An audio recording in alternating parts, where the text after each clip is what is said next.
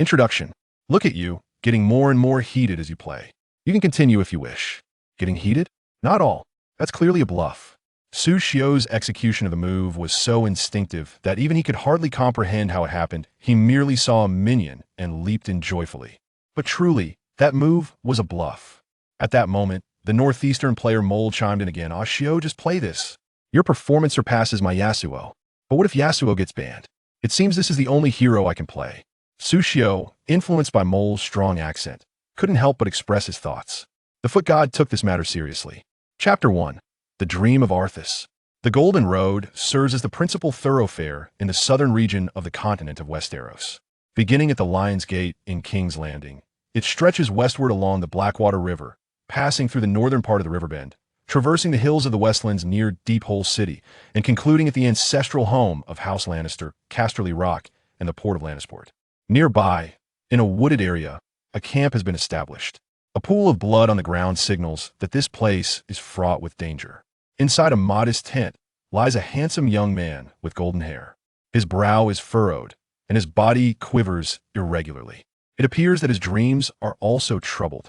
Suddenly, his eyes snap open, pupils constricting as golden light bursts forth.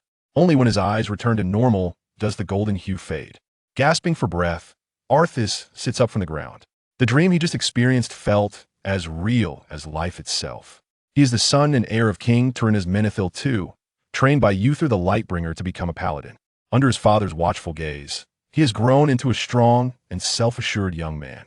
He has learned various combat skills and weapon techniques from a messenger hailing from Ironforge, who is also the brother of the Dwarven King Magni Bronzebeard, the legendary hero Mirrodin Bronzebeard.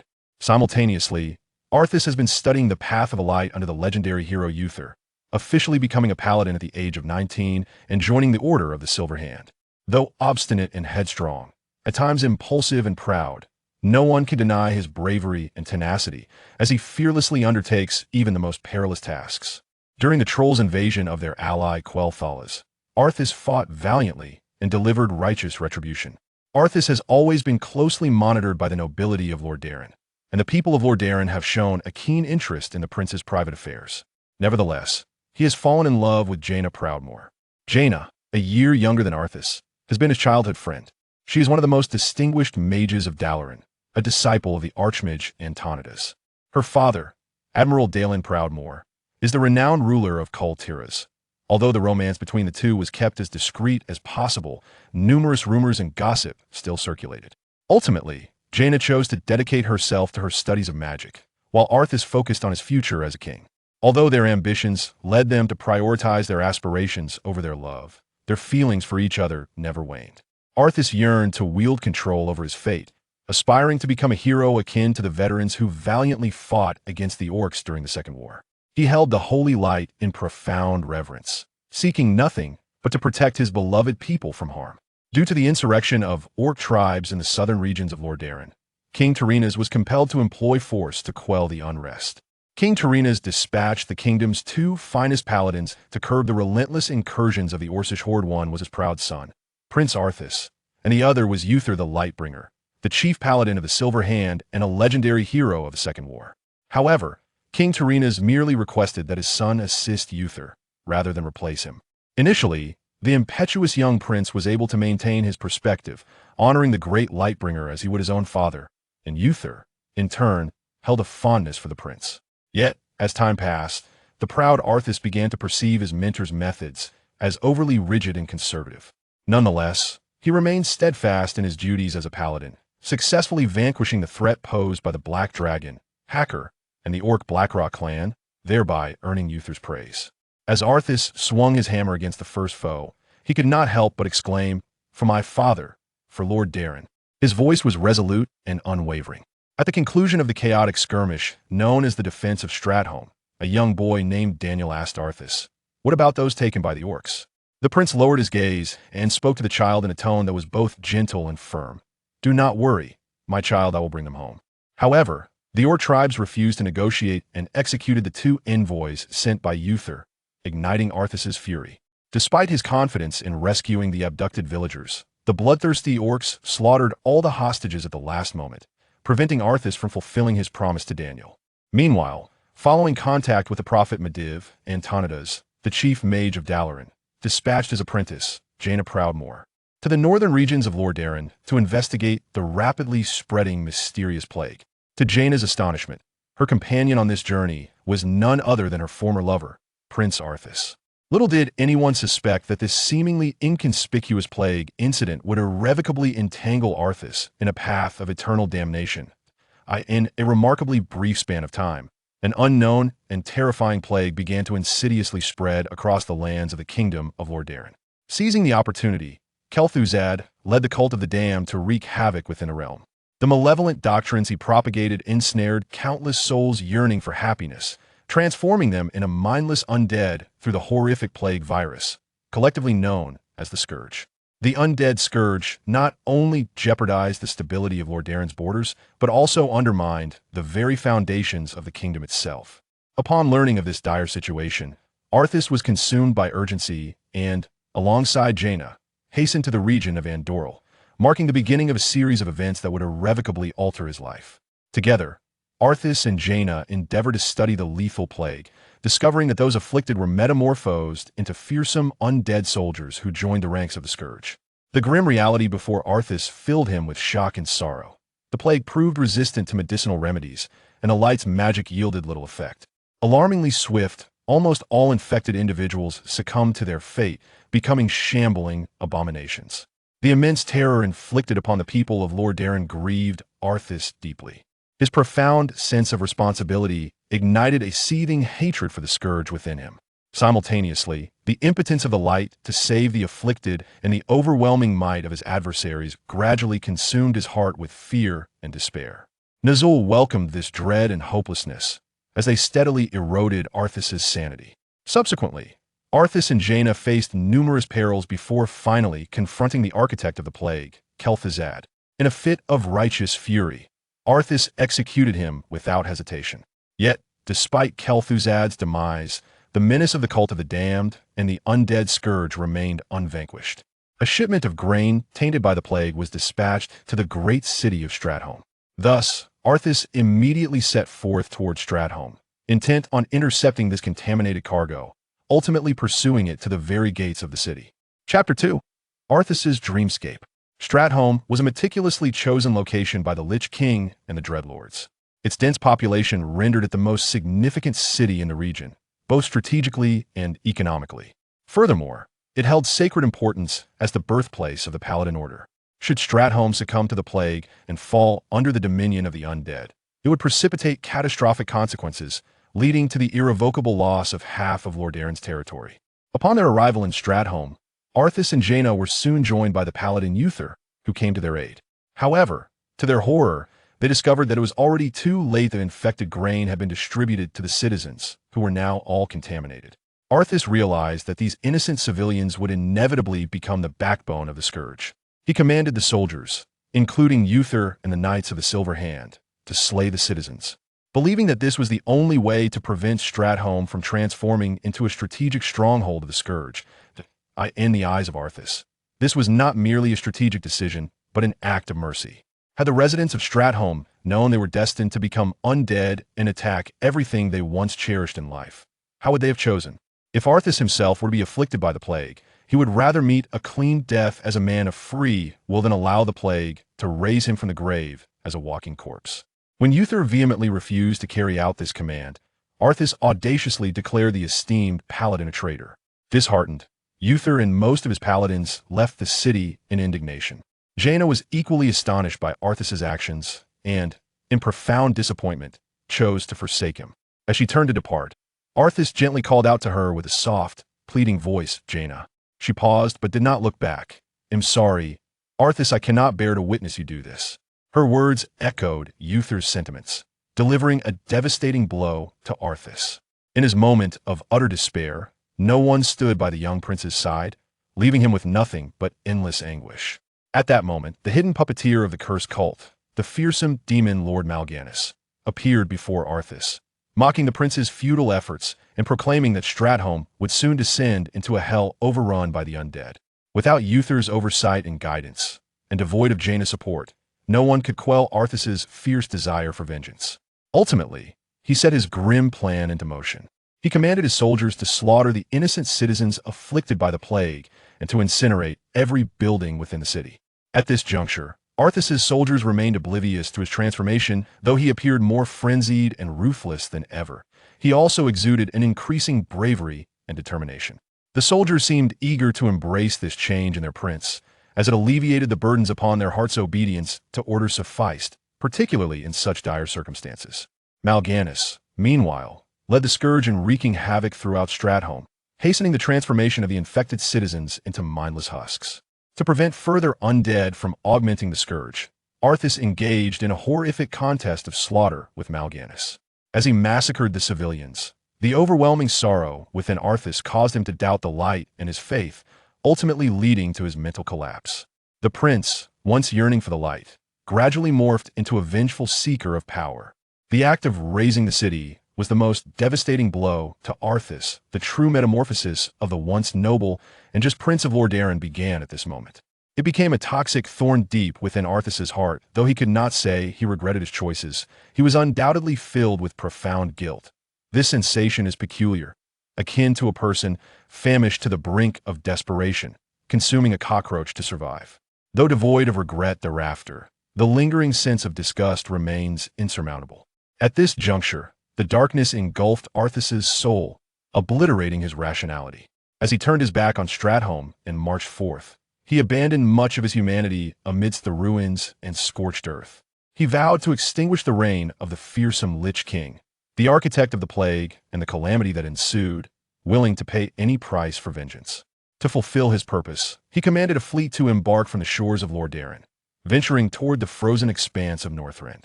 Upon reaching the icy realm, Arthas fortuitously encountered his mentor and dear friend, the dwarf Muradin Bronzebeard, besieged by the undead legions. After temporarily rescuing the dwarves from peril, Arthas learned of Muradin's quest to uncover the legendary runeblade of infinite power, the Frostmourne. Simultaneously, under the counsel of Uther, King Tyrrhenas dispatched envoys to Northrend, instructing Arthas to return immediately to Lordaeron. Naturally, this edict was intolerable to Arthas, whose mind was clouded by the flames of vengeance. He devised a nefarious scheme that contradicted the very tenets of the Paladin's Code.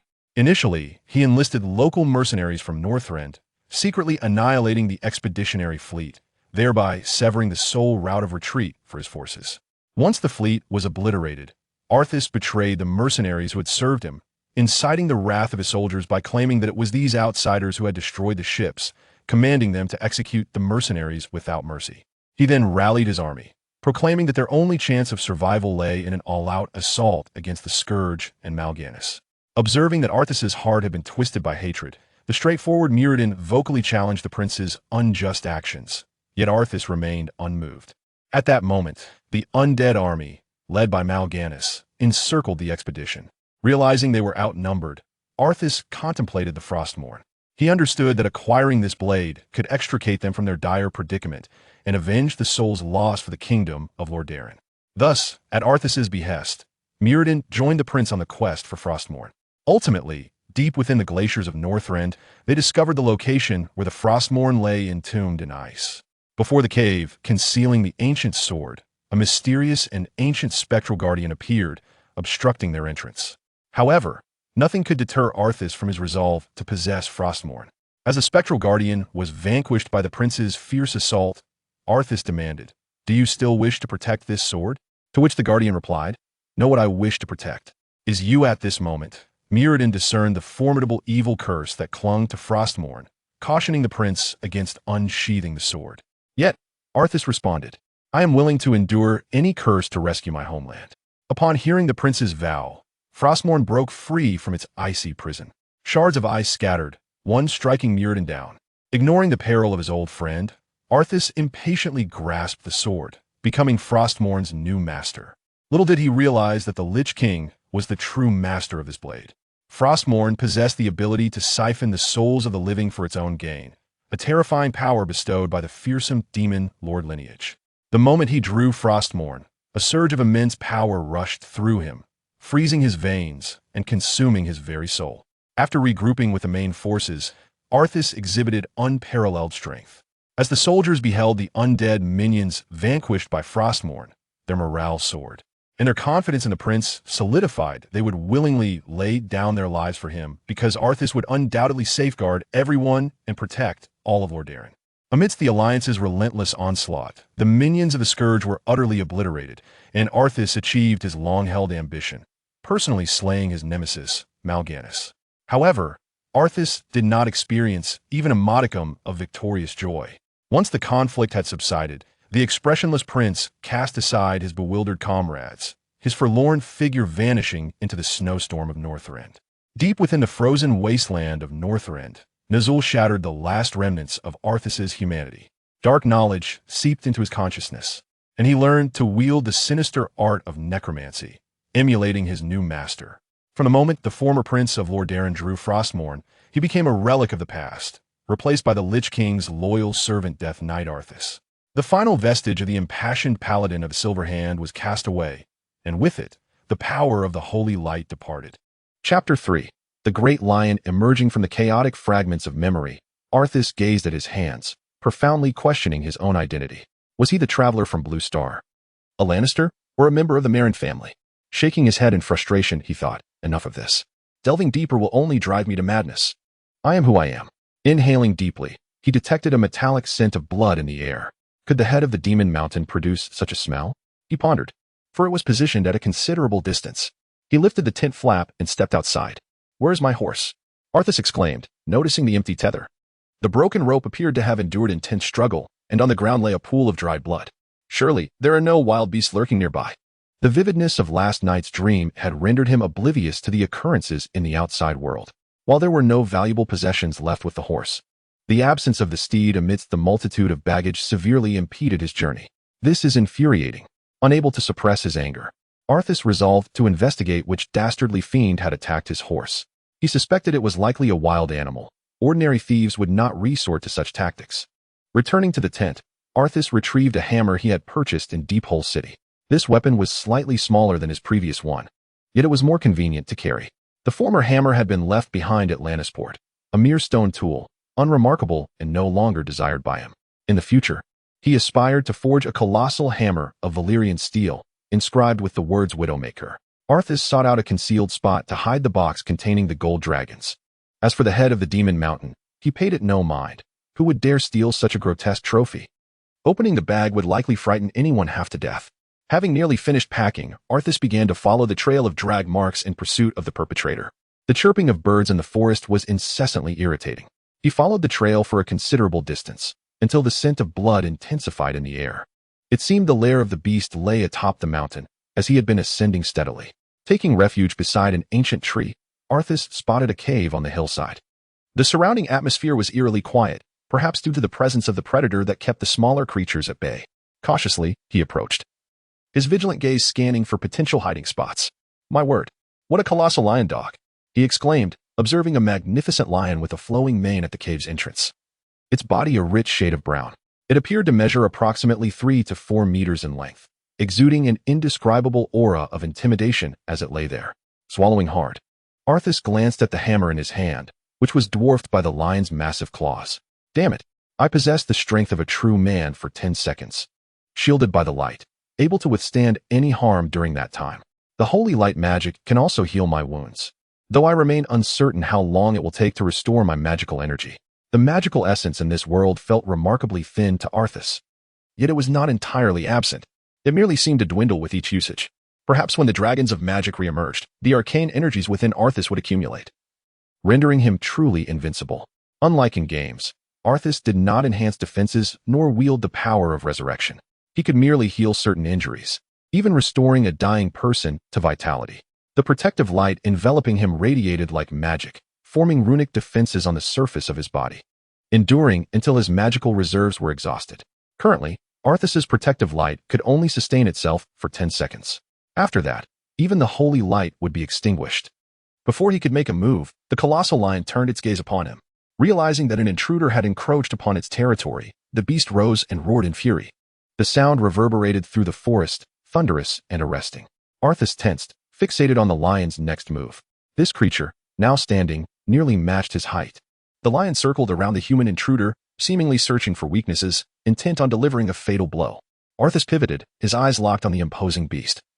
Fearful that a single misstep could lead him to his demise, the lion's claws lightly scraped the ground, leaving deep gashes in the earth, lowering its front half. It prepared to strike. Arthas raised his hammer, ever ready to confront the beast. Suddenly, the lion lunged, attacking the human with ferocity. A colossal shadow loomed over the ground as Arthas bent his legs slightly and sidestepped. Reluctantly, his weapon surged forward, aiming for the lion's body. Sensing the human's intent, the lion twisted in midair, evading Arthas's strike. Both the lion and the man landed safely on opposite sides, each vigilant and scanning for the other's next action. This time, Arthas did not hesitate long before launching an offensive, swinging his hammer with concentrated force aimed at the lion's forehead. However, the lion's response astonished Arthas. It stood upright, dodging the massive blow.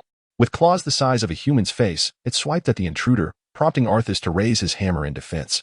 Unexpectedly, the lion's strength was formidable, shattering the handle of the hammer. As the lion's paw descended with unyielding force, it threatened to inflict grave injury upon Arthas. He had no choice but to rely on his protective light to withstand the blow. The sharp claws grazed his chest, igniting sparks of pain. Seizing the opportunity, Arthas advanced, applying force to topple the lion. The beast, taken aback by this sudden embrace, swiped at the air behind him, but it proved futile. Feeling its balance slipping, the lion opened its gaping maw to bite the human before it. The lion's hardened skin brought it despair. Was this human made of stone? With a resounding thud, Arthas tackled the lion, denying both himself and the beast a moment to breathe. He unleashed a flurry of punches upon the creature beneath him. His fists, as unyielding as steel, struck the lion's face with relentless force. The great lion emitted a mournful roar, its massive limbs thrashing against the body of its human adversary in an attempt to rise. Yet, Arthas' form loomed like a mountain, heavily pressing down upon it. It was only when the lion's resistance waned, its breaths becoming shallow, that Arthas relented. Exhaling a cloud of stale air, Arthas wearily stood up.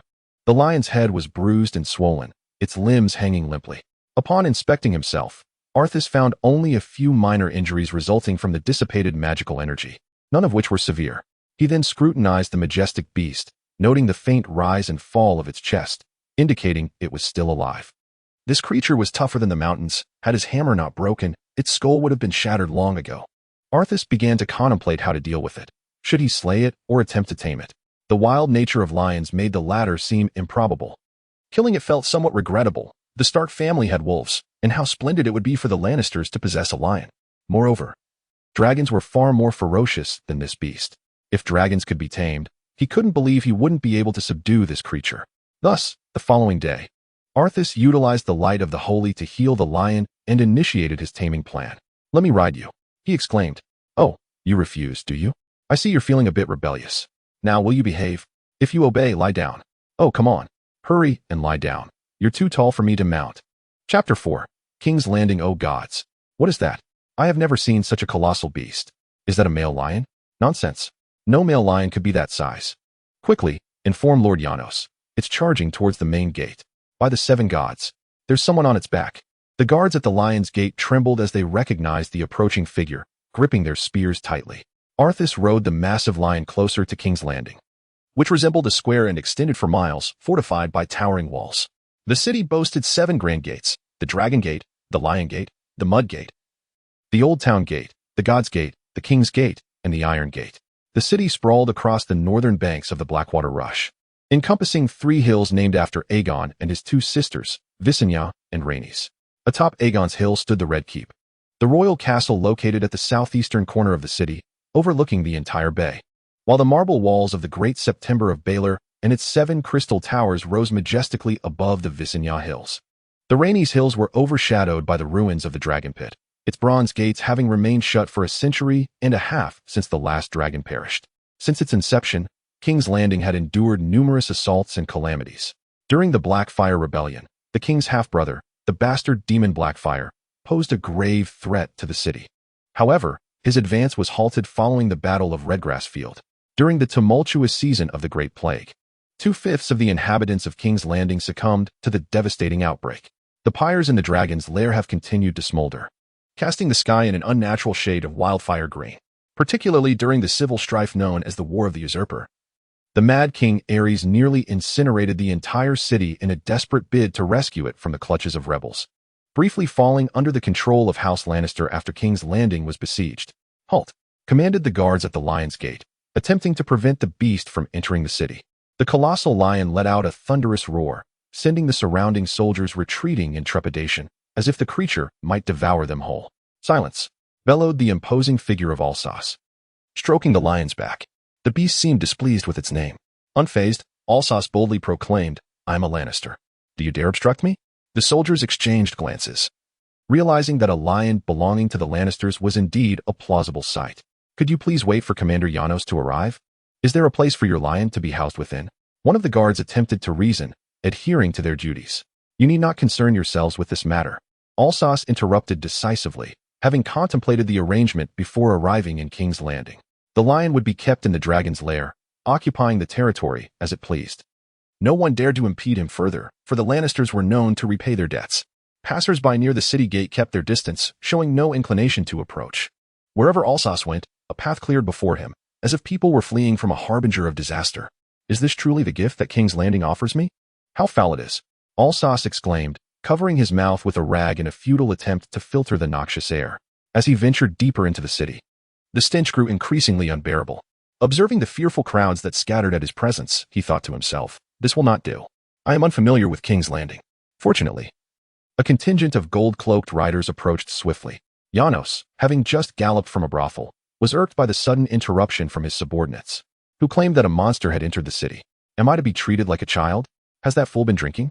He fumed. Yet his men remained steadfast in their insistence. Reluctantly, Janos resolved to investigate personally, eager to witness this so-called creature. In haste, he continued to ride.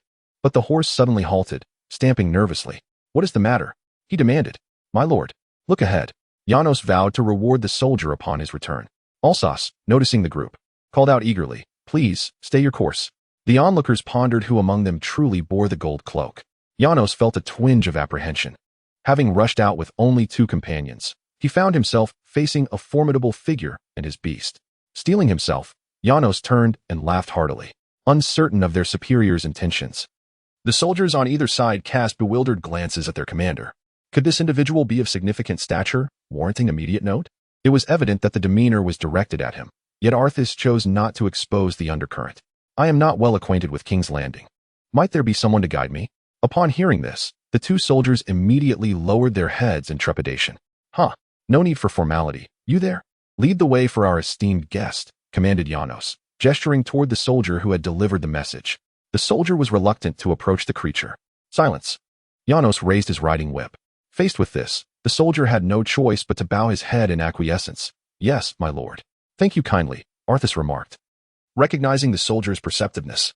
Once Janos had distanced himself, he turned to the remaining soldier, instructing him to investigate the background of this person. "Understood. So you are unfamiliar as well." The soldier accepted his orders and departed. The messenger soldier looked at Arthas and inquired, "Where does my lord wish to go?" "The Dragon's Lair, in the Silent Nun Street, at the foot of the Visania Hills. It is said that the Alchemist's Guild Hall lies beneath it. From the summit of the Visania Hills, one travels directly toward the peak of the Rennies Hills. The Dragon's Lair, a vast dome in the distance, has now collapsed. Once used to house the Targaryen dragons. Its bronze gate has remained shut for over a century and a half since the last dragon perished, situated atop the Rennies Hills. Along the way, Arthas inquired of the soldier whether there were any recent noteworthy events in King's Landing. To his dismay, the soldier relayed trivial gossip. Whispers of a few girls from Mill arriving at a brothel, several merchant ships from Essos, the eradication of pirates near Dragonstone, with the naval minister yet to return, and the prime minister's incognito visit. To hell with your incognito visits. How could he possibly know this if he was indeed incognito? Arthas maintained an impassive faade while turmoil raged within him. This was clearly a deliberate setup. I unwittingly stepped into someone else's scheme. The soldier's information appeared innocuous, yet the latter 2 tidbits were evidently fed to him with intent. Arthas was acutely aware of forthcoming events, with these pieces of information pointing unmistakably toward a target. Only those unfamiliar with the nuances would fail to comprehend. Those capable of connecting these threads in King's Landing could be counted on one hand. Who seeks to test me? Varys, the foremost intelligence chief of the 7 kingdoms, perhaps. Littlefinger, unlikely to divulge his own machinations. Cersei, this woman would hardly concern herself with someone of my insignificance. The Grand Maester, this fellow ostensibly serves the Iron Throne, but in truth, serves the Lannisters. Possible, though it does not align with his usual conduct. Robert? He is perpetually muddled. Renly? Seemingly even less likely. Chapter 5. Varys read, Keep your grace. News from the Westerlands has arrived for your consideration. Grand Maester Pycelle presented a letter sealed with the lion's sigil to Cersei. Thank you for your diligence, Maester. Though she held disdain for the old lecher, Cersei feigned politeness, exclaiming, It is my honor to serve you. As she accepted the envelope and peered inside, her eyes widened in surprise. Good heavens, Gregor Clegane is dead. Who could have imagined someone could slay him? The Maester exclaimed in astonishment. He had personally witnessed the Mountain's ferocity during the War of the Usurper, accompanying Tywin Lannister in the Siege of King's Landing, brutally killing Elia Martell, the wife of Rhaegar Targaryen, and slaughtering Rhaegar's son, Aegon. Everyone must meet their end. The Maester continued, My father has sent Gregor's corpse to Dorne. Perhaps it will persuade the Sand Snakes to lay down their grudges. The Mountain's demise held no significant impact for Cersei. He was merely a tool, one that only Tywin could wield. As far as I know, the Sand Snakes are quite vengeful, Your Grace.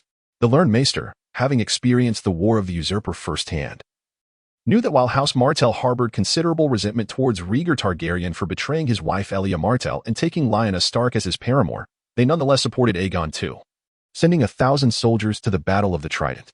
Princess Elia and her children were ruthlessly murdered by Ser Gregor Clegane and Amory Lorch during the fall of King's Landing, despite the post-war reconciliation orchestrated by Jon Arryn. Prince Doran Martell feigned allegiance to Robert Baratheon, yet they nursed a profound animosity towards House Lannister, adhering to a policy of isolation and avoiding contact with other houses unless absolutely necessary. How could a mere corpse of a killer make House Martell forget their hatred? Regardless, even in death, Clegane had served his purpose. House Martell's insular ways would eventually lead to their downfall. Cersei's disdain for the Martells was palpable. You are correct, Your Grace. The Maester dared not oppose, as he too thrived under the Lannister banner. According to custom, at his age, he should have long retired to the Citadel. Had Tywin not deemed him somewhat useful, the War of the Usurper would have marked his demise. The current Maester could have been anyone. Alysander Lannister, Cersei murmured to herself, contemplating the letter. Forgive my ignorance, but has a new member of House Lannister been born? The Maester, familiar with the Lannister lineage, inquired upon hearing the unfamiliar name. Just a bastard. Who would have thought that Ser Gregor met his end at his hands? Cersei licked her lips, envisioning the Mountain's imposing figure, pondering the strength of one who could defeat him. After a brief moment of shock, the Maester inquired, Who is this formidable warrior of the Lannisters? Lord Davin, he exclaimed. By the Seven, House Lannister shall surely rise to become the foremost family in Westeros. The Maester flattered. He ought to come to King's Landing. We should arrange for someone to make contact and ascertain the intentions of our Lannister champion. Having perused the letter, she realized Alysander was bringing the Mountain's head. Curious about his intentions, Cersei arranged accordingly. As you command, Your Highness. In a dim corner of the castle, a rotund figure emerged from the shadows. For Varys, the Red Keep harbored no secrets. As the spymaster of the Seven Kingdoms, he had ears everywhere, from Westeros to the lands across the narrow sea. Varys was well versed in the hidden passages of the Red Keep, dispatching his little birds to flit through those corridors, eavesdropping for valuable intelligence to report back to him. Since receiving the latest news from the Westerlands, a scheme had begun to brew in Varys's mind, though it awaited the right moment to unfold. Alsace was a part of this plan. He had executed such maneuvers before, and the familiar routine could be replicated once more. He had always sought to maintain peace across the continent, yet there were those who sought to ascend to power amidst chaos. This unpredictability was beyond Varys's foresight. He could only strive to uphold stability in the Seven Kingdoms based on the intelligence at his disposal. During Jon's reign, he could still offer his counsel. But now it seemed that Jon's life was drawing to a close. Varys dismissed the ramblings of Pycelle regarding the supposed afflictions that plagued him. Such resilience. Varys had an inkling of the underlying meaning. Yet he remained uncertain as to whom the Prime Minister's final words referred. Was it to Arryn or the Baratheon? Once the Prime Minister passed, he pondered how long the delicate balance he had crafted could endure. Robert was not a competent king. In his youth, he had been a clean-cut figure, with bright eyes like a robust young man, the very embodiment of a maiden's dreams. Standing at 6 feet 5 inches, he towered over others like a grand edifice. Clad in armor and adorned with a magnificent antlered helm, he became a true giant. His strength rivaled that of Titans, wielding his iron warhammer with such force that even Ned could barely lift it. In those days, the scent of leather and blood clung to him like a fragrant perfume. When Ned next encountered Robert, he was astonished by the dramatic increase in his girth. After winning the crown, Robert, having lost his beloved, indulged excessively in food and drink, gaining at least several stone. Robert was not adept at raising his children. His eldest, Joffrey, was spoiled by his mother into becoming a little monster. On one occasion, Joffrey killed a pregnant cat, using a dagger to dissect the poor creature to see the kittens within. He presented one of the unborn kittens to his father. Robert was enraged and knocked out 2 of Joffrey's baby teeth. During Robert's reign, he achieved considerable success, notably by adopting a lenient stance towards wrongdoers and rewarding his loyal subjects. He appointed Jon Arryn as his hand of the king, delegating all matters of state to him, thus allowing himself to indulge in hunting and pleasure. He squandered the wealth left behind by Aerys II to satiate his various desires. Can such a king govern a nation effectively? Varys currently hedges his bets. If the Baratheons can successfully rule the 7 kingdoms, then the Targaryens must be eliminated. Presently, it appears that Robert is inadequate and Joffrey is equally unfit. However, reports from Pentos suggest that Viserys is also not a worthy sovereign. His temper and volatility have spread like a plague ever since Aerys, the Mad King, met his demise. Illyrio advocates for the union of Daenerys and the Horse Lord as a promising opportunity, granting the Targaryens yet another chance, whether it be Targaryen or Baratheon. The game has merely begun. Chapter 6. Jaime Althas spent a night beside the dragon's lair, eschewing the tavern in favor of a more spacious tent. The elevated terrain offered a vantage point, allowing him to detect any approaching visitors beforehand. Moreover, a formidable lion stood guard, dissuading any would-be intruders. Observing the figure in a cloak drawing near, Althas made no move to deter him. The visitor approached confidently, and Althas, with a casual flick of his hand through his golden mane, regarded the newcomer. "What brings you here?" he inquired as the stranger halted 10 paces away. The stranger removed his hood, revealing a handsome face adorned with stubble. "Am I not welcome?" Jaime Lannister gestured with the bottle of wine in his hand, catching Althas off guard, as he had not expected to see him. Their paths had seemingly never crossed, and they had not even met before. "Forgive my lack of introduction. I am Jaime Lannister, a name you must have heard," he said with a smile. Silence ensued in response. "Very well. I am the son of Tywin Lannister, the Kingsguard." Noticing Althas's lack of response, Jaime presumed he doubted his identity. "You know of the Kingslayer, I trust?" "I do," Althas interrupted suddenly. "If you don't mind, please step inside and take a seat." "What do you mean?" Jaime cast a wary glance at the lion. "Fear not. He is quite obedient," Althas reassured him, patting the lion's head. Reluctantly, Jaime steeled himself and approached the tent. Once seated, Jaime began to scrutinize the young man before him earnestly. Althas paid him no mind, pouring the red wine Jaime had brought for both of them. He had been drinking cheap wine of late, as gold dragons did not come easily. Althas intended to save his earnings for the upcoming tournament, hoping to strike it rich. "I hear you are in search of your family's Valyrian steel sword." Jaime initiated the conversation. "Indeed, we both understand what that entails," Althas replied. "Since you are aware, why then have you returned?" Jaime asked, intrigued. "Not everyone has the luxury of choice. Sometimes one must merely follow the tide of fate," Althas lamented. Noticing Althas's reluctance to elaborate, Jaime shifted the topic. "Is that the lion you encountered in the Westerlands? I dare say no one in the 7 kingdoms has seen such a creature." "Indeed. Everything I encountered has turned to waste. It must be Wongling. That night, it devoured my horse." Arthas shrugged and remarked, "I lost one steed. Yet the 7 gods have gifted me another." "Haha." I mused. "It surely wasn't as effortless to tame it as it is now." James jested. "Indeed, at that time, my weapon had shattered. With no other recourse, I had to teach it a lesson with my iron fist." Arthas animatedly demonstrated how it attempted to sever my neck, while I relentlessly swung my fists at its face until it surrendered. Listening to Arthas's tale, James became eager and inquired, "Would you care to spar with me?" "What? Spar in what way?" Arthas asked, puzzled. "Naturally, a duel." "Forget it. I've had too much to drink today. I shall gladly accept another time." Upon hearing the challenge, Arthas hastily declined.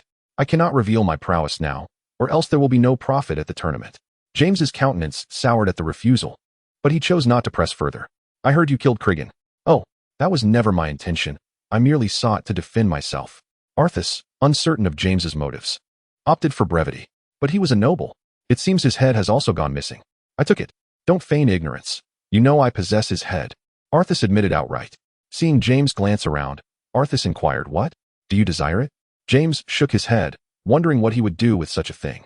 He simply wished to discern Arthas's intentions. "I thought you might want it.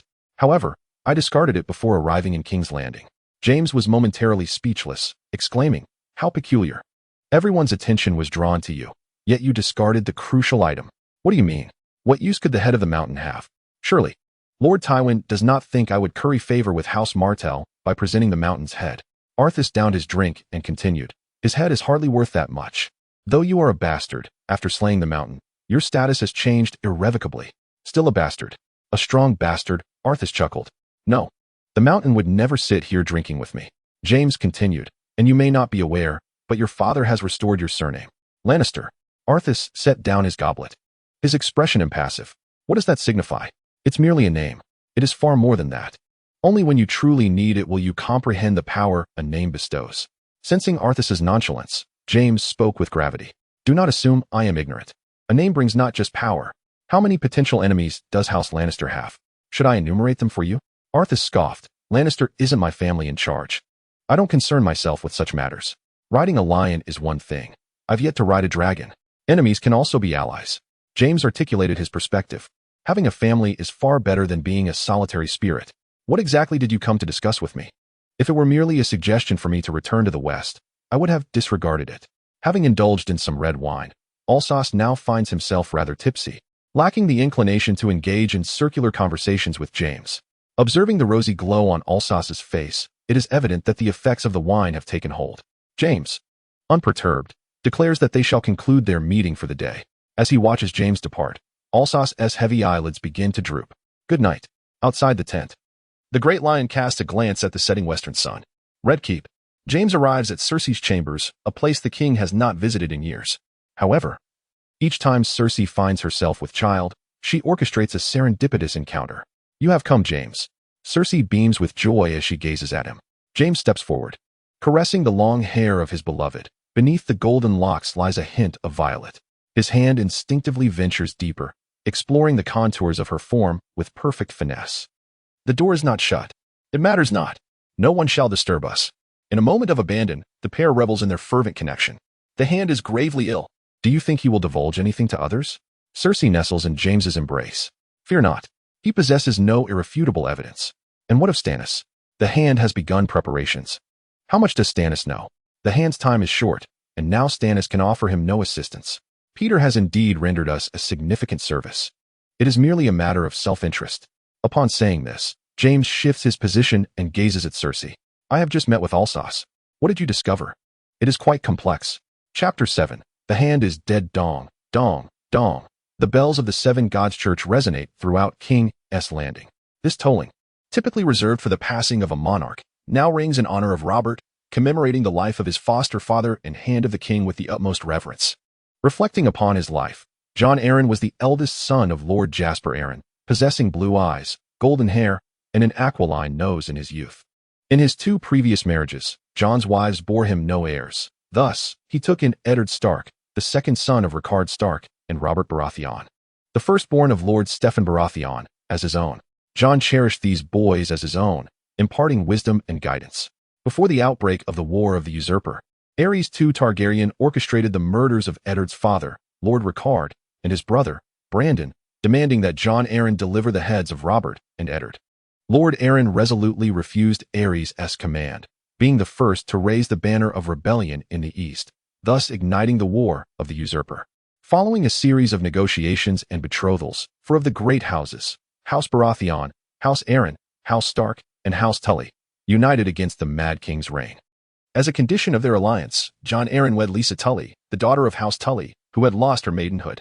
After vanquishing and subduing several rebellious lords, Jon participated in the Battle of the Bells and the Battle of the Trident. Upon Robert Baratheon's ascension to the Iron Throne, he appointed Jon as Hand of the King. Jon's inaugural mission was to negotiate with Dorne. The deaths of Luwin and Elia Martell during the war had incited fury within Dorne. Oberyn Martell recalled the support for the surviving son of Aerys, Viserys Targaryen. In response, Jon returned Luwin's remains, initiating peace talks with Doran Martell. To secure Robert's position on the Iron Throne, Jon facilitated a marriage between him and Cersei Lannister. During his tenure as Hand of the King, Jon mended the rifts caused by war across the Seven Kingdoms, ensuring the smooth operation of the Baratheon dynasty. At this moment, within the Red Keep, before the Iron Throne, the Septa of the Seven were praying for the hand. Cersei gazed upon Jon's lifeless form, her anxious heart finally at ease. As a brother, I feel compelled to remind you. Jaime approached her, stating that she was overly burdened and should smooth her wrinkles. And what of you? You never worry about anything.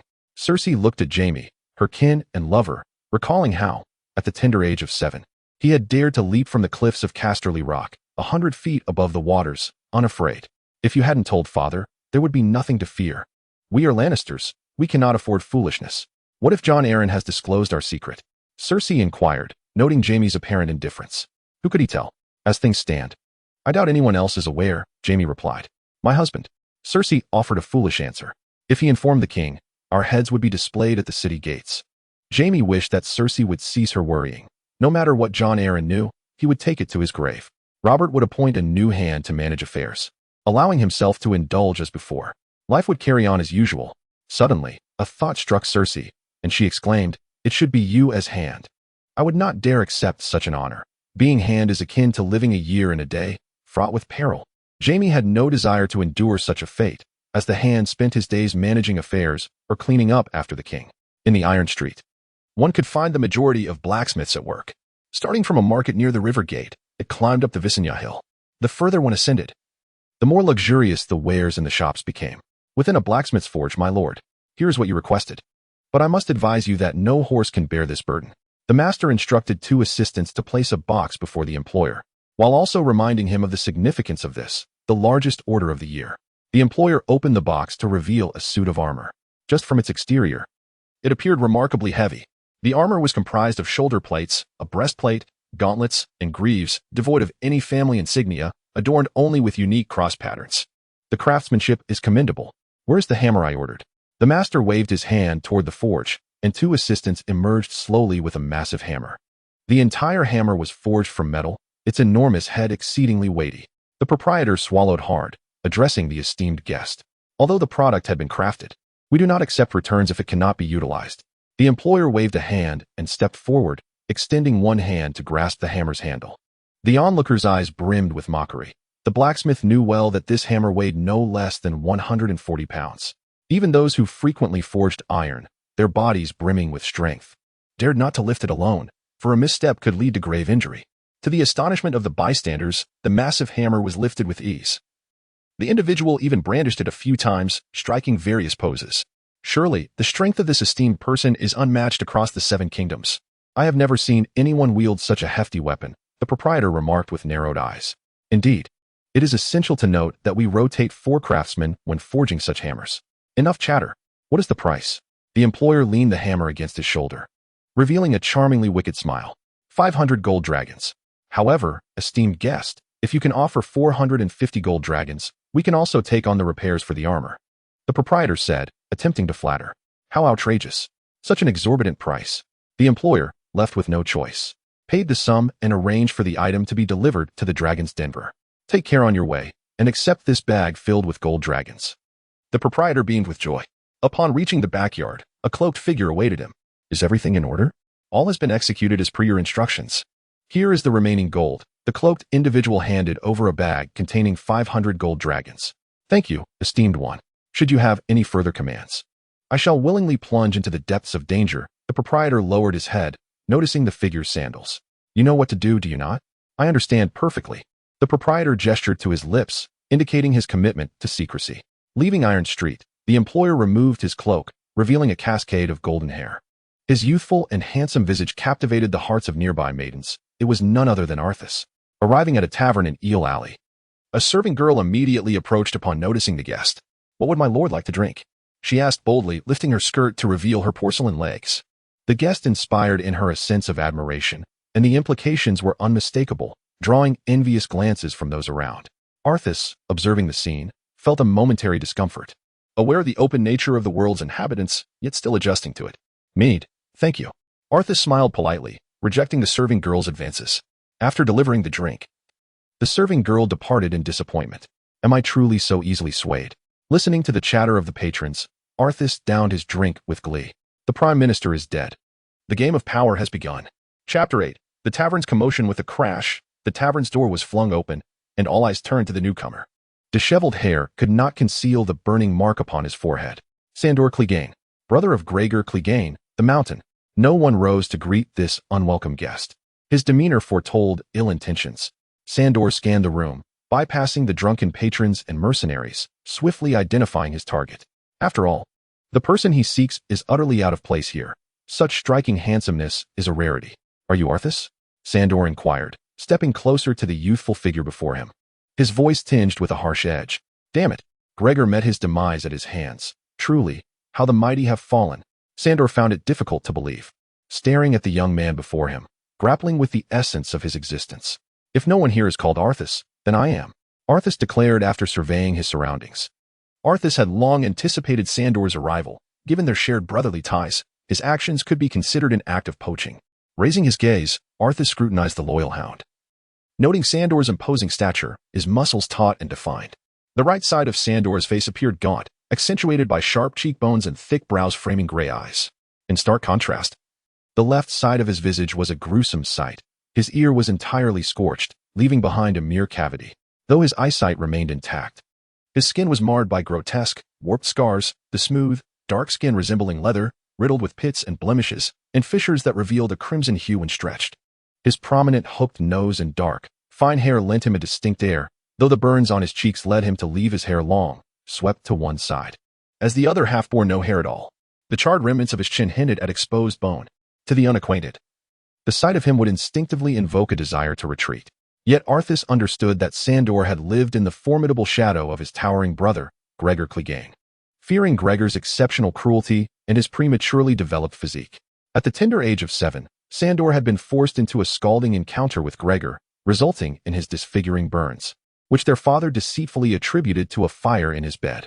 It was rumored he once had a sister who mysteriously passed away in her youth. Perhaps a casualty of the cursed mountain. When Robert Baratheon ascended the Iron Throne, their father perished under dubious circumstances during a hunting accident, which subsequently placed the family's legacy in Gregor's grasp. On the day Gregor inherited the estate, Sandor decisively abandoned House Clegane, pledging loyalty to the Lannisters. He claimed to have taken a life at the tender age of 12, presumably during the War of Usurpation, when King's Landing fell, fighting alongside Tywin Lannister. Sandor was no knight, not due to a lack of qualification, but rather because he comprehended the true essence of knighthood. To date, he had yet to encounter a genuine knight. Sandor was perpetually consumed by the desire to eliminate Gregor, yet he was acutely aware that he was no match for him. You killed Gregor. Sandor sought confirmation. Indeed, the surrounding onlookers had been attentively observing the exchange, and upon hearing such explosive news, an uproar ensued. By the 7, who would have thought someone could slay Gregor? Indeed. However, who is Gregor, the mightiest knight I have ever encountered? Fool, how have you lived so long? Gregor is the mountain. What? Gregor is indeed the mountain? It is utterly incredible that this man has slain the mountain and emerged unscathed. Sandor disregarded the murmurs around him and locked eyes with Arthas, declaring, "Let us engage in a duel."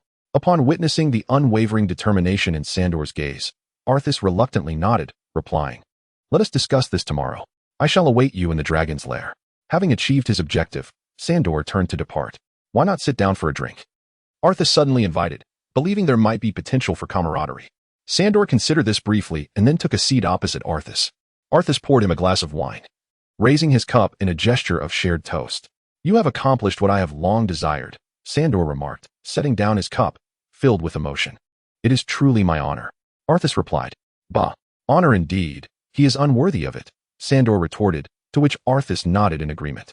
At that moment, a young nobleman with chestnut hair approached the two, saying, "Gentlemen, may I join you for a drink?" "There are no gentlemen here," Arthas replied, shifting his gaze to assess him, as he was unfamiliar with the lesser families and had yet to recognize the young man. Sandor also glanced over. The young noble bore 3 heavy spirals, easily identifiable. He had no connections with the ruling family and never interfered in noble affairs. Thus it was clear this individual was not seeking him. Rising, Sandor took his leave, stating, "See you tomorrow." As he watched Sandor's retreating figure, Arthas quickly inferred that the young noble must be approaching him. "Please," Arthas gestured to the seat across from him, eager to hear what the young man had to say. "Thank you. Before we begin, may I inquire, who are you?" Arthas asked. The young noble did not directly introduce himself, but stated, "Before Aegon's conquest, my family was loyal to House Durrandon of Storm's End, yet we maintained closer ties with House Targaryen of Dragonstone. When Conqueror Aegon invaded Westeros, my family supported the Targaryens rather than the Storm King Aegon Durrandon. What is your relation to Lord Trystane Martell, the legal advisor to Aegon I?" You grasped quickly. "My lord," the young noble replied. "So you are of House Martell?" Arthas recalled the origins of House Martell. Lord Martin Martell, vassal to the Storm King, constructed Storm's End and ruled over the Martell Peninsula. The Martell family had a tumultuous relationship with House Durrandon during the reign of King Dualdai. They were among the many families that had historically occupied the mouth of the Blackwater. After besieging Storm's End for a year, Colton Durrandon II seized the castle and killed King Joshua Martell, after which the Martell family returned under the dominion of Storm's End. However, less than 2 years later, Joshua's daughter wed the Undul warlord Togli and Balaman, who vanquished and expelled the forces of King Colton II from Stone Dance Castle, subsequently installing Joshua's son as its ruler. Ultimately, the Unduls and the Durrandon family reconciled and began intermarrying. Presently, the Moss family stands as a noble lineage of the Reach, hailing from Stone Dance Castle at Cape Moss. Their heraldry boasts a rich history, featuring a triple spiral of red, green, and blue upon a white field. Indeed, I am Justin Moss of the Moss family, Justin declared. Chapter 9. Grievances during the War of the Usurper. Tywin deceitfully opened the gates of King's Landing, seizing control of the Red Keep and ostensibly dominating the capital of the Seven Kingdoms. However, the Targaryen family had governed King's Landing for centuries, and no one dared to presume that they would not suddenly resurface, to solidify the situation in King's Landing and prevent any mischief from opportunists. Tywin dispatched Gregor to demand fealty from the various houses of the Reach. Justin began recounting the family's grievances. Fealty? Questioned Alsos, who was attentively listening to the tale. It entails surrendering hostages. All living lords of the Reach were compelled to release their firstborn as hostages, Justin elucidated. Did they acquiesce? Alsos inquired. Justin shook his head, explaining that initially, most nobles were reluctant, given the bloody realities within the Red Keep. Yet Gregor seemed indifferent, appearing to relish the resistance. My father, unwilling to part with his firstborn, was cleaved in two by Gregor, and that was merely the beginning. Those nobles who dared to resist met dire fates. Indeed, such is the nature of the mountain. Upon hearing this, Alsos continued, asking what became of the nobles without firstborn sons. Those without firstborns or other heirs had to present themselves. Consequently, many nobles were unwilling. However, as we lacked an army at the time, we had no choice but to concede, lest we face them head-on. Justin's hands instinctively clenched. If I understand correctly, the nobles of the Reach harbor little affection for the Lannisters. This piques my curiosity. What brings you to me? Alsos gazed at Justin, perplexed by his actions.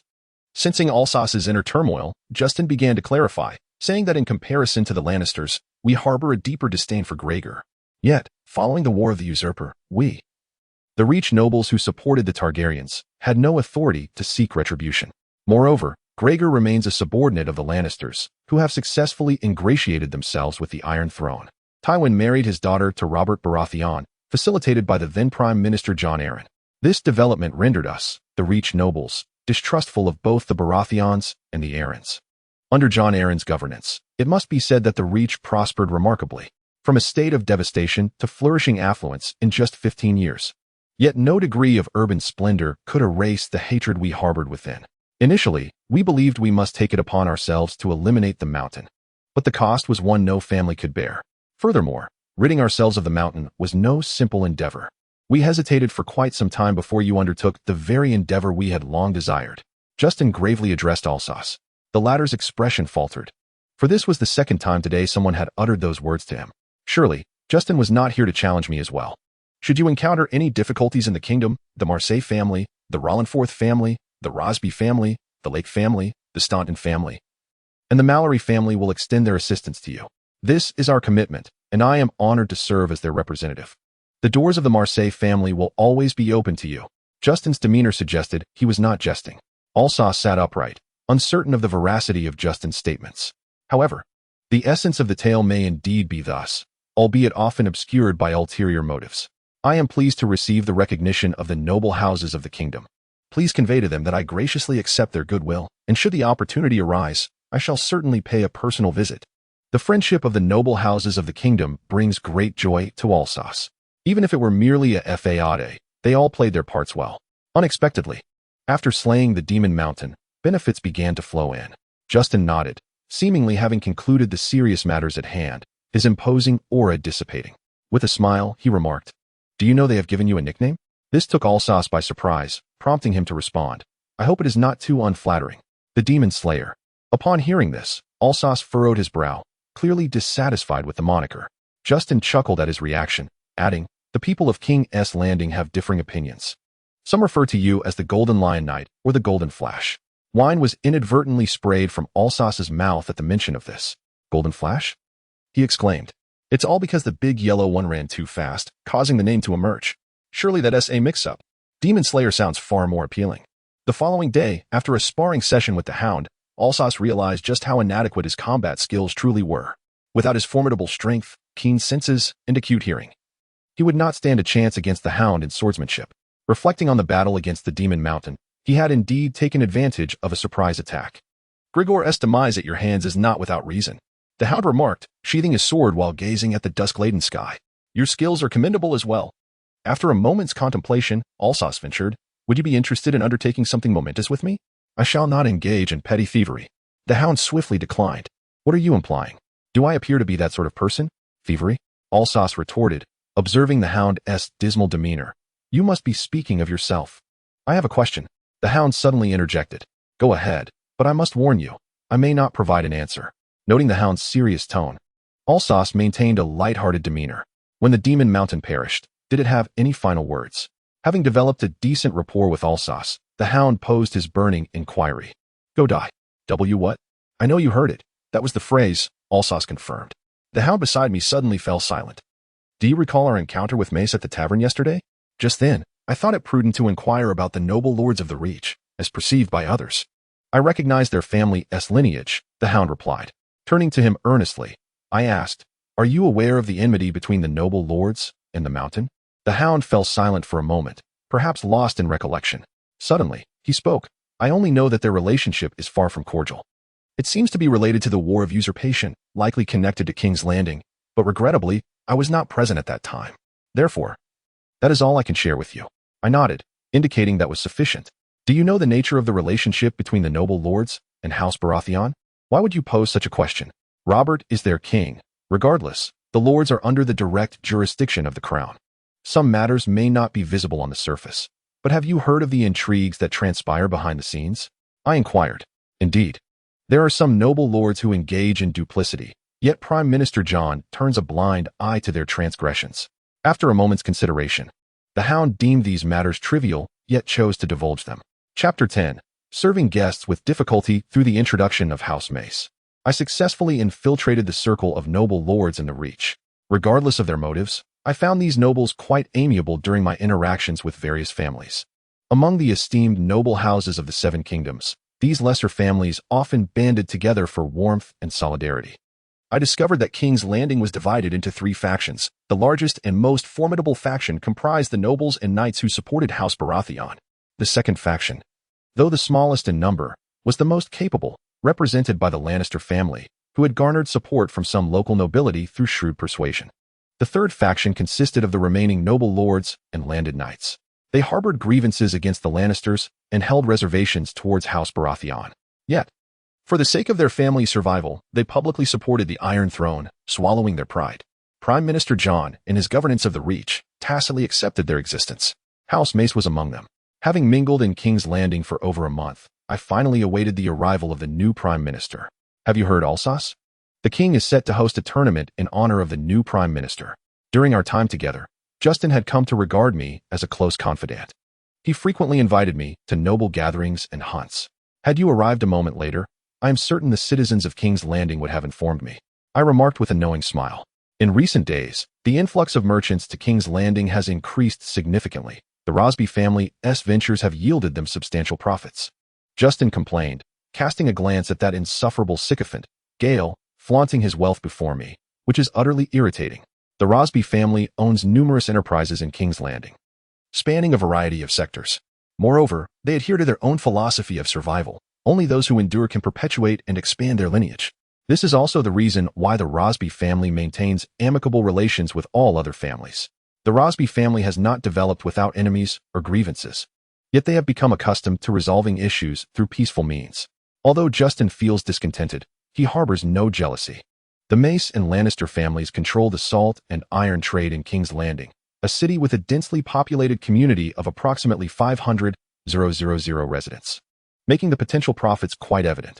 With the upcoming tournament, business in Steel Street should flourish. Alsas pointedly remarked. Quite so.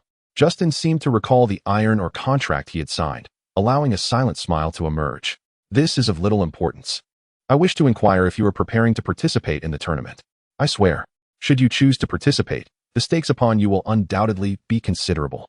Of course, this time, the championship shall be mine. That is a bounty of 40,000 gold dragons. Why refuse such an opportunity? Oh, I heard that the Knights of Flowers from House Tyrell are also attending. Do not falter. Justin shared the news he had received, while Alsace was formidable. He had heard that the Knights of Flowers were no less impressive. Is that so? You shall find out in due time. I require a stallion and a mare of the finest quality. Alsace, having hunted with Justin, knew he had a stable housing dozens of fine chestnut horses. Please feel free to choose. I shall make the necessary arrangements in advance. Justin was indifferent to this. 2 horses mattered little. What was important was that they were needed. Alsace nodded in gratitude, expressing that he believed Justin would reap greater rewards at the tournament. Justin understood what Alsace meant, raising his cup to wish him well. Alsace also lifted his cup and drank it down. The next day, the Mace family stables were located just outside King's Landing. One would hardly perceive having left the city, for the vibrancy here rivaled that within the walls, and the air was far fresher. My lord, these are the horses selected for you by my master. The finest from our stables. In accordance with your specifications, the stable manager warmly approached Alsace to present the steeds. Alsace smiled inwardly, discreetly slipping him 2 silver deer. Thank you, my lord. The stable manager joyfully accepted the silver and prepared to saddle the horses. Please wait a moment, my lord. Alsace observed the 2 horses in the paddock, a solid brown stallion and a snow-white mare. The great yellow one he kept in the dragon-ass lair would surely serve no purpose in the tournament. How absurd! While others ride horses, you would ride a lion. How could that be compared? Once the stableman had saddled the 2 steeds, Alsace mounted them to test their compatibility. As the horses galloped, their astonishing speed left him awestruck. Their strength and elegance melded into a mesmerizing experience. On horseback, Alsace felt a profound joy, becoming one with nature. Meanwhile, within the Red Keep, in the council chamber, several key ministers of the realm gathered to coordinate the smooth operation of the kingdom. Eddard Stark, the prime minister, listened with growing agitation as the city's garrison commander reported. King's Landing was to host a grand tournament, drawing nobles and knights from all corners of the realm. The influx of mercenaries and traders exacerbated the already chaotic order in the capital. This is all a consequence of the prime minister's tournament, Genos claimed, shifting the blame. The king's tournament, Eddard lamented, expressing his utter disinterest in organizing such an event. However, the king's decree left him no choice but to support his former brother. I assure you, the prime minister has no interest in this whatsoever, he continued. Say what you will, my lord Stark. Commander Genos persisted, the city is crowded, and more people arrive daily. Just last night, there was a tavern brawl, a brothel caught fire, and 3 knife fights broke out. A drunken man even rode his horse down Silent Sister Street. If you cannot maintain order in the city, perhaps the garrison needs a more capable commander. The Minister of Justice, Lisa, spoke gravely. I require more manpower. Genos, unwilling to risk his position, conceded. Then enlist 50 new recruits. Leave the finances to Lord Baelish. Eddard commanded. I handle the finances? Baelish mused, feeling the pressure. If you can procure the prize for the tournament champion, gathering a few more coins to maintain order should be no trouble. Eddard's words brooked no refusal. I will also assign 20 of my personal guards to you until the city is cleared, he added. Genos, seeing no alternative, expressed his profound gratitude. Thank you, my lord. I shall put them to good use. The sooner this farce ends, the sooner I can find peace, Eddard reflected. Such matters are what keeps the realm thriving, my lord. Varys observed more broadly. This is a splendid opportunity for the upper class to seek honor. Indeed, it has also filled the taverns, with whores attending to clientele without respite. Baelish jested. I have no doubt some will profit handsomely from this. Eddard scoffed, looking down upon Baelish's endeavors, which the latter took in stride. Chapter 11. This is Robert's seed. After the royal council concluded, Eddard regarded the unsteady steps of the Grand Maester and spoke. Maester, I have long wished to discuss Jon Arryn with you. Lord Arryn. Pycelle, caught off guard by Eddard's voice, hesitated. We all mourn the passing of the Duke of Arryn. I attended to him personally, yet it was to no avail. His illness came swiftly and severely. He even sought me out shortly before his death. Why?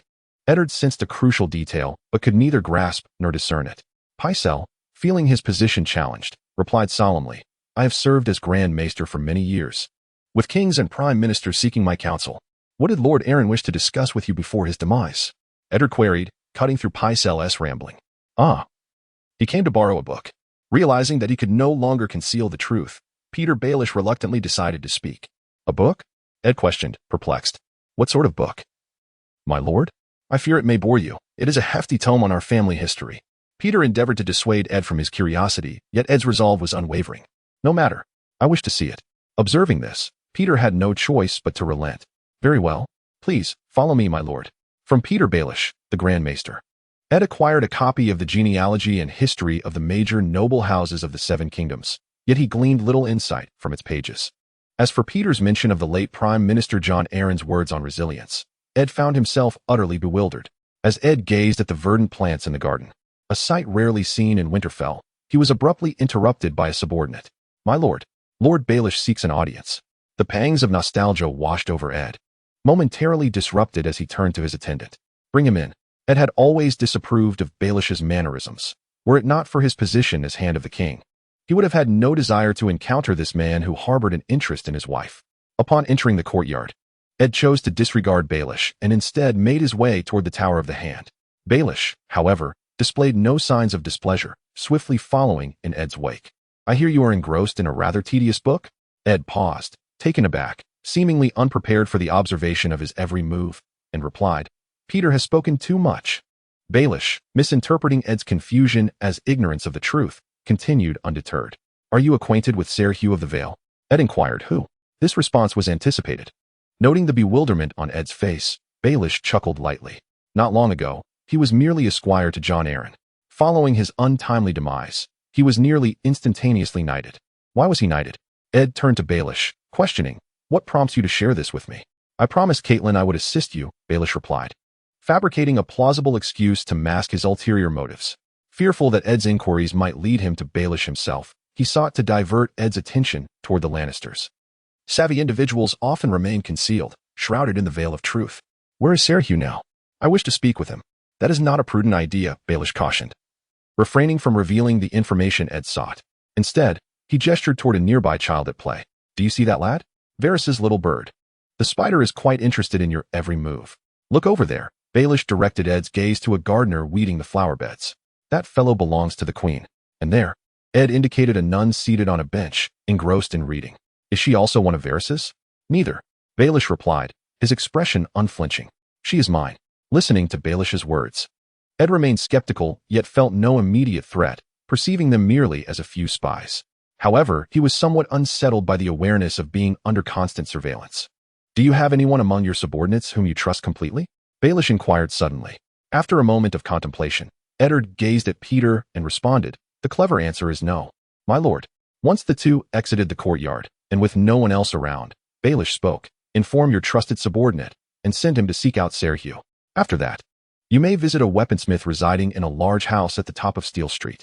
Eddard found himself perplexed by Baelish's arrangements, unable to comprehend why Peter spoke in such veiled terms. As I mentioned, my informants have revealed that they saw Eileen visit this smith repeatedly in the weeks leading up to her death. For his own safety, Baelish had to redirect Eddard's focus elsewhere. Perhaps I should not doubt you, Lord Baelish. The sudden influx of information from Baelish made Eddard question his previous judgments of Littlefinger. Had he been overly harsh in his treatment of Baelish? Observing Eddard's burgeoning trust, Baelish remarked, Doubting me has been the wisest decision you've made since you dismounted. Baelish had indeed struck two targets with one arrow. Now Eddard could only trace the clues back to the Lannisters, with no connection to himself. Providing information to Eddard had unexpectedly earned him a measure of trust. The men of the North are easily deceived. Eddard made his way down Steel Street, eventually arriving at the smithy Baelish had mentioned. My lord, it is an honor to welcome you to our humble abode. The owner greeted excitedly upon seeing the new hand of the king at his doorstep. Have you met John, my lord? Eddard, not one for small talk, got straight to the point. The former hand visited me several times, my lord. The smith wiped the fine sweat from his brow. Regrettably, I do not have the honor of having served him. What did Lady Eileen seek you for? Eddard pressed. She always came to see that boy. Boy? Eddard's confusion deepened. Could it be John's illegitimate son? Yes, my lord. I wish to meet him, Eddard stated resolutely. As you command. The smith turned to his apprentice, Gendry. Come here. The hand wishes to see you. The boy, named Gendry, dropped his tools and approached Eddard. This is he. The smith pointed to Gendry, who, for his age, was quite sturdy and diligent in his work. Eddard scrutinized the youth, unable to discern any notable differences at first. What did Lady Eileen say when she visited you? My lord, she asked me a few questions. Gendry replied, somewhat shyly. What questions? Eddard inquired. At first, she asked how I liked working here. Then she inquired about my mother. Your mother? Yes. She asked who my mother was and what she looked like, Gendry recounted. And how did you respond? She died when I was very young. Her hair was golden, and she would sometimes sing to me. After listening to Jandeli's response and considering Aaron's question, Ed suddenly realized the truth. This must be Robert's lineage. Chapter 12. I have entered the wrong room. Lady Strockworth shot a glare at Loras, causing the young girl to lower her head in fear. I hope you don't mind, said Alsos, waving his hand dismissively. Of course not. In fact, I would like to share my story with you. As he began recounting his tale from the time he returned to Lannisport, the sky outside gradually darkened, and the candles within the castle were lit, though he could not recall when. The women of Strockworth were enraptured by Alsos's narrative, occasionally becoming lost in its depths. It was not until Lady Strockworth had to interject, suggesting that it had grown late and Alsos might as well rest in the castle, that the moment was interrupted. That would be a bother. Alsos replied nonchalantly, as he was, after all, a solitary figure. Ferris, please make the arrangements, Lady Strockworth instructed her eldest daughter. Of course, mother.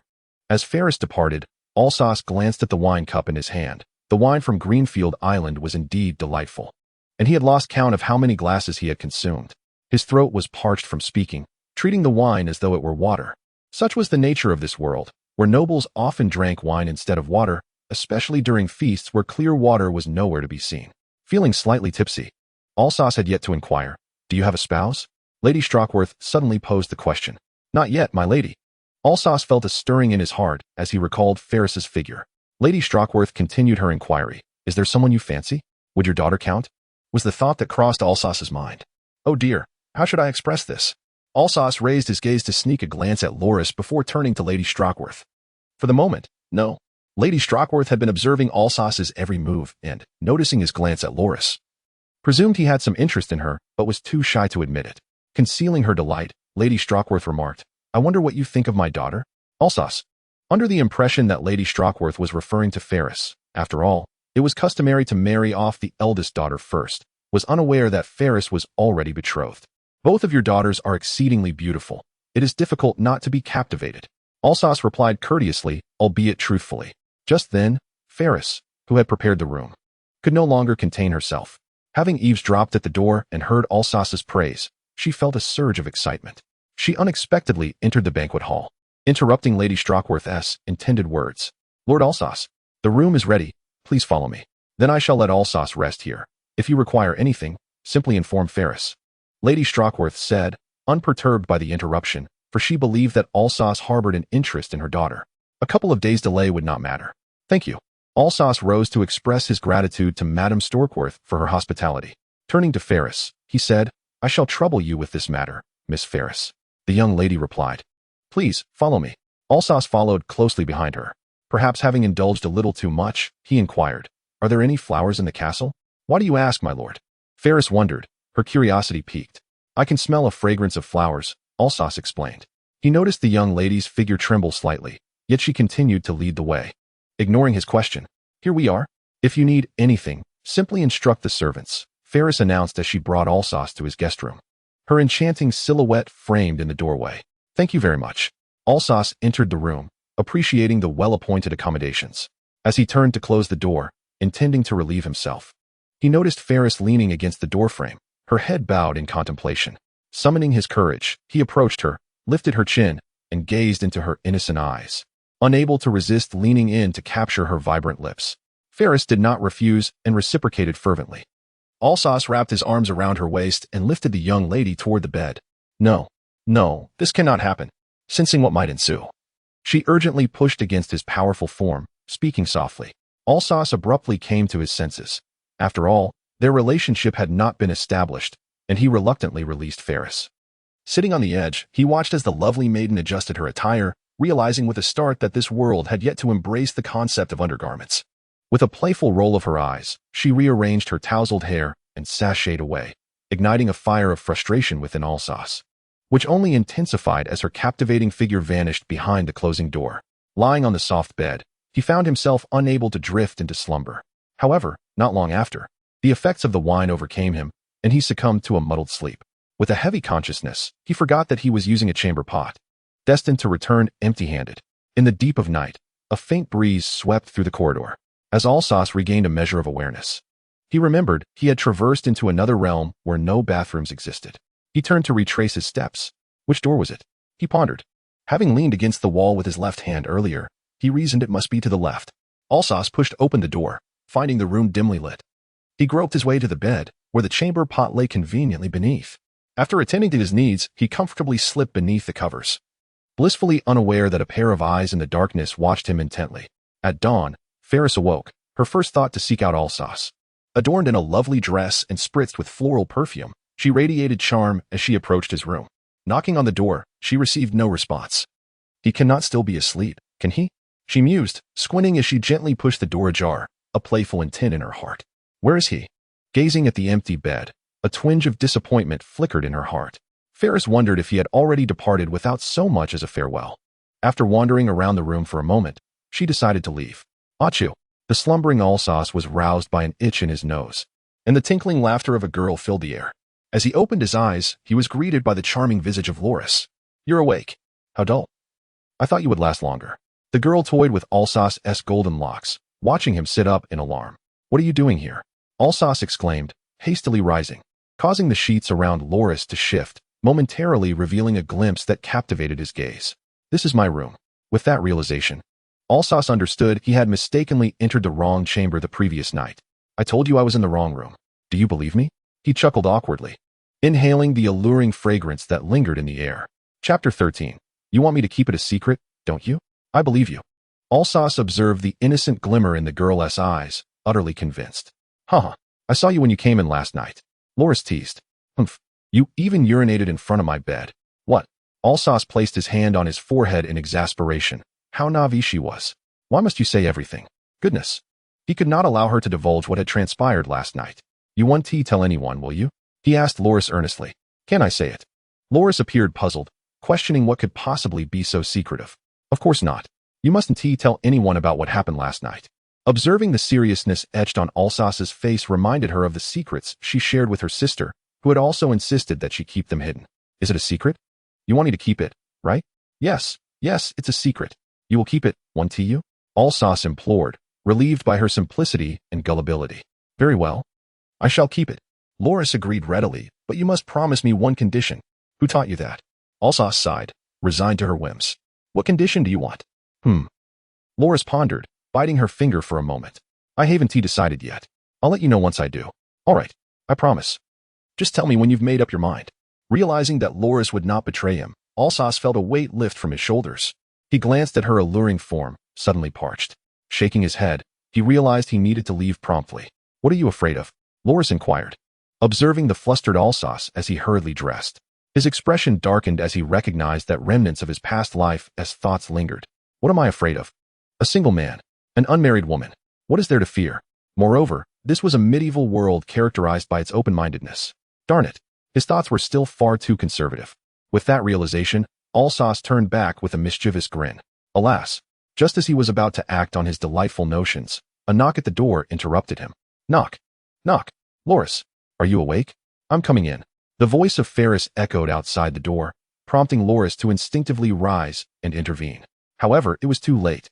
As Loris swung open the door, she beheld her sister, stark naked, seated upon the bed, while Alsace was partially undressed. What on earth are you two doing?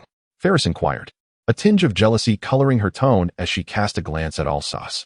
How did you end up here? I must have taken a wrong turn. Alsace chuckled awkwardly.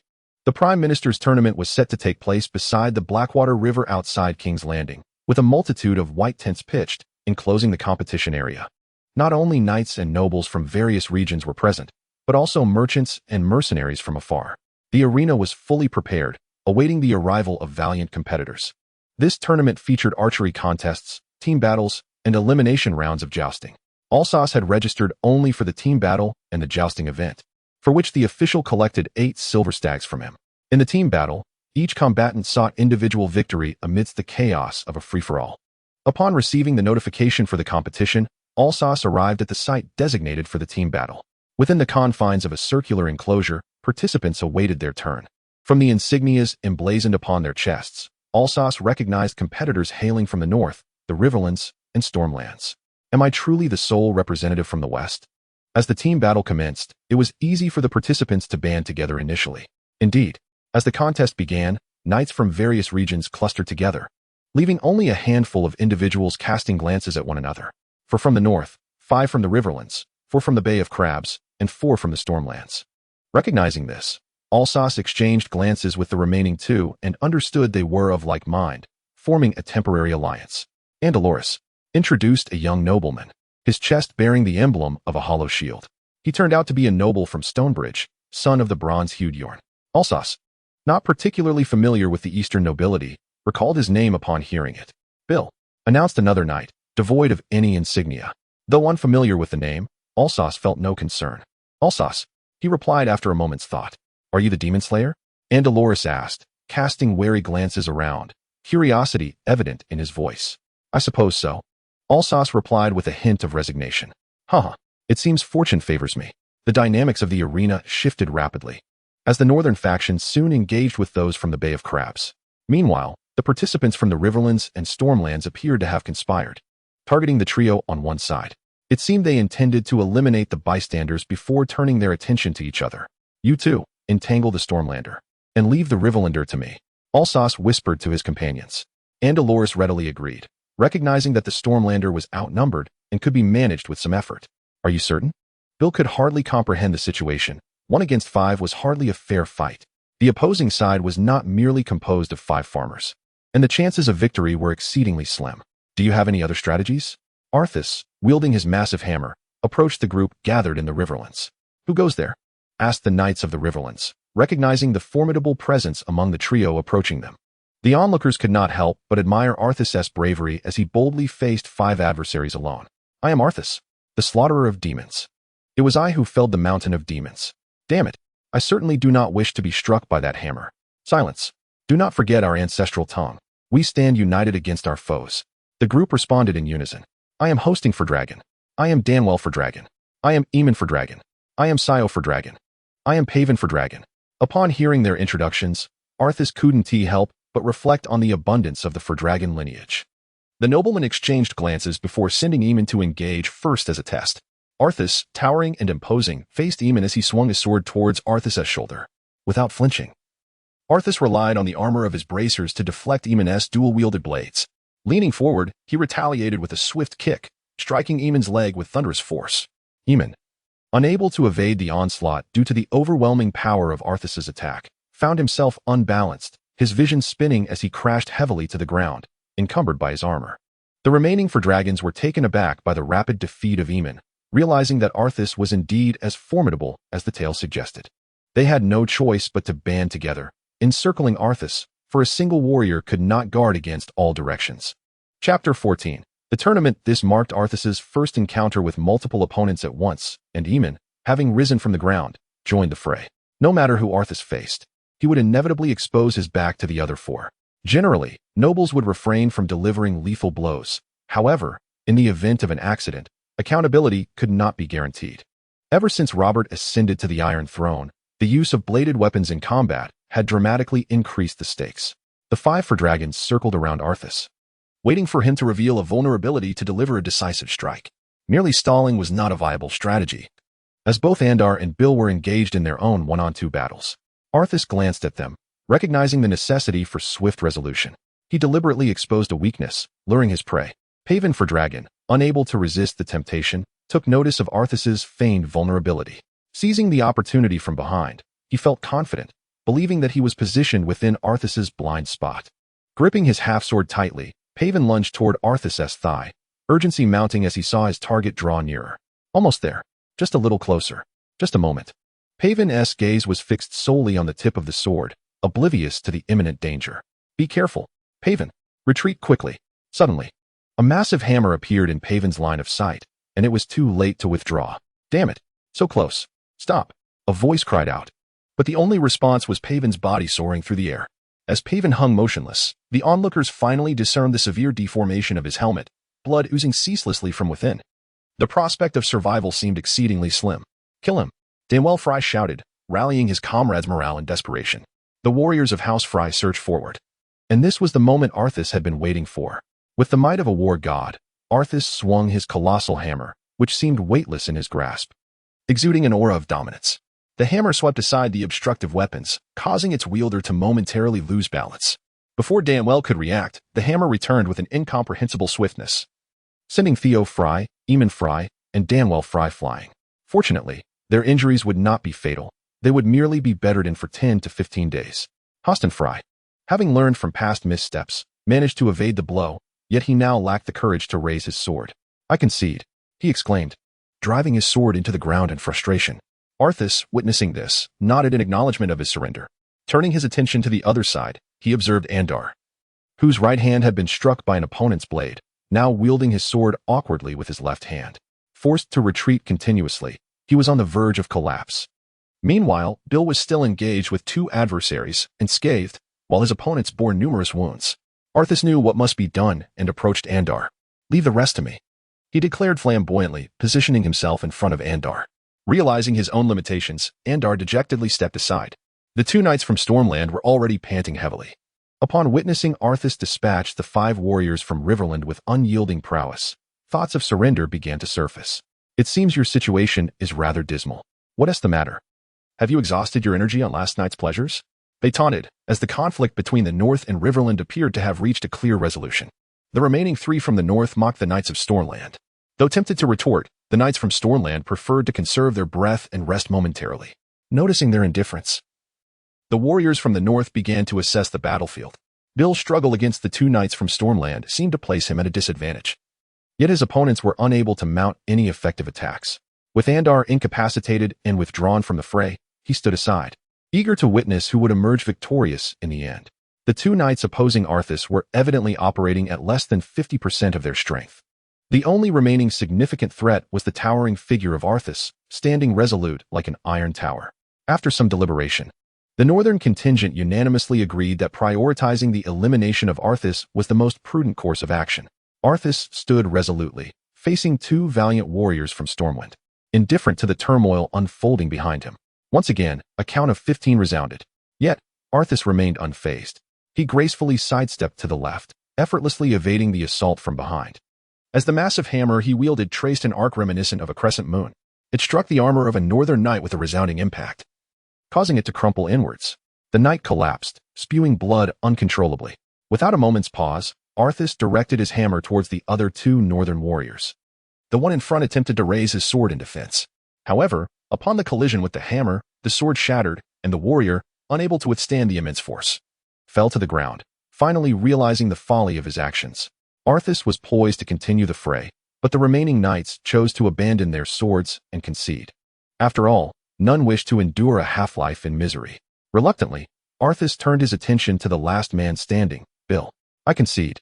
You hardly resemble someone who has just emerged from battle. I would prefer not to invite unnecessary suffering upon myself," Bill exclaimed as he noticed Arthas approaching with a commanding gait. "What a disappointment. I was eager to test my mettle against you," Arthas replied, reluctantly sparing him from further conflict. "Your stamina is impressive. Clad in such heavy armor and wielding that colossal hammer, you managed to endure until the end with such ease. Truly, you are a marvel," Bill remarked, observing Arthas's formidable presence. Arthas shrugged, preparing to retreat for rest, as tomorrow heralded the final showdown of the team competition. The team event required 4 venues, each needing 20 participants to commence the matches. The victors of today were set to compete in tomorrow's finals. "Hey, my friend, you were absolutely magnificent just now," Justin exclaimed, parting the crowd to approach Arthas. "Why didn't you participate?" Arthas inquired. "Are you jesting? Had I not known in advance that you would be competing, I wouldn't have missed it for the world." Justin chuckled, adding, "However, I did partake in the archery contest, where I encountered a master archer." He introduced himself as Ongai. "I don't recall hearing that name," Arthas mused, struggling to place it in his memory. "Did you make it to the finals?" "Oh, that question truly stings," Justin replied, clutching his chest dramatically. "Only 3 made it to the finals, and alas, I was not among them." "Haha, I'm curious to know who those 3 are. Do share," Arthas teased, reveling in Justin's discomfort. With a sigh, Justin relented. "The first is Ongai from Dorne. His archery skills left a lasting impression on me. Then there's Jalabasser, rumored to be the exiled prince of the Redflower Valley in the Summer Isles. The last is the royal guard, Baron Swain, the younger son of Count Gullion Swain of Stonehelm. Very well, I do not recognize any of them. Who do you believe will emerge as the ultimate champion? Arthas inquired, turning his gaze back to Justin. On Guy stands a greater chance, Justin replied. Chapter 15. The Martial Arts Tournament, Lord Allen. In today's team finals, there is an individual you must pay attention to. As Allen's squire adjusted his armor, he expressed his thoughts about the Demon Slayer. Yesterday, he single-handedly faced the challenge posed by 5 contenders from the Freelay family, effortlessly dispelling their encirclement and emerging victorious. Secure the bindings. You need not worry about other matters. Allen instructed. Sir Allen Santaga, a knight from the Santaga lineage, currently serves as the instructor at the Red Keep. He profoundly resonated with his squire's words. Yet as a knight, he could not afford to falter or show fear. Knowing that some had surrendered in the previous battle, he held them in contempt. Who else remains for the finals? He inquired. There is also Patrick Mallister from the coastal city and a red-robed monk from the free trade city of Myr, replied the squire. A red-robed monk? Allen pondered. A heretic, perhaps? Indeed, my lord, that is what people say. It is rumored that his sword can ignite flames. The squire responded. Soros, Allen exclaimed in surprise, as memories associated with that name surfaced. Do you know of him, my lord? Ah, that was an unforgettable battle. During the Greyjoy Rebellion, he was the first to scale the walls of Pike wielding a blazing longsword, Allen reflected. I still remember that moment vividly, as if it were etched in legend. Once his armor was donned, Allen emerged from the tent. Prior to the commencement of the team finals, they were to pay their respects to the king. Patrick Mallister and the red-robed monk Soros had already arrived, evident from their badges and attire. Soros donned simple armor, draped in a crimson robe, and his bald head was quite conspicuous. The royal box was graced by the kings of the 7 kingdoms, surrounded by nobility and their families. After paying his respects to the king, Allen returned to his place in the ranks, awaiting the arrival of the final contestant. At that moment, gasps arose from the crowd. All eyes turned to the figure clad in gray armor, bearing a massive iron hammer, a formidable presence amidst the throng. Who can tell me which knight this is? He wields a war hammer, far more intriguing than the delicate swords of the fops, King Robert remarked, his interest piqued as he glanced at the entrance of Arthas. Slayer of demons. Slayer of demons. The audience below echoed in response to the king, chanting Arthas's moniker. Who is that? The pleasure-seeking king inquired, utterly unaware. Among the spectators, he recognized Allen and Soros, while Patrick Mallister was identifiable by his chest emblem. Beside him, Bollistan had heard of him from James and leaned in. He is the illegitimate son of Count Daffin from the west, Arthas. It is said he killed the mountain at Lannisport, hence the title Slayer of Demons. Upon hearing Lannister, Robert's interest waned, but the mention of Arthas's conquest of the mountain brought a glimmer of pleasure at the thought of Tywin's expression. Let the games begin, Robert urged eagerly. Anticipating the forthcoming competition, several contestants entered the arena, and from the outset, Allen approached Arthas, capturing the attention of many. Noticing Patrick and Soros observing from the sidelines, Allen bluntly urged them not to interfere. As Allen prepared to confront Arthas alone, the two accepted his challenge with a sense of relief. Neither wished to face the one who had vanquished the Demon Mountain. I am Allen Santaga, Allen declared as he stepped forward to introduce himself to Arthas. Arthas, taken aback that Allen chose to confront him without the aid of others, pondered whether this was a display of arrogance or a testament to a knight's honor. Arthas, he replied, uttering his name out of basic respect. Without further ado, Allen drew his sword and charged forth. The silver blade carved a luminous arc through the air, threatening Arthas's hammer-wielding hand. Allen's assiduous attack caught Arthas off guard, forcing him to evade rather than block. Meanwhile, witnessing the skirmish, Soros, unwilling to be outdone, drew his sword and faced Patrick. Sensing Soros's provocative gaze, Patrick unsheathed his long sword in response. As Arthas deftly dodged Allen's intricate assaults, he swung his massive hammer in retaliation. Aware of Arthas's formidable strength, Allen refrained from meeting the blow head-on, opting instead to evade. The hammer grazed closely past him, causing cold sweat to bead on his brow. Glancing at the cratered ground, he understood why some had chosen to concede. However, victory or defeat mattered little to him. The spirit of knighthood was his foremost concern. Thus, without hesitation, Allen pressed forward. In response to Allen's thrust, Arthas effortlessly deflected the longsword with his warhammer, retracting it with an incomprehensible swiftness. It defied the laws of inertia. And as Allen attempted to avoid the impending strike, he found Arthas's speed overwhelming. In a desperate bid to protect himself, Allen hastily raised his sword to block. It felt as if he had collided with a charging horse, he recalled. The long sword in his grasp bent under the force, and he staggered back several paces, a sweet taste rising in his chest.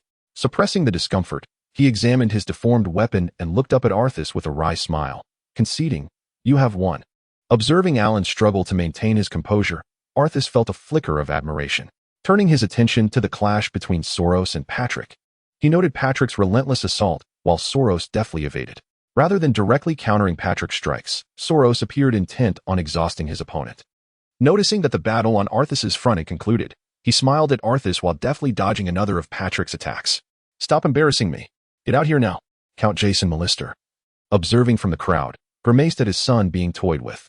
If this continued, he would inevitably be defeated.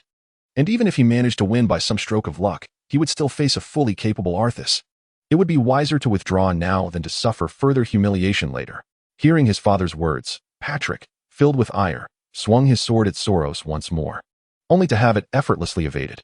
Patrick understood his predicament. The crimson-robed monk was akin to a slippery eel, avoiding a direct confrontation. He lamented his initial impatience, realizing that it had led to his swift exhaustion. Glancing at the observing Arthas, the young man who had slain the demon mountain, he recognized that even if he triumphed over Soros, he would still have to contend with a fully capable demon slayer. After contemplating his situation, Patrick begrudgingly conceded defeat and withdrew from the contest. As the arena was left with only 2 combatants, Soros began to showcase his flair. He raised his long sword before him and murmured incantations, almost as if in prayer. Suddenly, flames erupted from the blade, eliciting gasps from the spectators. Among them, Sansa covered her mouth, her concern for Arthas growing. Just moments ago, as Arthas removed his helmet to bow to the king, Sansa had noticed that the demon slayer was, in fact, a strikingly handsome young man, causing her heart to flutter. Goodness, he was so young, yet had already garnered such renown. Although she had never encountered the demon mountain, the cheers of the surrounding crowd indicated that Arthas had vanquished a most detestable foe. At least the people adored him. With that thought, Sansa glanced at Joffrey, whose greed filled her with dread. Arthas, intrigued by the flaming sword in Soros' grasp, pondered how he had achieved such a feat. Was it truly a blessing from the Lord of Light, or merely a trivial trick? Noticing that Arthas remained unfazed by the fiery blade, Soros advanced. The scorching wave of heat tore through the air, and even from a distance, Arthas could feel the temperature radiating from the sword. If he were to accidentally make contact, it could potentially ignite him. Setting aside his war hammer without hesitation, Arthas charged forward, ducking beneath the flaming longsword. He seized Soros from behind as he attempted to turn and face him, exploiting his vulnerability. Soros struggled in resistance, but suddenly found himself lifted by Arthas, who was unfazed by Soros' threats of flames. Before Soros could respond, a tremendous force propelled him, weapon and all, away from the arena. Alarmed, he hastily discarded his weapon to avoid injuring himself upon landing. As gasps filled the air, Soros landed awkwardly outside the competition grounds, struggling to rise and realizing he was no longer within the confines of the arena. While he lamented Arthas' strength, he was too embarrassed to re-enter the fray, raising his hand in surrender instead.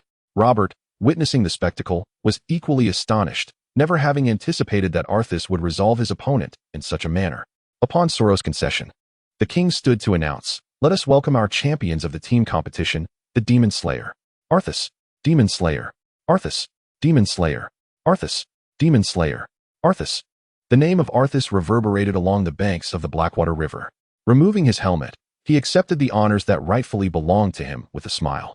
Noticing Sansa in the stands, resembling a bashful bud, Arthas playfully winked at her. "Hey, he saw me," Arya exclaimed, jumping up with excitement, sharing the moment with her sister beside her. "Not at all," Sansa thought to herself, maintaining a composed expression as she averted her gaze. As evening fell, at the camp by the Blackwater River, Justin remarked to Arthas, "I am not at all surprised that you would emerge victorious. I had predicted it long ago. I wonder how much you've earned." While polishing his armor, Arthas replied, "You wouldn't believe it if I told you. Your odds were never particularly favorable. Yet I still managed to make tenfold." When Justin placed his bet, it was evident that the bookmakers had some insider information regarding Arthas, as his odds had not been very high at that time. Furthermore, the odds had shifted again by the time of the finals, but Justin had faith in Arthas's prowess. It seems that many are now aware of the events surrounding the Mountain of Magic. Of course, the reputation of the Mountain of Magic is indeed formidable. There are numerous families wishing for his demise. The following day, the jousting competition commenced. 2 armored knights clashed with their lances, aiming to unseat one another from their steeds.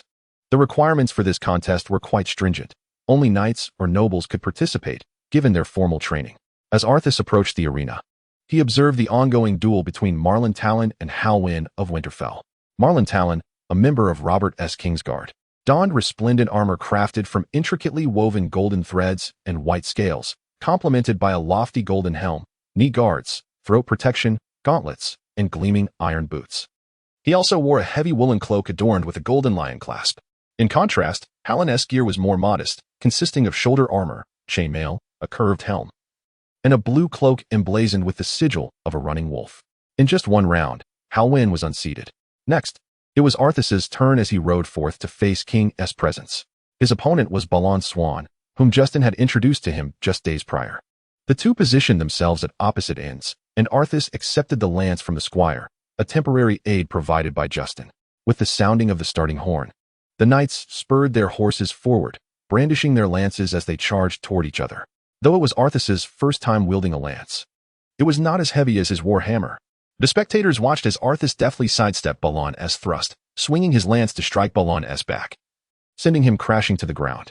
The tremendous force even shattered the lance, further exhilarating the onlookers.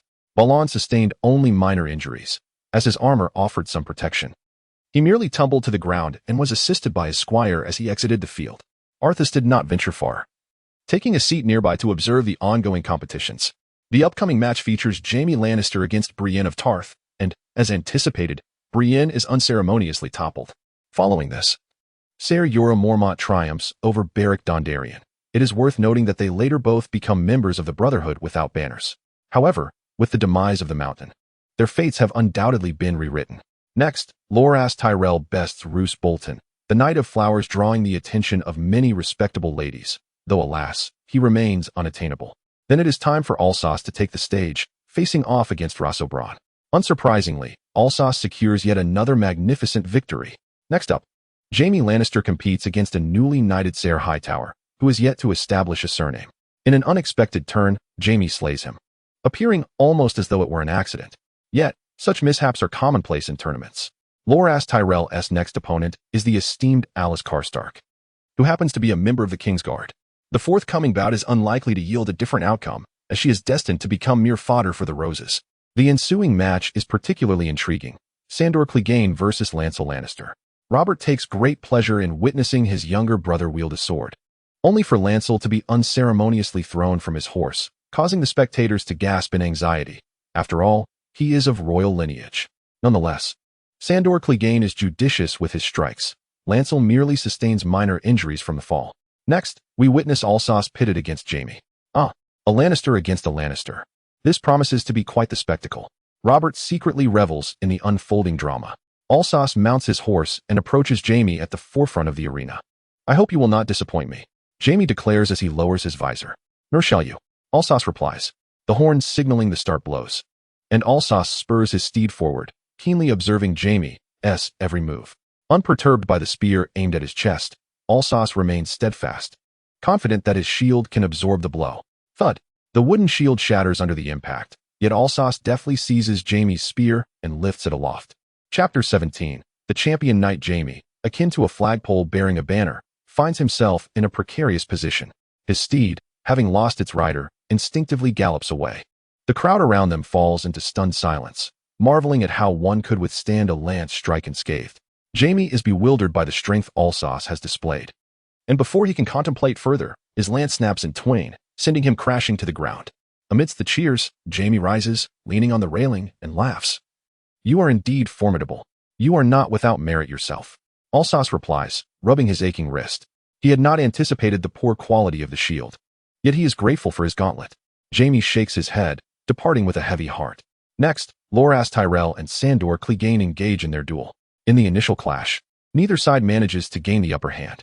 In the second round, Loras deftly evaded an attack, quickly rising to deliver a counterstrike, toppling Sandor from his steed. The maneuver was executed with such elegance that even Alsos felt compelled to applaud. However, the ensuing contest would determine the victor between Alsos and Loras. "It is an honor to be your opponent, my lord," Loras spoke with remarkable courtesy, prompting a flicker of suspicion in the minds of those present. Alsos, noticing the peculiar glint in Loras's eyes, felt a shiver run down his spine.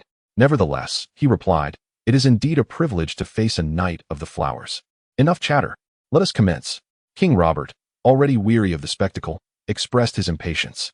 He harbored disdain for both competitors, one merely for being a Lannister and the other the Flower Knight, whom he perceived as more effeminate than women, much to his discontent. At the king's command, the two knights donned their visors and took their positions. To prevent any foul play from the Flower Knight, Alsos was mounted on a mare, a stark contrast to the stallions he had ridden in previous rounds. Observing Loras upon his own mare, Littlefinger remarked, "How curious." "What do you mean?" Sansa inquired, unable to grasp the implication. With a subtle smile, Littlefinger elucidated.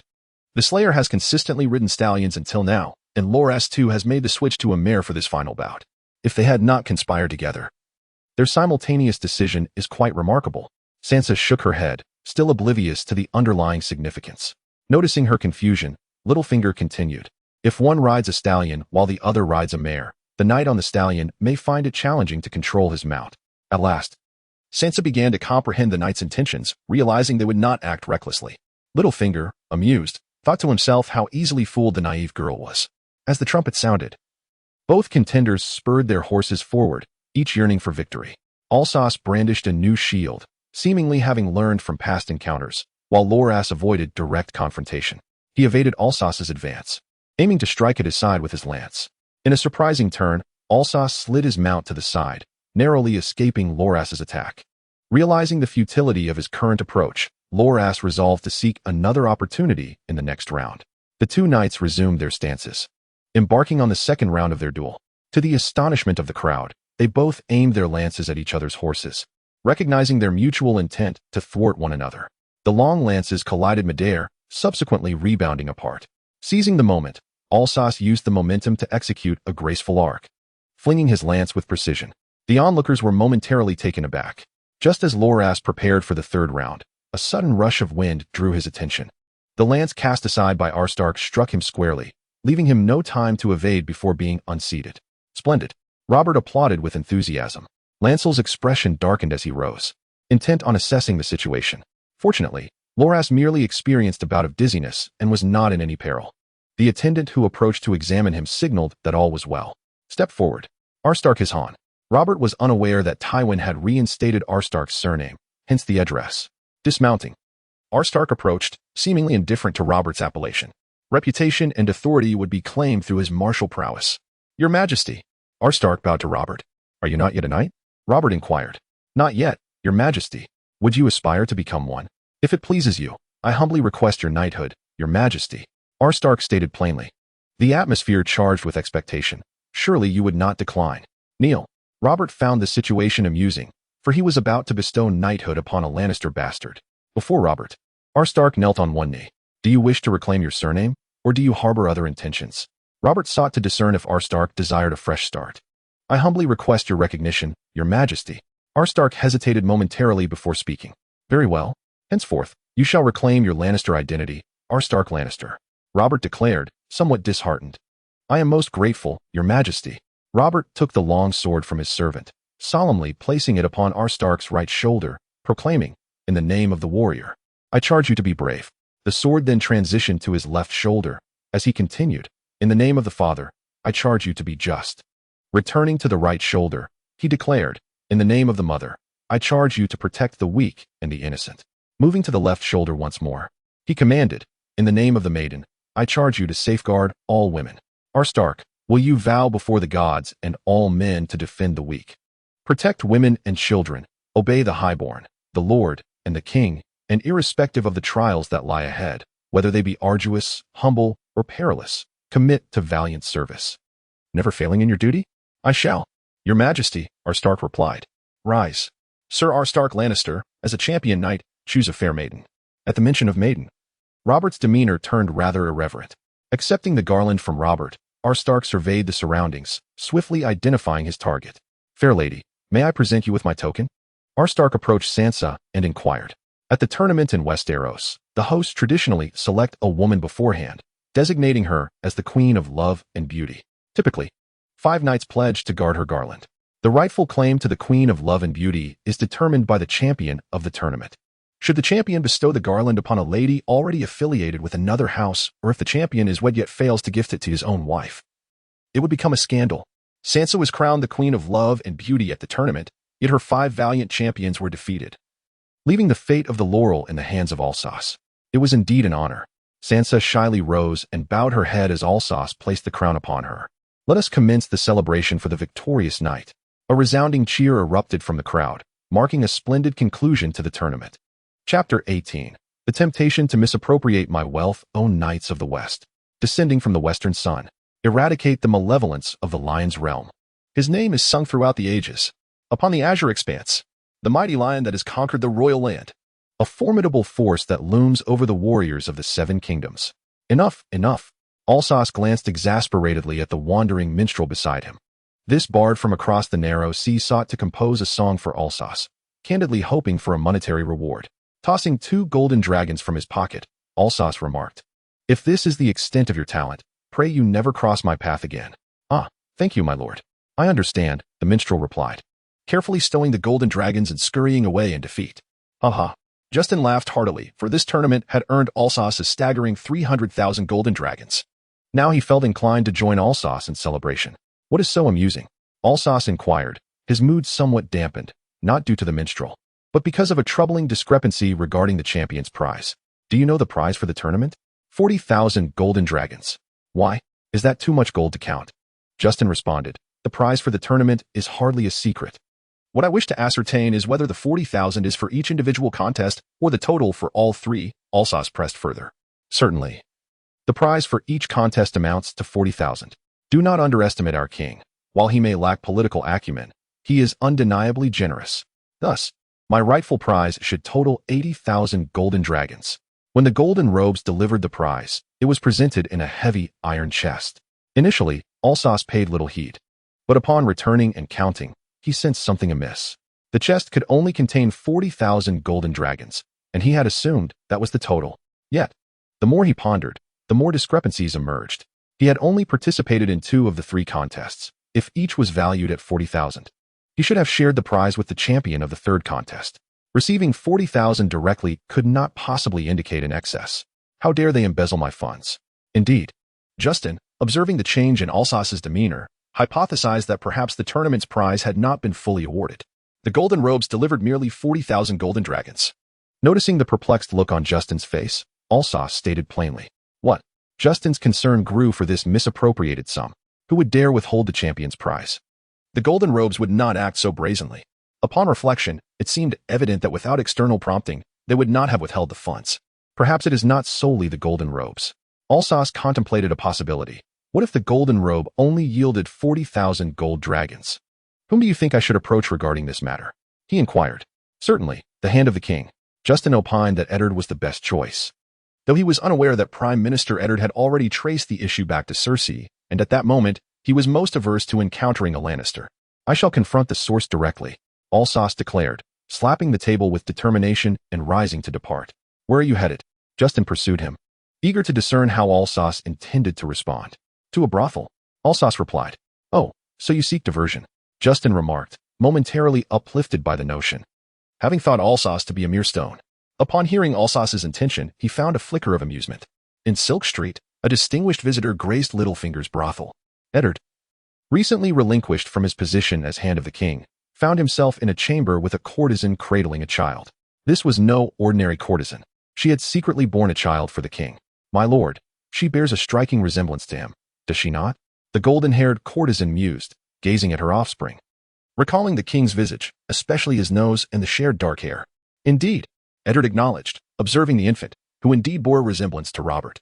"My lord, when you see him, please tell him how beautiful she is," the courtesan implored, seeking the king's attention. "I shall do so. Please assure him that I have disclosed this to no one else. I swear by the old and new gods," to allay Eddard's suspicions of ulterior motives. The courtesan hastily added, "I seek no gold or jewels, only his presence." "Your desires may not be the most valuable, yet they are the most elusive," Eddard mused. "Lord John Arryn has sought you out," he recalled suddenly, inquiring, "For what purpose?" "He did not come for revelry, my lord," the courtesan explained, hoping Eddard would not doubt John. He merely wished to inquire about the child's welfare. Eddard nodded. "Take good care of her." Having acquired the desired information, Eddard departed the chamber to find Littlefinger. "What do you know of King Robert's bastards?" Eddard inquired. "Wow, he has fathered more than you," Littlefinger exclaimed. "How many, then? Does it matter?" Littlefinger had not tallied Robert's bastards, but he reckoned there were at least as many as could be counted on 2 hands. As long as one has bedded enough women, there will always be unexpected gifts. Why does Jon wish to identify these individuals? Eddard pressed. He is the hand of the king. Perhaps the king has tasked him with their care. Littlefinger replied. Huh, if that is true. Robert has indeed treated Jon as mere tissue. Eddard exited the brothel, only to find himself surrounded by soldiers from the Westerlands, led by none other than Jaime Lannister. Outnumbered, Eddard resolved to observe the unfolding events, curious as to Jaime's intentions. A pack of little wolves. James scoffed, feeling quite displeased upon hearing that his brother had been captured by Catelyn. Show some respect. Sir, he is the king's prime minister, warned Edd's captain of guards, Jory. He was the king's former prime minister. James retorted. And now? Who does he think he is? Perhaps just a lord from some remote region. What do you mean by that, Lannister? Peter Baelish pretentiously emerged from the brothel, seemingly attempting to bolster Edd's stance. For your own safety, best retreat inside. James cautioned Peter, signaling him to refrain from meddling. I am searching for my brother, Lord Stark. You remember him, do you not? James clarified his intentions. I remember quite well. I heard he seemed to have encountered some trouble on the road. Surely, you wouldn't happen to know what that might be? James inquired. He was arrested under my orders, and is now accountable for his misdeeds. Edd remained undaunted, despite being surrounded by soldiers from the west. Upon hearing this, James angrily drew his sword, prompting the nearby Westermen to ready their weapons. Draw your sword, Stark. James glared at Edd, eager to engage him in combat. I would rather see you die with a weapon in hand. My lords. Peter attempted to defuse the situation, threatening, I shall summon the city guard. However, he discreetly slipped out the back of the brothel and made his way to the Red Keep, unbeknownst to anyone. Chapter 19. The duel at the brothel's doorstep. It seemed today was not ideal for a visit to the brothel. Justin and Alsos arrived beside Peter's establishment, observing the tense atmosphere at the entrance. Perhaps we arrived just in time. Alsos felt fortunate to witness such a thrilling scene. He was eager to discover who would ultimately triumph if no one intervened in the clash between James and Edd. Kill me. Your brother won't survive either. Edd recognized the precariousness of his situation. His men were few, with some still at the Prime Minister's tower to safeguard his two daughters, while James was clearly well prepared. He's got a point. James agreed, instructing the Westermen, do not kill him. Eliminate all his men, as both sides prepared for battle. Alsos seized a barrel of wine from a nearby cart and hurled it into the fray, disregarding its owner. Stop. The voice rang out as the barrel landed between the two factions. The soldiers paused, exchanging bewildered glances, uncertain of how to proceed, all eyes turning to Alsos. Isn't he a Lannister as well? James turned to the newcomer, exasperated. What concern is this of yours, Lannister? At the same time, James reminded Alsos of his identity. I don't need you to remind me of my identity. I merely wish to witness a fair duel. After speaking, Alsos glanced at the Westermen, questioning the fairness of their overwhelming numbers. What do you intend to do? James asked, furrowing his brow, perplexed by Alsos's motives. In the realm of dreams, the grievances between you and him could be settled with a simple contest. Looking towards Eddard Stark, I continued, if Stark emerges victorious, we shall consider the matter closed. Should Lannister prevail, I kindly ask Lord Stark to spare Tyrion. What do you say? Upon hearing this, Jaime regarded the proposal with indifference, his expression betraying little. As you wish, Eddard replied, drawing his sword to face Jaime. Jaime initiated the confrontation with a swift swing of his blade. Eddard parried the assault and thrust towards Jaime's torso. In response to Eddard's onslaught, Jaime deftly evaded and retaliated, both combatants targeting each other's vital points. After an extended exchange, neither had sustained injuries. However, it became evident to Arthas, observing from the sidelines, that Eddard appeared somewhat fatigued. Indeed, during the next round of skirmishing, Eddard found himself on the defensive, barely able to withstand the relentless barrage of Jaime's attacks. Just as the tide of battle seemed ready to turn, King Robert arrived hastily, having received a message from Peter Baelish. Cease at once. His voice echoed even before he appeared. Riding a spirited steed, he called out from atop his horse. Hearing Robert's command, Eddard sought to halt the duel, yet Jaime's strikes grew increasingly fierce. Just as Eddard felt he could no longer hold his ground, a blade appeared between them. Arthas had intervened, fearing that Eddard might falter if left unassisted. Jaime, pressed by the urgency of Robert's command, initially disregarded it in his eagerness to conclude the fight. It was only when Arthas stepped in that he reluctantly ceased his assault. Casting a glance at Arthas, who stood protectively before Eddard, Jaime turned and mounted his horse, galloping away, indifferent to the king's outrage. Enraged, Robert commanded his men to pursue Jaime. Before regaining his composure and turning to Eddard, how do you fare? I am well, Eddard replied, though fatigue weighed heavily upon him. The relentless demands of managing the Seven Kingdoms alongside investigating the truth behind the former hand's demise left him feeling overwhelmed. Hearing his friend's assurance, Robert's tension eased as he glanced at Arthas. Champion Knight, what brings you here? Despite his intervention in the duel, Arthas's Lannister affiliation could not be overlooked, and Robert assumed he had come to conspire with Jaime against Eddard. Upon hearing the king's inquiry, Arthas candidly stated his purpose. Your Majesty, I seek the Minister of Finance. Robert, interpreting this as a matter of state, momentarily lost his train of thought, and, not wishing to delve further, turned to Eddard to encourage him to continue with his responsibilities. We must discuss this matter thoroughly. Your Majesty, Arthas interjected, interrupting their dialogue. Is there something else you wish to address? Robert, puzzled by Arthas's lingering presence, was curious about his intentions.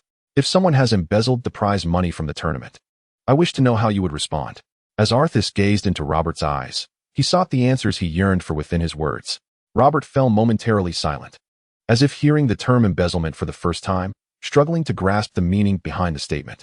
It was Eddard who comprehended Arthas's intent and, observing Robert's confusion, interjected, declaring that it was theft and that he would face judgment.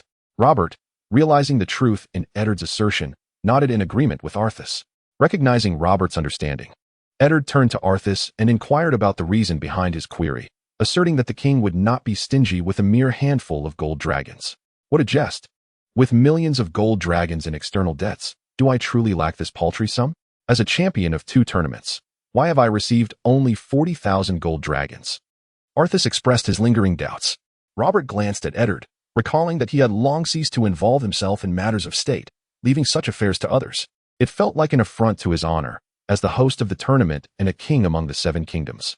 Should this information leak, it would be a tremendous embarrassment, particularly amongst the ignorant populace, who would label the king a miserly, fickle rogue and a deceiver. I shall uncover the truth of this matter. Eddard, of course, was aware of who was responsible, yet he suspected that the situation was more complex than it appeared. Robert felt that the matter had been sufficiently addressed and chose not to pursue it further. However, Arthas was not inclined to let the matter rest, for he understood that these 2 individuals would not remain in power for long, and it was prudent to resolve his affairs swiftly. My lord Eddard, perhaps you could reveal the identity of the person responsible for this issue, so the king may know which minister has failed in their duties. Robert frowned at Arthas's reference to his sigil, yet, recognizing that this was indeed a matter of their own responsibility, he refrained from interrupting Arthas's inquiries. Simultaneously, he too was curious to discern which fool had mismanaged the situation. Eddard, sensing the scrutiny of both men, understood that someone must take the blame, so he stated, the funds for the tournament were sourced from Peter Baelish. Perhaps there was a misstep at some stage? Robert, having some understanding of the treasurer's competence, agreed. Perhaps we should conduct a thorough investigation before reaching a conclusion, Eddard proposed. Then let us uncover the truth. Robert turned to Arthas, seemingly asking if he was satisfied. If that is the case, I would like to be somewhat involved, Arthas replied with a smile. My money is not so easily acquired. Chapter 20. Casual conversations in response to Arthas's request, Robert readily acquiesced, provided that his revelry remained undisturbed. He tossed the hand of the king's badge to Eddard, stating bluntly, if you dare return this to me, I swear I shall pass it to the Lannisters. Receiving the emblem of authority, Eddard did not refuse this time, for he had discerned from the day's events that King's Landing was far from secure. That Targaryen girl, curse her. She was now poised to birth an army. And so be it. That girl must perish. Robb was no longer inclined to debate this matter with Eddard. During his lifetime, he had to remove obstacles for his successor. Observing Robb's resolute demeanor, Eddard recalled their shared history and ceased his objections. It was prudent to attend to his own affairs first. The role of Hand of the King was indeed a burdensome one. He wondered how Jon managed to assist Robb with governance for 2 decades. Sir Arthas, I am grateful for your assistance earlier. Despite a flicker of curiosity in his heart, Eddard refrained from inquiring why Arthas had chosen to help him. Everyone had their motives, Arthas included. I merely uphold the chivalric code, Arthas proclaimed with an air of pretentiousness, his tall stature and handsome visage lending an authenticity to his words. Eddard felt a jolt at the mention of the chivalric code, which reminded him of the Dawn Blade, a stain on his conscience he had never disclosed to anyone. He wondered where Sir Arthas intended to commence his investigation. Regaining his composure, Eddard inquired with irritation, since you wish to involve yourself in this matter, perhaps you should take the lead. I can handle the aftermath. Recently, he felt somewhat drained. His time in Winterfell had not been fraught with such burdens. Perhaps we should seek clues at the source of the matter, Arthas suggested, his tone hinting at deeper knowledge. Now, he was more curious about what Littlefinger would have to say. I will have him summoned. Would you like to accompany me? Eddard gestured for his retinue to prepare to return to the Hand's Tower while posing the question. Experiencing the Red Keep would be quite enlightening. Arthas replied with a smile, signaling to the distant Justin as he joined Eddard's procession to the Red Keep. Eddard cast a glance at Justin's retreating figure but did not recognize him, only noting he was a noble from the Crownlands. Observing Arthas, who appeared to be of a similar age to Robb, Eddard mused that had he not been a Lannister, they might have forged a friendship. Jory, send for Lord Baelish to come see me. Eddard instructed the captain of his guard. Jory, as you wish, my lord. Jory responded with a bow. Please refrain from disclosing the reason for the summons, Arthas interjected, preparing to catch Littlefinger off guard. Hearing this, Jory glanced at Eddard for confirmation. If he inquires, simply state that you are unaware. Eddard nodded in agreement with Arthas's suggestion. Very well, my lord, Jory acknowledged and departed. Upon arriving at the Hand's Tower, a jubilant little girl ran out, rushing into Eddard's embrace. Father. Arya Stark had overheard whispers in the Red Keep about an attack on Lord Stark and was deeply worried for her father. However, Eddard had instructed her not to wander and to wait anxiously in the tower. Thankfully, her father was unharmed. All right. Eddard affectionately ruffled Arya's hair. Where is your sister? In the bedroom. Would you like me to fetch her? Arya replied. No. I have matters to attend to. Have you practiced your swordplay today? Eddard interjected, planning to send Arya off to train. Is he truly the champion knight? Ilya gazed beyond Ed, her eyes landing on the dashing young man. During the tournament, clad in armor, she had been unable to discern his features, hence she failed to recognize him at first. Greetings, Lady Ilya, smiled Arthas, observing the playful girl before him. Might you share with me the tale of your encounters with the mountain? The young girl displayed no trepidation under the radiant sunshine. She felt no hint of peril from the youthful knight. Ilya, Ed interjected with exasperation, urging her to promptly return to her sword training. Once Ilya had departed, Ed beckoned. Come, follow me. They settled into the exclusive chamber of the Prime Minister. Ed grasped a nearby wine jug and inquired, would you care for a drink? As Arthas surveyed the Prime Minister's office, he turned his gaze toward Ed's wine glass and declined. No, I would prefer water over wine. In truth, he had little fondness for alcohol either, yet today he felt compelled to indulge. Ed, typically averse to drinking, found himself fatigued after a hasty duel and now craved the sweet respite of wine, hoping to savor a moment of relief. As he examined the room, Arthas noticed a tome on the desk detailing the principal nobles of the Seven Kingdoms. Retracting his gaze, he mused that Ed's demise might be imminent. Should Ed cease his inquiries, what ramifications would unfold? Yet he felt powerless to intervene. Do you still harbor an interest in the nobles of the Seven Kingdoms, my lord? Arthas initiated the conversation, seeking a point of commonality to divert Ed's attention. It seems there is little else to occupy my time. As far as I know, the hand of the king is rather preoccupied. Noting Ed's intent to brush him off, Arthas merely hoped for a satisfactory response. I am investigating a matter that requires some information from above, it stated, revealing that he had yet to grasp the full picture, even if he divulged details. Others would remain in the dark. Is there any way I might assist? A profound interest lit Arthas's expression. Ed pondered for a moment. He remained uncertain of the identity of the culprit. Although Lisa had written to implicate the Lannisters, no evidence supported her claim. While Arthas belonged to the Lannister lineage, his demeanor differed markedly from the others. No, I cannot place my trust in Arthas so readily. No need. Ed firmly declined, recognizing that even an upright knight could not escape the shadows of his family's influence. Acknowledging Ed's refusal for assistance, Arthas nodded in understanding, mentally prepared for such an outcome. My lord, Lord Baelish has arrived, Jory announced from outside the door. Allow him entry. Upon hearing the response from within, Jory opened the wooden door for Baelish. As Baelish entered, Ed regarded him, alongside another figure who had their back turned. I was unaware you had esteemed company, Baelish remarked with a smile, oblivious to the impending inquiries. I trust you are acquainted with this gentleman? Lord Baelish likely does not remember a person of my insignificance. Arthas stood, facing Baelish and locking eyes with him, as Littlefinger's eyes flickered with confusion, surprise, and then a veil of concealment. Arthas was acutely aware that this individual harbored significant issues. Chapter 21. He is deceased. Sir Arthas jested. One might inquire, who in King's Landing remains unaware of the champion knight? Your renown has surely echoed throughout the Seven Kingdoms. While his countenance remained impassive, Littlefinger's mind began to dissect Arthas's intentions, recognizing that their meeting was not in accordance with his original plans. Lord Baelish certainly knows how to flatter. With a financial minister like you, the kingdom would undoubtedly thrive. Ignoring Littlefinger's praise, Arthas retorted with a hint of sarcasm. The downfall of the Baelish dynasty was largely intertwined with Littlefinger's machinations. Such a statement is ill-conceived, sir. It is the presence of Lord Stark as the Prime Minister that allows the king to bask in leisure. Arthas's words raised a flicker of caution in Baelish, who remained uncertain whether Arthas was merely speaking casually or possessed deeper knowledge. Enough, Eddard interjected, observing the cordial exchange and yearning to redirect their focus towards the matter at hand. What commands does Lord Stark have?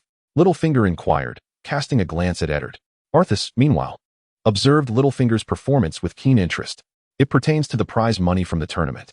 Sir Arthas mentioned he has received only 40,000 gold dragons. I am curious about Lord Baelish's perspective on this matter. Eddard scrutinized Littlefinger's expression for any hint of truth. Oh, I must confess, I am unaware of this matter. I handed over more than 40,000 gold dragons to the gold cloaks. Littlefinger maintained his composure, having already sealed this issue. Hearing this, Eddard felt it improbable that Littlefinger was at fault, so he pressed on. Is it Commander Janos? No. Littlefinger replied, it is one of his subordinates. Who is responsible for this matter? I require a name. Eddard insisted. The leader is named Brienne. He may be on duty at the Old Gate. Upon hearing this, Arthas regarded Littlefinger with newfound contemplation. A mere gold cloak, the nature of his relationship with Littlefinger was unclear. Otherwise, how would Littlefinger know his whereabouts? Jory. Eddard called for Jory's presence and instructed, seek out Commander Janos and have him bring Brienne to me. At once, my lord. Watching Jory depart, Arthas surmised he would return empty-handed. Gentlemen, please wait here. Once Janos arrives with him, we shall commence our inquiry. Eddard motioned for them to sit and await the arrival. However, Littlefinger had other intentions, declaring, Lord Stark, if there is nothing further for me, I must excuse myself. After all, the king's treasury is perpetually in deficit. Eddard pondered for a moment, genuinely considering allowing Baelish to take his leave. Why the haste, Lord Baelish? The treasury has been in deficit for many years. A few moments more will not matter. Observing Eddard's inclination to acquiesce, Arthas intervened to halt the proceedings.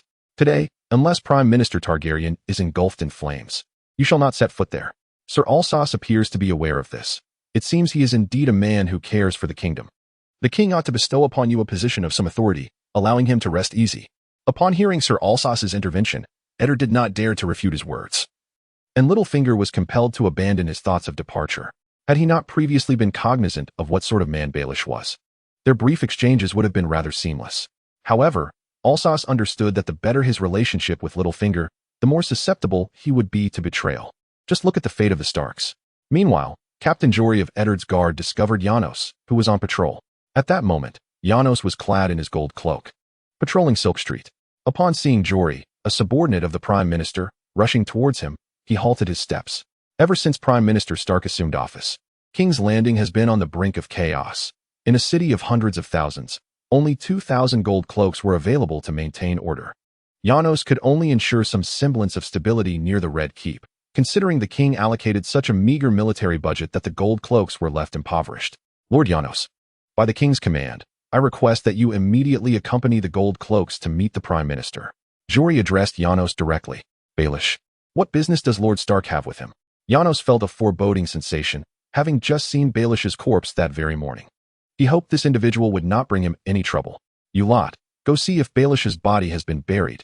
If not, delay the interment. Janos instructed his subordinates, knowing he had no choice but to meet the Prime Minister alone. Prime Minister Stark. Sir, Commander Janos has arrived, Jory reported, although he only saw Janos enter without inquiring further. Let him in.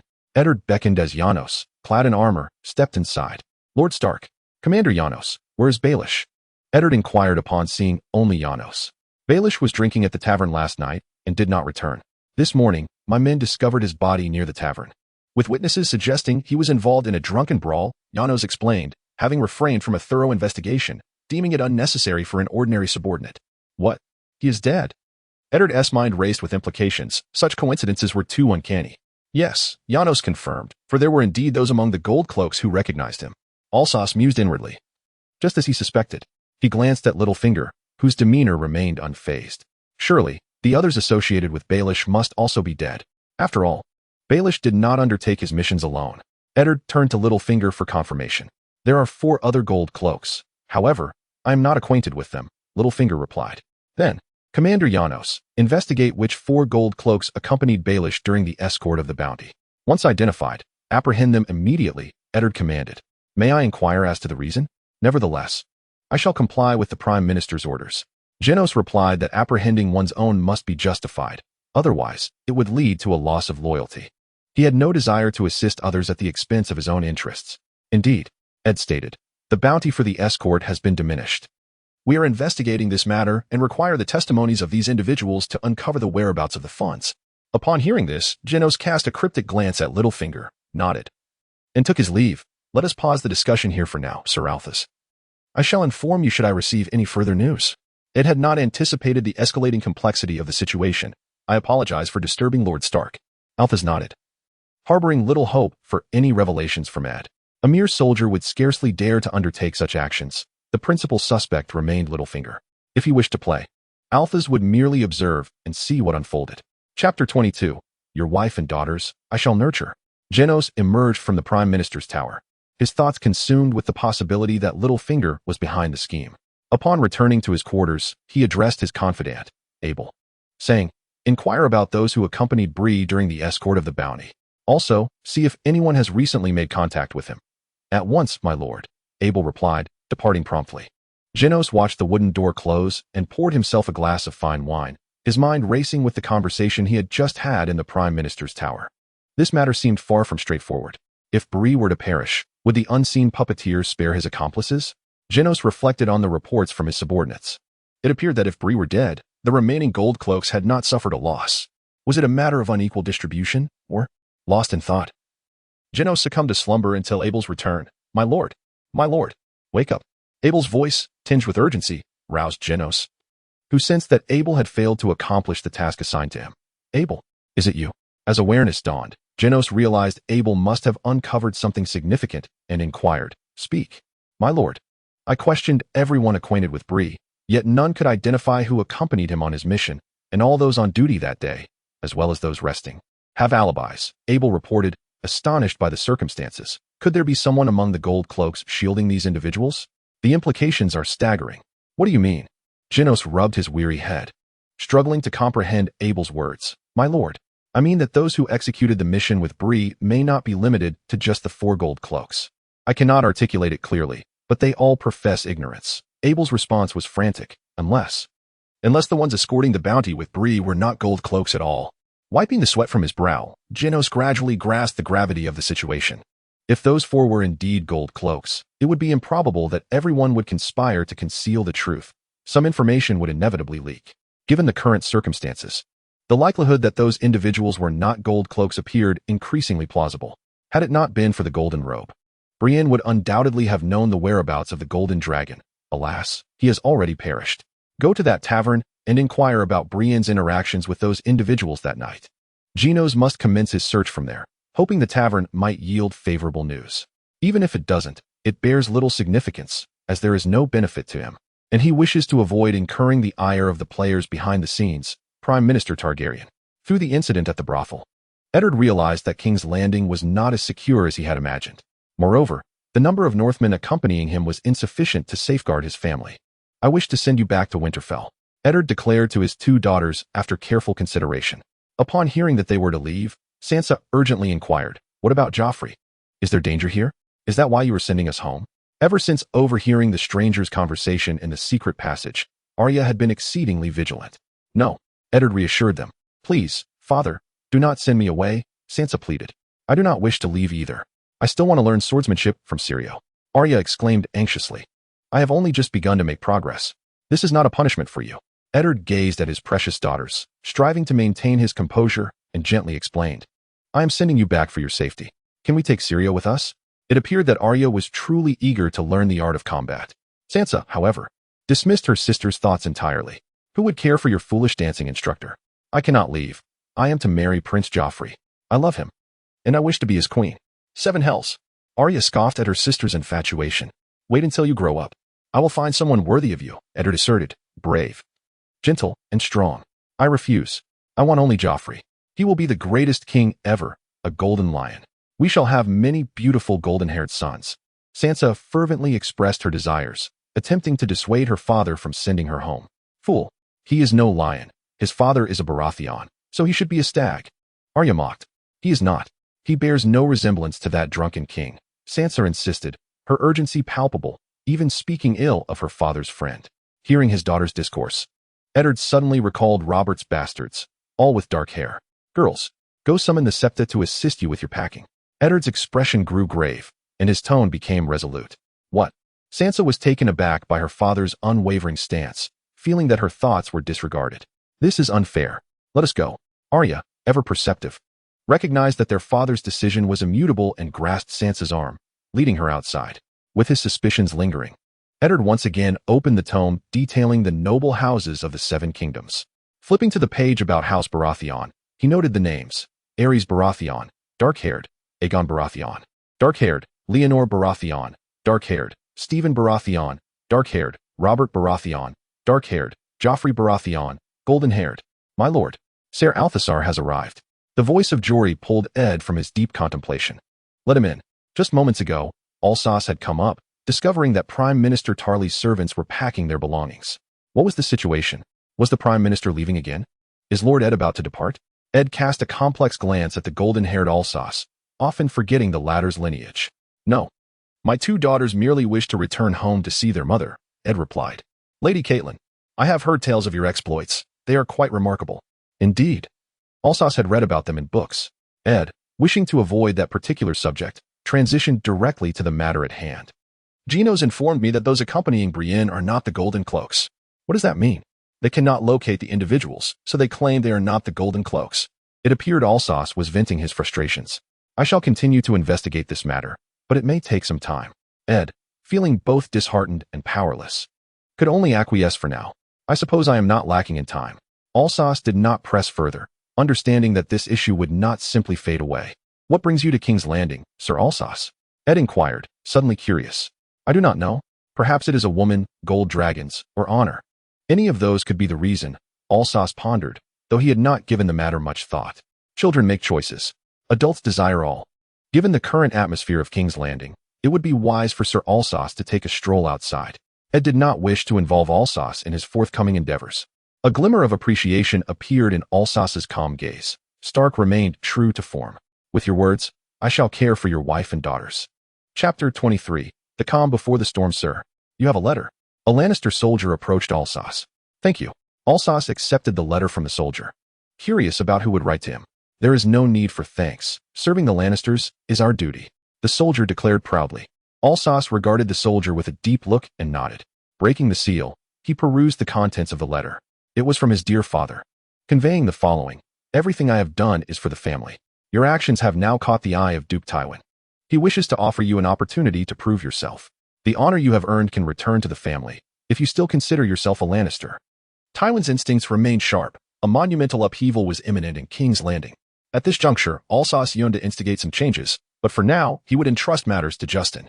Reflecting on the plans for King's Landing, Alsos made his way directly to Justin's residence in the city. Following Robert's demise, some nobles from the Crownlands had rallied under Stannis, including House Macy.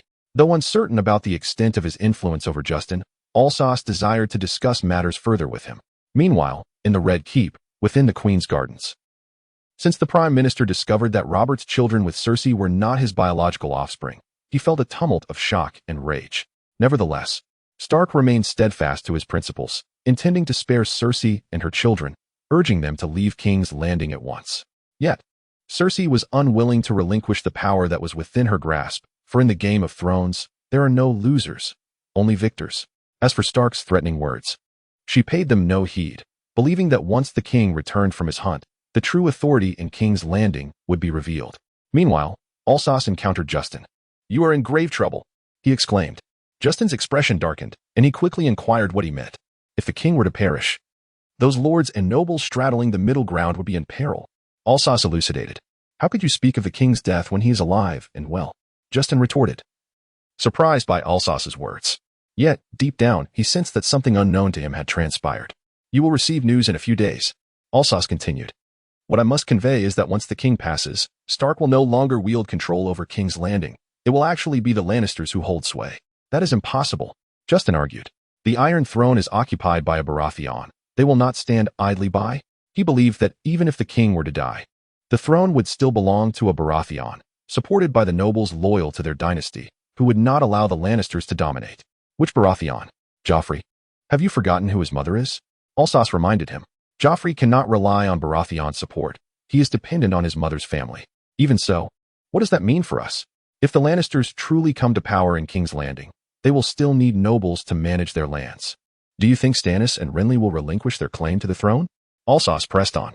Why does Stannis, as the hand of the king, remain on Dragonstone? Surely, you have considered this. He sought to highlight the critical factors that might sway Justin's perspective. This is treason. They would be reviled. Even the Seven would not forgive them. Justin believed that the scenario Alsos described was highly unlikely. Let us entertain a hypothetical. If such a situation were to arise, your position would be quite precarious. What choice would you make then? Alsos attempted to bypass the reasoning and get straight to the crux of the matter.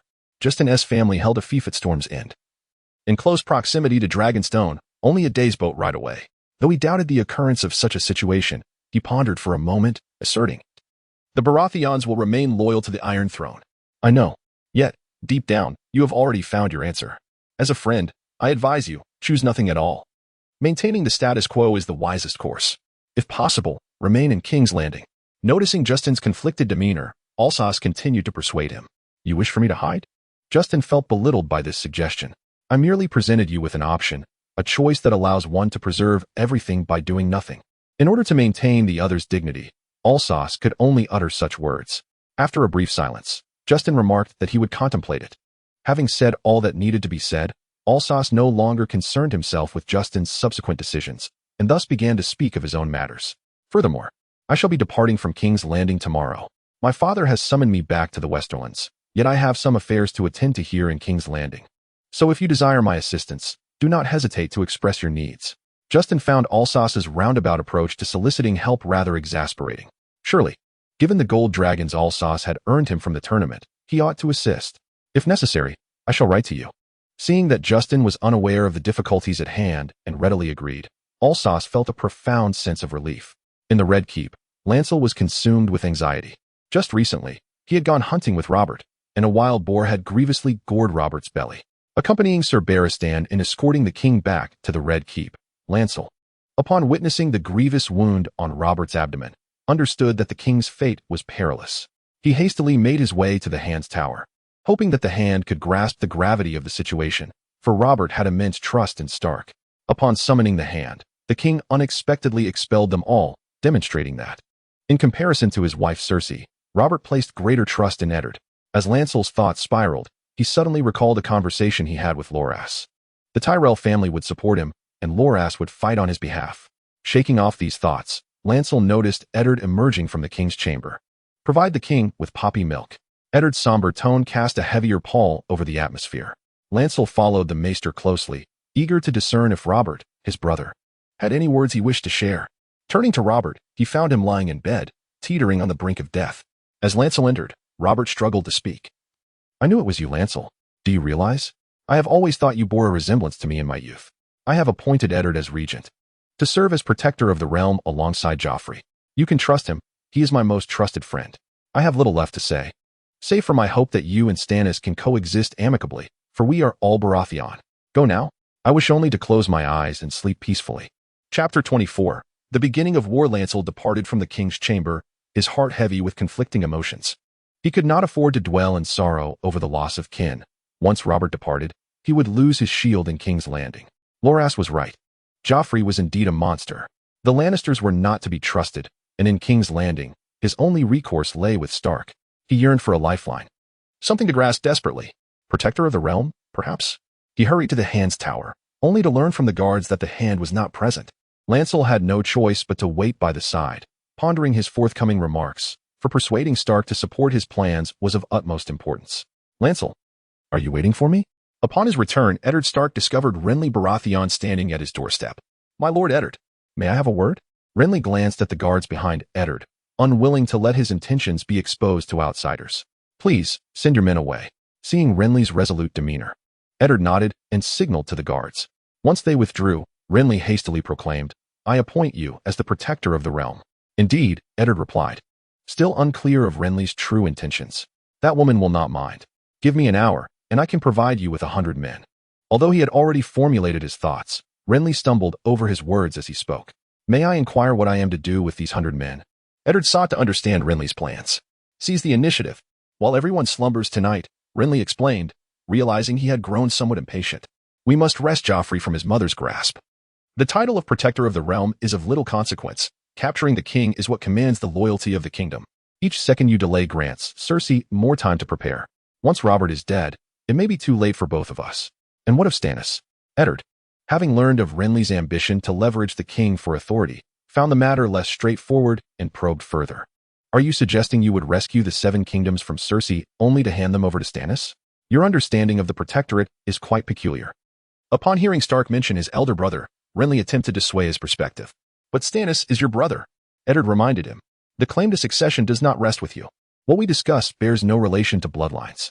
When you rose against the Mad King, did you ever consider the question of succession? Why dwell on it now? Given Eddard's steadfastness, Renly continued, drawing upon the actions of usurpers. What serves the nation best? What is just for the people of the Seven Kingdoms? We all know Stannis' character. He is not beloved, nor will anyone truly follow him. He is unfit for kingship. Yet I am. Stannis is a commendable commander. He has led armies twice, Eddard noted, though he was somewhat taken aback by Renly's assertions. However, he understood that Stannis would not relent easily. Renly's desire to contest the Iron Throne without consideration for the possibility of military conflict was evident. While Stannis engages in battle, you are still playing in the mud. Indeed, everyone knows he is a skilled warrior, just like Robert, Renly remarked, mistakenly believing Eddard was praising his brother. But warfare does not equate to governance. After witnessing Robert's actions, do you still believe that prowess in battle translates to the ability to rule? I shall not commit the atrocity of dragging a terrified child from their slumber amid the chaos of the court in Robert's final moments. Eddard firmly rejected the notion. His principles and the question of succession forbade him from colluding with Renly. With that, Eddard turned away, unwilling to continue this discussion with Renly. As Edd's silhouette faded from view, Renly recognized his own defeat. Without Edd's assistance, he could no longer remain in King's Landing. Perhaps it was time to return to Storm's End, the place where it all began. It was from there that Robert launched his quest for the Iron Throne, transforming the Baratheons into royalty. Indeed, the saying that one person's elevation brings fortune to their kin held true. Both he and Stannis had served as Hand of the King, basking in glory for over a decade, yet now they were to return to their former state? No, he refused to accept such a fate. Having tasted the sweetness of power, how could he relinquish it so easily? Ser Edmure Tully discovered that the Lannister family was gathering an army in Casterly Rock. He dispatched envoys to Casterly Rock, demanding Lord Tywin Lannister clarify his intentions, while simultaneously rallying troops in Riverrun. He sent forth Lord Vance and Lord Pepper to garrison the mountain passes beneath Golden Grove, determined to thwart the Lannister forces' incursion via the Riverlands. Meanwhile, Lord Tywin ordered the brutal slaughter of villages in the Riverlands as retribution for Catelyn Stark's capture of Tyrion Lannister at the end of the Crossroads. His men attacked without displaying banners, raiding villages such as the Actors' Beach, the village of Sheer, and Windtown. Lord Hostert Tully dispatched Ser Mark Peppard, Ser Carl Vance, and Ser Raymond Derry to King's Landing to seek justice for the ravaged towns. Tywin hoped that the acting hand of the king, Ed Stark, would lead an army in response, while he orchestrated an ambush, intending to lure Ed Stark into a trap. By capturing Ed, he believed he could trade him for Tyrion. However, the shifting circumstances in King's Landing prevented Ed from taking the field. Yet, he did not remain idle. He ordered the Riverlands to continue resisting Tywin's advances while notifying the Riverlands, the North, Storm's End, the Vale, and Dorne to mobilize against the Lannisters. Ed would not depart easily before the situation in King's Landing was fully stabilized, especially following Robert's death. Maester Pycelle deemed it unwise to hastily label Tywin as a traitor, yet Ed cared little for his opinions. His heart burned solely with fury against the Lannisters.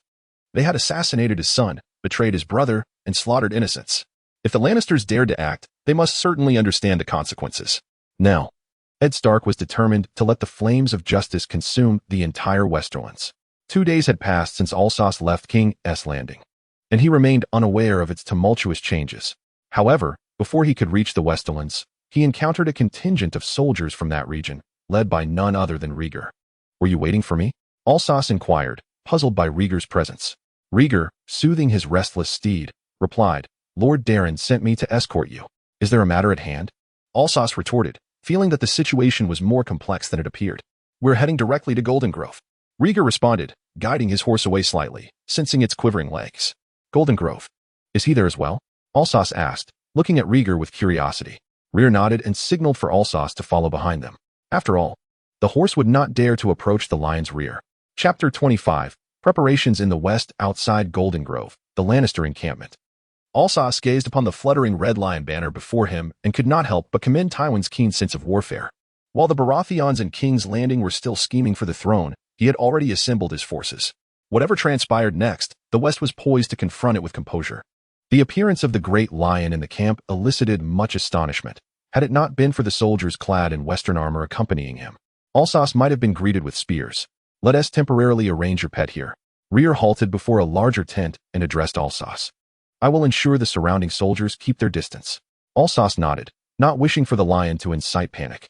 "Do not create chaos here," he murmured, stroking the lion's mane and gesturing for it to remain within the tent. With a reluctant roar, the lion begrudgingly retreated inside. After settling Alsos's companion, Rear escorted him to Darvon's tent. Darvon, who was busy managing military supplies, merely glanced up at Alsos. "I expected this to take longer. When you left, you did so without a hint of reluctance."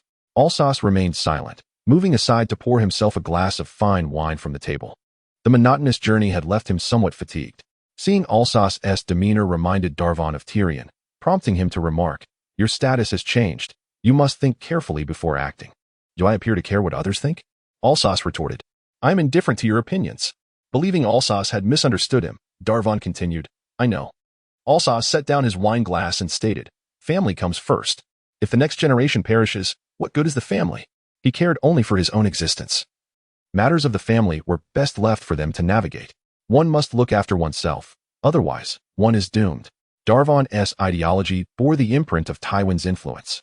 Having grown up under his shadow, because his father, Stiv, was humorously referred to as Uncle Fool by several brothers, Darvon's efforts were exceptional. "You've arrived just in time. Tomorrow, Jaime will lead a contingent on a mission. You shall accompany him." Darvon was keen to avoid further banter with Alsos, sensing a rebellious streak in the younger generation. "What mission?" Although slightly annoyed, Alsos still inquired. "If I do not divulge it, will you refrain from going?" Darvon replied indifferently, returning his gaze to the military affairs at hand. With no power to argue, Alsos had no choice but to exit the tent. Rear stood outside, and upon seeing Alsos emerge, inquired curiously, "You have returned to the family in glory. What plans does the Lord have for you?" "He instructed me to seek out Jaime." As Alsos gazed at the soldiers of the West, he inquired, "Do you know where James is?" Riel shook his head, having just returned and being somewhat unaware of the current situation. Seeing this, Alsos decided to seek out De Huang first. "The Lord has arranged a servant for you." Riel suddenly interjected, "What? This thing can be assigned to others?" Alsos thought to himself in disbelief. "Who is it?" Assuming the individual lacked the ability to refuse, Alsos proceeded to ask. "Stephen from the Chick Hall," Riel briefly replied. Chick Hall, the illegitimate son of the Kref family? Alsos was not particularly familiar with this family, but the fact that he was merely an illegitimate child did not concern him greatly. The only discomfort arose from the notion that a servant might serve as a family spy. "You'd best adapt quickly." Noticing Alsos's reluctance, Riel uttered a nonsensical remark before departing. Reluctantly, Alsos made his way back to the tent designated for the giant lion. "Lord Alsos, I am Stephen, your servant." Alsos scrutinized the boy standing outside his tent, noting his youthful visage and slight frame. "How old are you?" Alsos inquired absent-mindedly. "I am 16 years old, my lord," the boy replied, his tone somewhat anxious, with a glimmer of admiration in his eyes as he looked at Alsos. "Why have you been assigned to serve me?" Alsos continued, curious to discern whether this was his own choice or influenced by other factors. "Because I heard your story from the instructor during my training at the Chick Hall. I aspire to earn the respect of others like you do."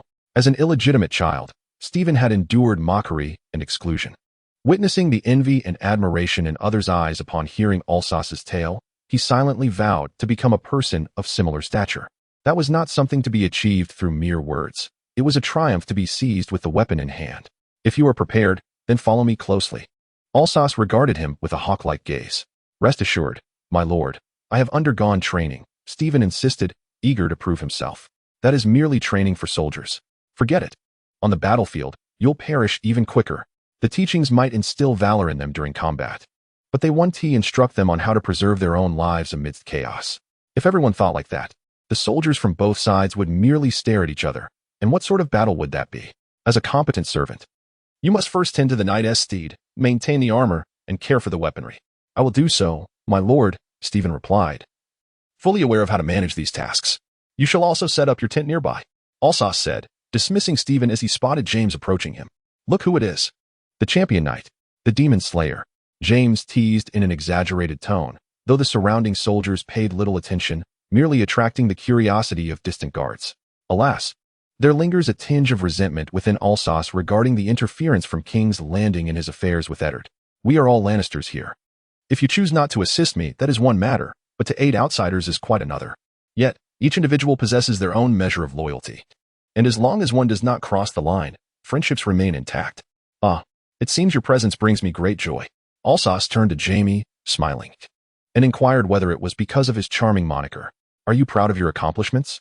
Observing the smile on Alsace's face, Jaime felt an urge to deliver a playful punch. One hopes you are not too disappointed. If you had not intervened, the old wolf would already be dead. Jaime retorted with indignation. Then Tyrion would have perished as well, and I doubt that is the outcome you desire. Sensing the weight of Jaime's words, Alsace struck at the heart of the matter. So, are you implying you are assisting me? Upon hearing the unexpected response, Jaime replied with sarcasm. Perhaps I am aiding Tyrion instead. Alsace remained unfazed. Have you encountered him? Jaime inquired. I suppose not. Chapter 26. Littlefinger's thoughts, Stephen. Fear will not conquer your trepidation. It is by confronting your fears that you shall prevail.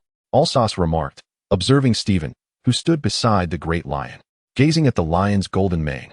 Stephen felt his legs betray him, paralyzed with trepidation, neither daring to advance nor retreat.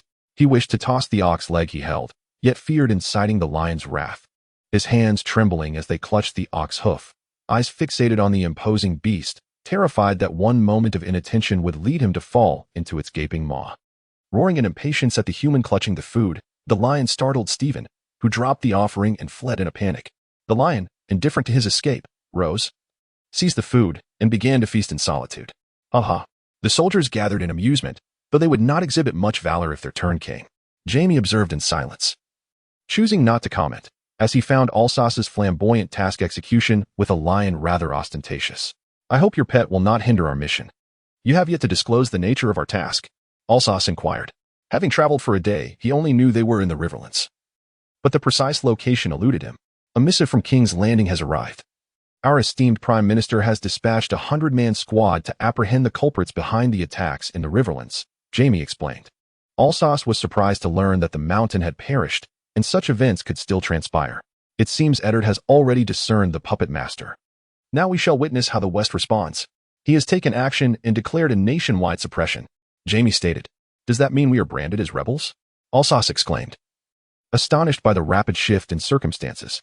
Soon, soldiers from every corner will rally in response, and we shall undoubtedly face foes in overwhelming numbers. Jaime exaggerated, perhaps to gauge Alsace's reaction.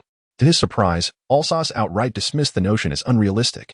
Jaime, perplexed, could not fathom why Alsace would negate the reality of what had transpired.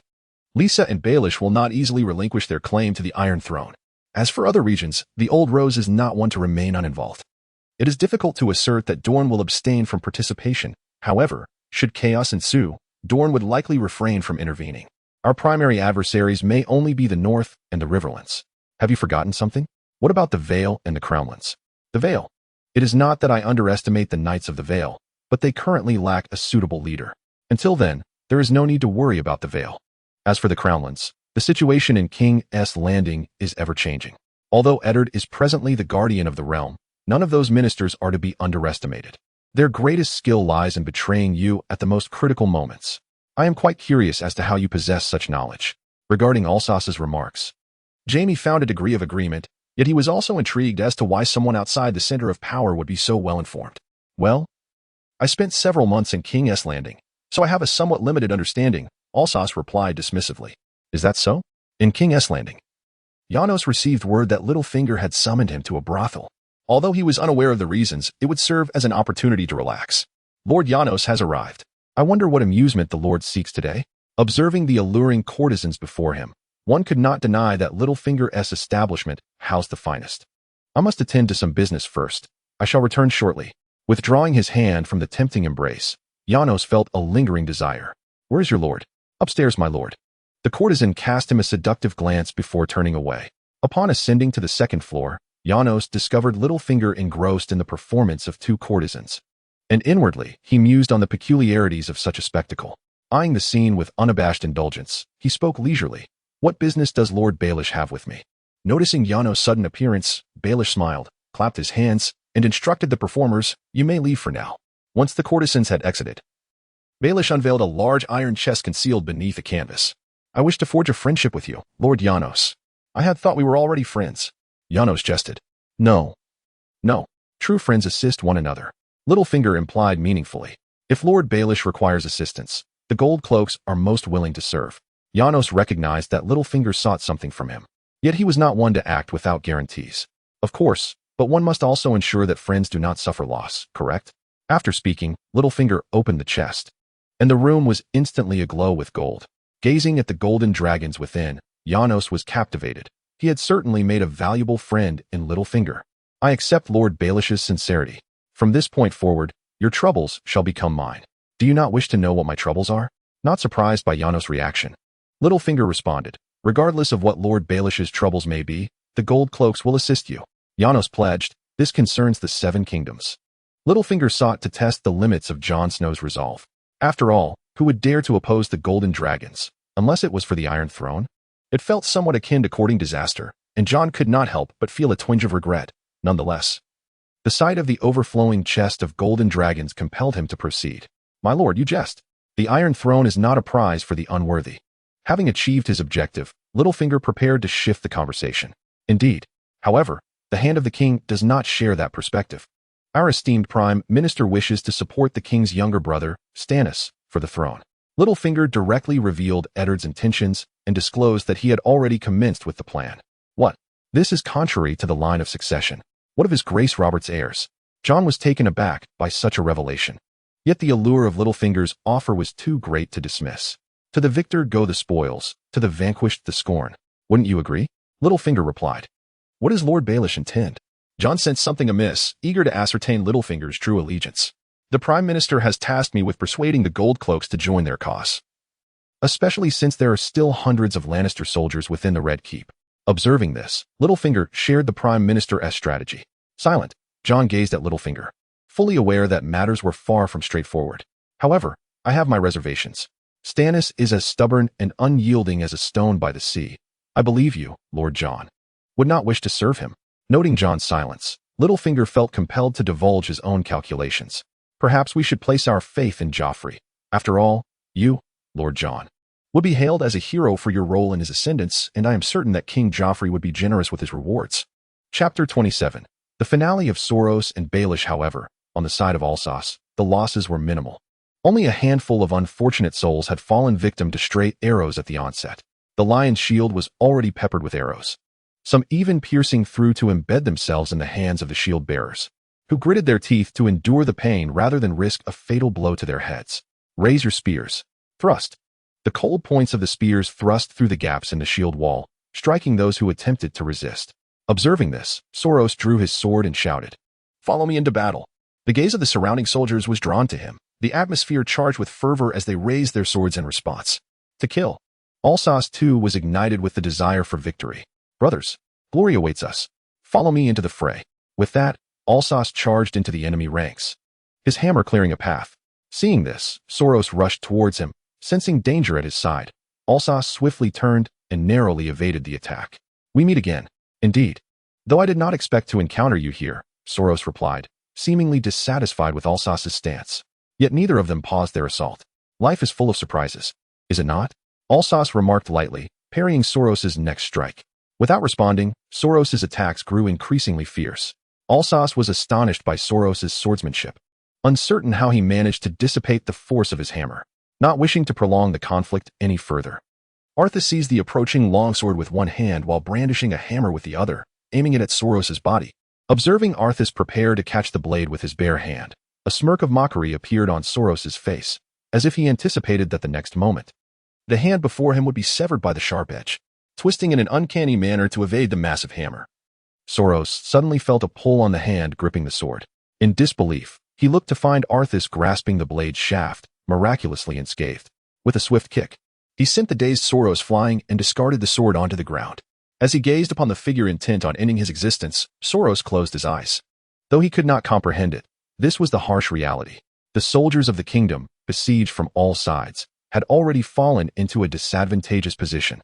Baron Rashamalari had perished at the hands of James during their initial clash, leaving only a handful of knights from the north to contend with him. "My lord, we must retreat," Sir Gladen Weirder exclaimed anxiously, unwilling to meet his demise here. "Soros is already dead. Now we are trapped between two foes. Victory is impossible. What other options do we have for retreat? We are completely surrounded." Although Gladen's desire to flee at such a critical moment irked Beery, he understood that remaining in this predicament would surely lead to their doom. Yet, they found themselves with no escape. The kingdom's soldiers were cornered on the bridge. Near its end, Sir Gladen Weirder gazed down at the crimson-crossed river, an unsettling thought lingering in his mind. Meanwhile, Arthas felt an odd sensation, as if a pair of eyes were fixated upon him from behind. No matter where he turned, the feeling persisted. "My lord, what are you doing?" Stephen, who had been stationed at the rear of the ranks, had been instructed by Arthas to learn how to preserve his life on the battlefield. Watching Arthas lead the charge and bravely slay their foes ignited a fervor within him. What is Lord Arthas doing? Stephen noticed that after dispatching the enemy general, Arthas was scanning the area as if searching for something, compelling him to offer assistance. "Check behind me," Arthas called out to Stephen as he approached, urging him to investigate. "All right." Though uncertain of his lord's intent, Stephen complied. The dark cloak was stained with blood, and the silver armor bore the marks of weapons. "Is there a problem? Have you discovered anything?" Arthas inquired. "What did my lord say?" Stephen, feeling slightly bewildered, reproached himself for having learned too little to comprehend his lord's meaning. "Is there anything unusual?" "And no, my lord, apart from the bloodstains, there is nothing," Stephen reported, reluctantly relaying what he had observed. Arthas grew increasingly perplexed. What could it be?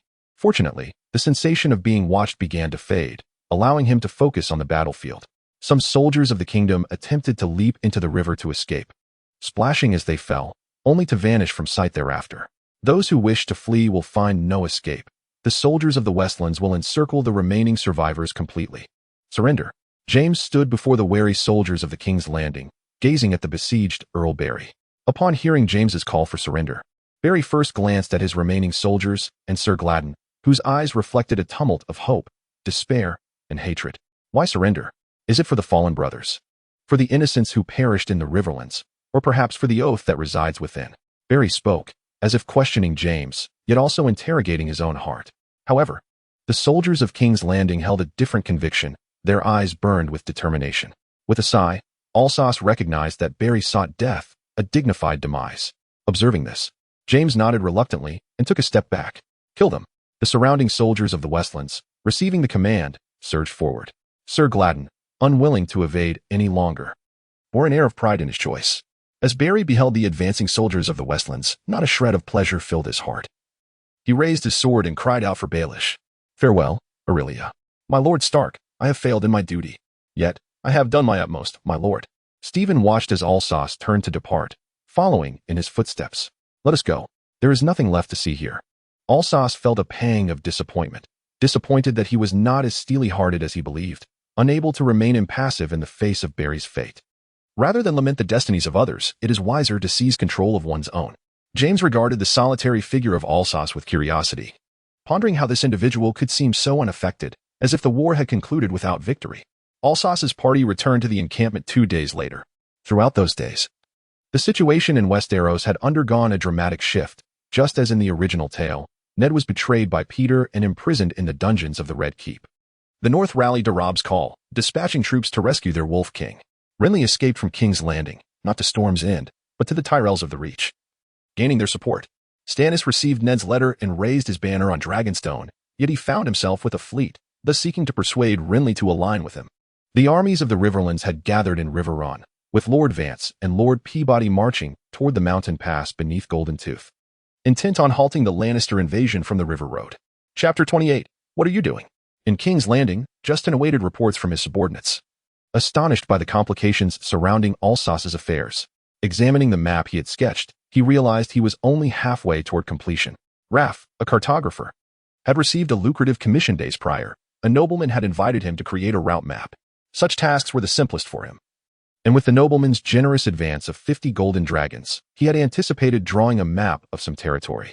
Little did he know, the following day, he was instructed to blindfold himself and was led to a chamber reminiscent of a secret room where he was tasked with sketching out all the interconnected routes within. To expedite the completion of the project, The nobleman assigned him 4 assistants. However, Lav had little faith in their designation as helpers. Yet, for the sake of the Golden Dragon, he remained indifferent to such trivialities. Until one fateful day, he overheard voices emanating from within the walls. Overcome by curiosity, he strained to listen, taking advantage of the absence of others around him. I assure you, this is not poison. Why does no one believe the eunuch? My lord, do not drink so much at once. If I were in your position, I would save the remainder carefully. This has caused many to perish from thirst. What has happened to my daughter? Another voice inquired. The younger one seems to have escaped the castle. Even my little bird is unaware of her whereabouts. The other remains in the Red Keep, but for now, she is not in danger. As for your subordinates, it is rather disheartening to mention. My people were slaughtered, and you merely stood by? One individual exclaimed in anger. If given the chance again, I would act the same way, my lord. I am unarmed and surrounded by elite soldiers. Do I appear to be a hero? What were you thinking to directly tell her? You know the lineage of her child. The madness of mercy gave her a chance to save her offspring. Ah, the children. It is always the innocent who suffer. It was not the wine that killed Rob, nor the wild boar. The fine wine merely slowed his movements, and the boar only tore his body apart. The true cause of his demise was your so-called mercy. I believe you realize you cannot escape death now. What are you doing? The cartographer, fully engrossed in eavesdropping on the conversation within the walls, was startled into a cold sweat by the sudden appearance of the nobleman behind him. Turning to face his employer, the cartographer stammered.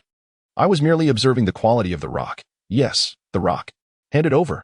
Justin commanded, gazing at the timid cartographer. Why yes, my lord, the cartographer replied, trembling as he handed over the drawn route map. Upon receiving the map, Justin unfolded it to inspect the contents, which were nearly complete. He then inquired, how much is still lacking? There is one more line remaining, my lord. The cartographer nervously responded, fearing the nobleman's scrutiny of his previous actions.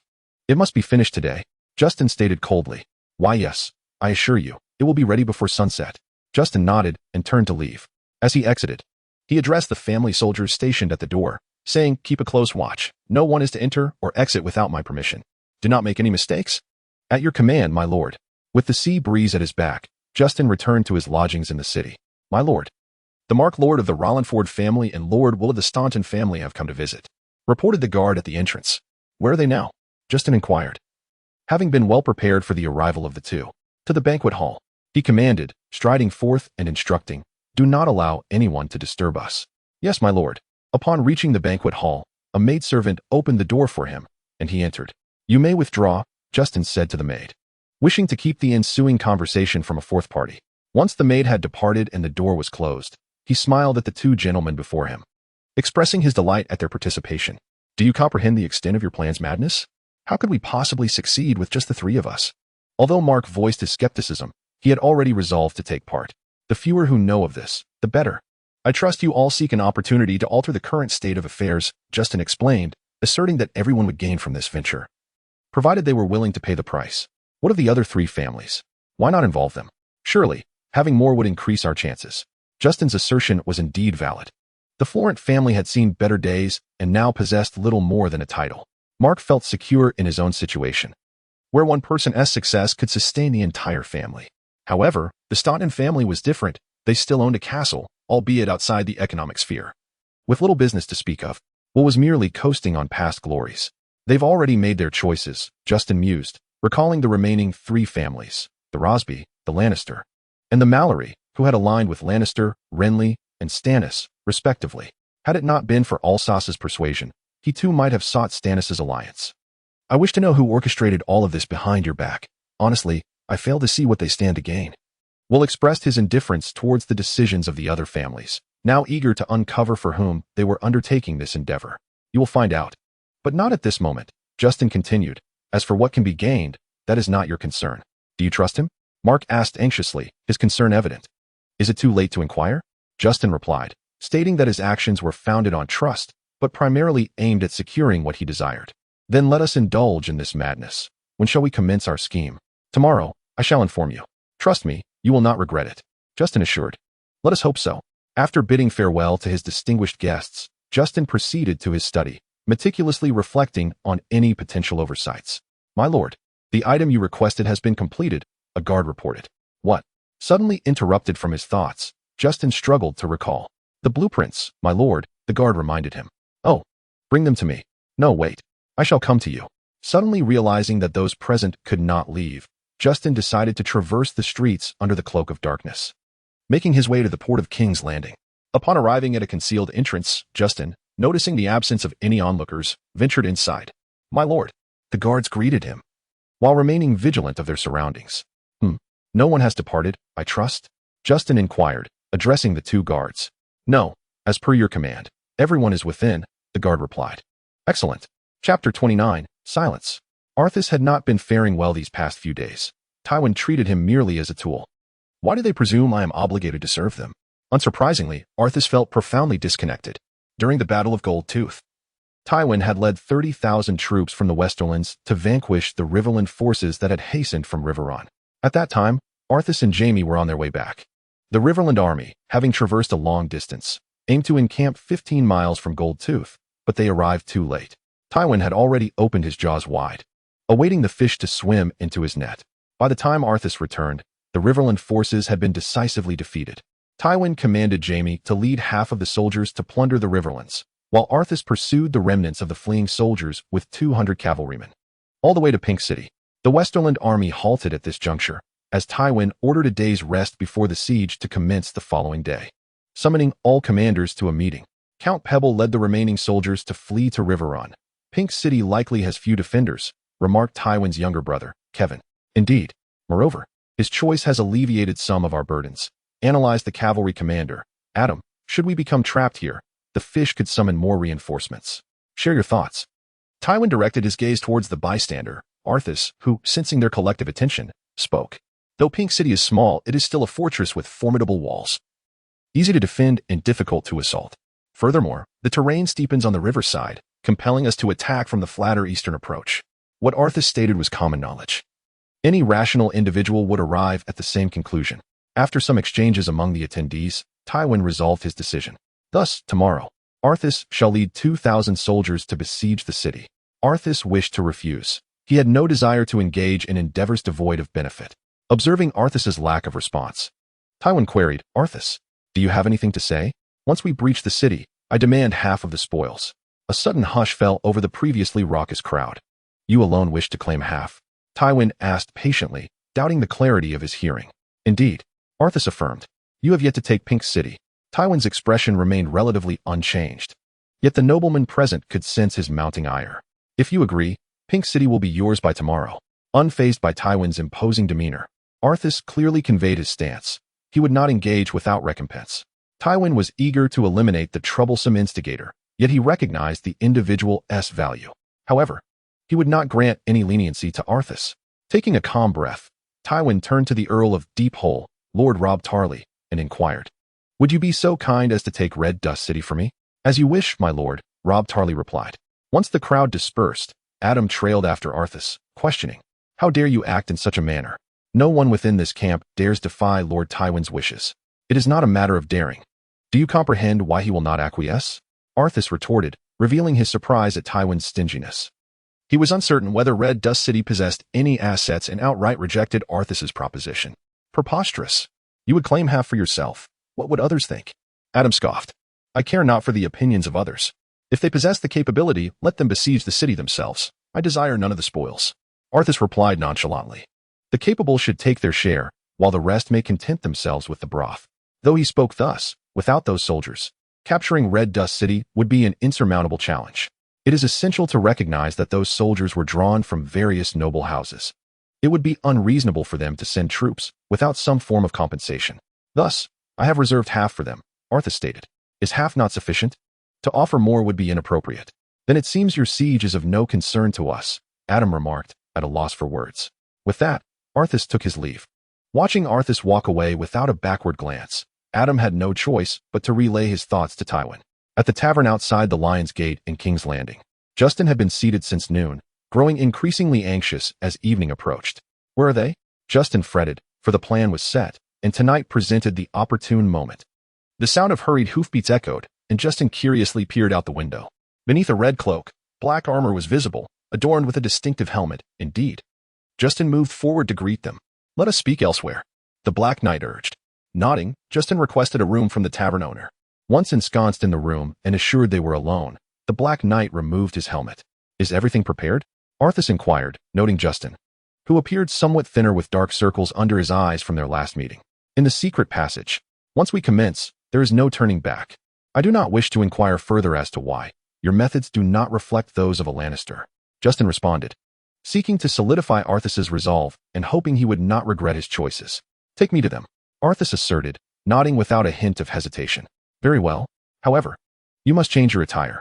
Arthas shed his armor, donning simple garments and draping a cloak around his face, resembling an exotic assassin. Positioned behind Justin, he appeared as a vigilant protector. The two mounted their horses and refrained from entering the city. Instead, they circled around to the Blackwater River, following its course until they reached a port, where the two entered one of the wooden cabins. The air was thick with the scent of salted fish. Alsos gazed at the two individuals before him, a middle-aged man with brown hair and a young man with black hair. These were Markell Ford and Wells Thornton. Justin introduced them, declaring, "This is the person you wish to meet. Alsos Lannister." "Lannister, have you lost your mind? What? Why did you bring him here? What on earth are you doing, Justin?" The two were utterly perplexed. How could their actions warrant the attention of a Lannister? Was Justin truly insane? Having plotted for so long, only to take this course now? Seeing your reaction does not surprise me in the least. Justin chuckled. Were you not curious about whom I serve? Have you forgotten who killed the mountain? It was you who chose to show me goodwill. Observing the fluctuating expressions on their faces, Justin queried, "Surely, you do not wish to retract your decision, do you? Mark, I need not explain why your family has fallen to such depths. Wells, Count Simon perished in his prime to protect you." Silence. Chapter 30. Kill him. Wells was loath to speak of his father. The bloody scene from his childhood had instilled a deep-seated fear of the mountain within him, leaving a substantial shadow in his heart. Yet, the seeds of hatred had long since sprouted, now towering like a great tree, encompassing his loathing for the Lannisters behind the scenes as well. "I care not what thoughts you harbor. You must understand why you find yourselves here. Since your choices have been made, do not hesitate like cowards." Alsos regarded the indecisive pair with an impassive expression. Mark, unlike Wells, was less resolute. His animosity towards the Lannisters was not as intense. The true architect of his family's decline had been removed by Alsos, leaving him in a state of inner turmoil. Noting the uncertainty etched on their faces, Justin sought to bolster their resolve, stating, "Alsos is not Tywin. He had no part in the decisions made back then. Moreover, once we succeed, we shall restore the glory of your family, perhaps even surpass it." Having spent considerable time with Alsos, Justin had gleaned insights into his ambitions. Given that Alsos was a person of lofty aspirations, once he took flight, his future accomplishments would surely be remarkable. The determination in their gazes intensified, no matter Alsos's nature. The state of their family must change, lest they be consigned to oblivion in the annals of history. Alsos represented their opportunity, a most unexpected chance to engage with the heart of power. "I shall join," Mark declared first, feeling he had little to lose. Why not gamble what remained of his life for himself? Regardless of whether he was a Lannister, he yearned to dwell in his own castle with endless golden dragons, an abundance of food, reclining beside a roaring hearth, holding his beautiful wife, while watching his children frolic nearby. "I shall join as well." Will is burdened by an abundance of concerns, for he is a man with his own domain, contemplating matters from all angles and fearing the loss of everything should he encounter failure. He recalls his father's admonition to never relinquish the training of his swordsmanship, for it serves not only as a means of protection but also as a display of one's prowess, a warning to those with ill intentions. Gripping the hilt of his sword, he cannot remember the last time he truly wielded it. Perhaps it is time for him to revisit his skills. Encouraged by their resolute determination, Arthas turns to Justin and commands him to commence. Justin nods in acknowledgement and opens a nearby chest, drawing the attention of the others to its contents, several sets of black armor. As night falls, they must hasten their preparations. The armor fits remarkably well, and Mark feels the flexibility of his limbs. Noticing a silver gleam on Will's chestplate, he realizes his own armor bears a similar emblem, resembling a badge. Once they are fully armored, Arthas gazes upon the initial members of the Silver Hand. Donning this armor signifies that your words and actions represent the Silver Hand. Let us depart. Mark and will exchange glances, having never heard of this term, and the moment offers no opportunity for deeper inquiry. In the dead of night, torches flicker atop the castle walls. Under the cover of darkness, the group follows the wall toward the heights of the Red Keep, traversing the rugged terrain of the Iron Hills. To avoid detection by the sentinels on the walls, they maintain silence, trailing closely behind Justin, who leads the way. Upon reaching the base of the Red Keep, Arthas gazes up at the epicenter of power on the continent, aware that a significant upheaval awaits with the dawn. The map. Upon their arrival at the secret passage, Arthas instructs Justin to unfurl the map. The passage is divided into 4 sections, leading to the Megrith Tower, the White Sword Tower, the Prime Minister's Tower, and the dungeon. Before we rescue the Guardian of the North, it is prudent to avoid unnecessary complications and ensure no witnesses remain. The group shares a consensus, nodding in agreement. Once inside the passage, refrain from calling one another by name. Beware of the little ears that may be listening. Arthas cautions. Uncertain if the 8-legged spiders have noticed their presence, he does not wish to be under constant scrutiny. Taking up torches, Arthas follows the path indicated by Justin, his sword ready in hand to confront any adversaries that may reveal themselves. In a dimly lit chamber, a disheveled middle-aged man fumbles with his water flask. Realizing he can endure for only 2 more days with the remaining water, he reflects on his former glory, a position just beneath the pinnacle of power. However, everything changed after Robb's death, most critically due to the betrayal from the Tullus. Even now, he struggles to comprehend why he chose the Lannisters. Lost in thought, he recalls his earlier conversation with Varys. Eddard has languished in the dungeons of the Red Keep for several days. Were it not for Varys delivering water on 2 occasions, he might have perished from thirst before facing trial. However, this individual harbors his own ambitions, which can be inferred from his discourse. What intentions does Varys, a non-native, truly possess regarding this realm? A eunuch seeks to compel me to confess to crimes I did not commit. The fault lies with them. Yet, what of my daughters? What is their current plight? Sansa is ensnared by Cersei, and although Arya has vanished, does she still survive amidst the treachery of King's Landing? Perhaps I ought to sacrifice my honor for the sake of my daughters. Eddard gazed towards the cell door, the sound of heavy footsteps resonating outside. It was not until the flickering light of flames seeped through the crack that he realized he was not imagining it. Why have you returned? Is there something left unsaid? Eddard queried, perplexed, as he cast a glance towards the doorway. The torchlight illuminated the figure at the entrance, revealing a bald head that was unmistakable. Lord Stark, do I appear to be here of my own volition? Varys replied, exasperation apparent as he spread his hands, conceding the threshold. Eddard failed to grasp his meaning. Silently regarding the darkness beyond the door, the flickering flames cast their glow upon the cold steel, resembling a valiant warrior clad in armor. For a moment, he could not discern the origin of the soldier, as no insignia adorned his garb. For individuals entered, their armor identical, leading Eddard to assume they were merely guards. To his astonishment, the command resounded, kill him. To avert any unforeseen circumstances, Alsos resolved that eliminating the spider was the safest course. This man, while alive, could exchange intelligence with anyone, and no king could truly control him. Moreover, Alsos was uncertain how to deal with him. Should he threaten him and then release him? No. For the sake of a more manageable future, it would be prudent to offer him to the 7 gods. Wait, Varys exclaimed in terror, realizing he was the intended victim. Having assumed Eddard was their target, the dread of death flooded his thoughts. This was a matter of silencing him. He could not perish. He did not wish to die. His plans had yet to come to fruition. He ought not to meet his end here. Do not kill me. What must I do for you to spare me? I can ensure your safe passage out. Chapter 31. Hagar, alas, you are simply unfortunate. Alsos observed Varys, the master of whisperers of the 7 kingdoms, pleading for mercy, without a shred of compassion. Mark harbored no objections to Varys's demise, as it had been agreed that no survivors would remain. Thus, when Alsos issued the command, he approached Varys without hesitation, relishing the sight of the beseeching minister kneeling before him, and with a swift motion, he severed the man's throat with a single stroke. Avoiding the splatter of blood, Mark noted the eyes of Varys filled with resentment, disbelief, and fury. The master of whisperers, the spider, Varys, was thus eliminated. Now, aside from the silver hand, no one would be privy to the secrets of the Red Keep. Gazing at Varys's lifeless body, Eddard was suddenly overcome by a sense of shared sorrow. Perhaps his own time was dwindling as well. Who are you? Ed was filled with questions, utterly ignorant of their intentions.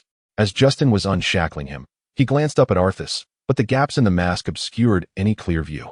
Noticing that 3 of the 4 were fixated on the same individual, Ed realized that this was their leader and inquired once more. I seem to have never seen your emblem. Who are you, and to which faction do you belong? Allies of Justice. The Knights of the Silver Hand.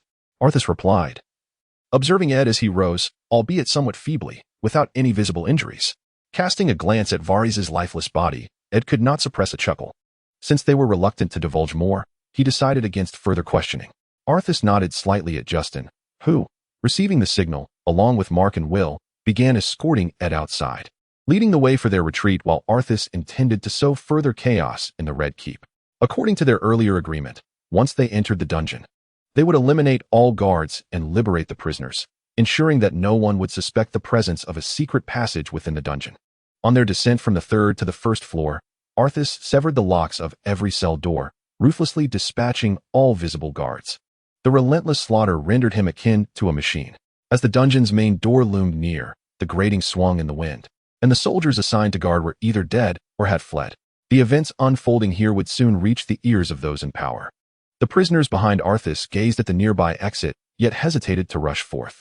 Although many wielded the weapons of the guards, they were filled with trepidation at the sight of their blood-soaked savior. What are you waiting for? Arthas turned to them. If you do not flee, you will not fulfill my objective. Are you planning to stay? Arthas took a seat at a nearby post, indifferent to their plight.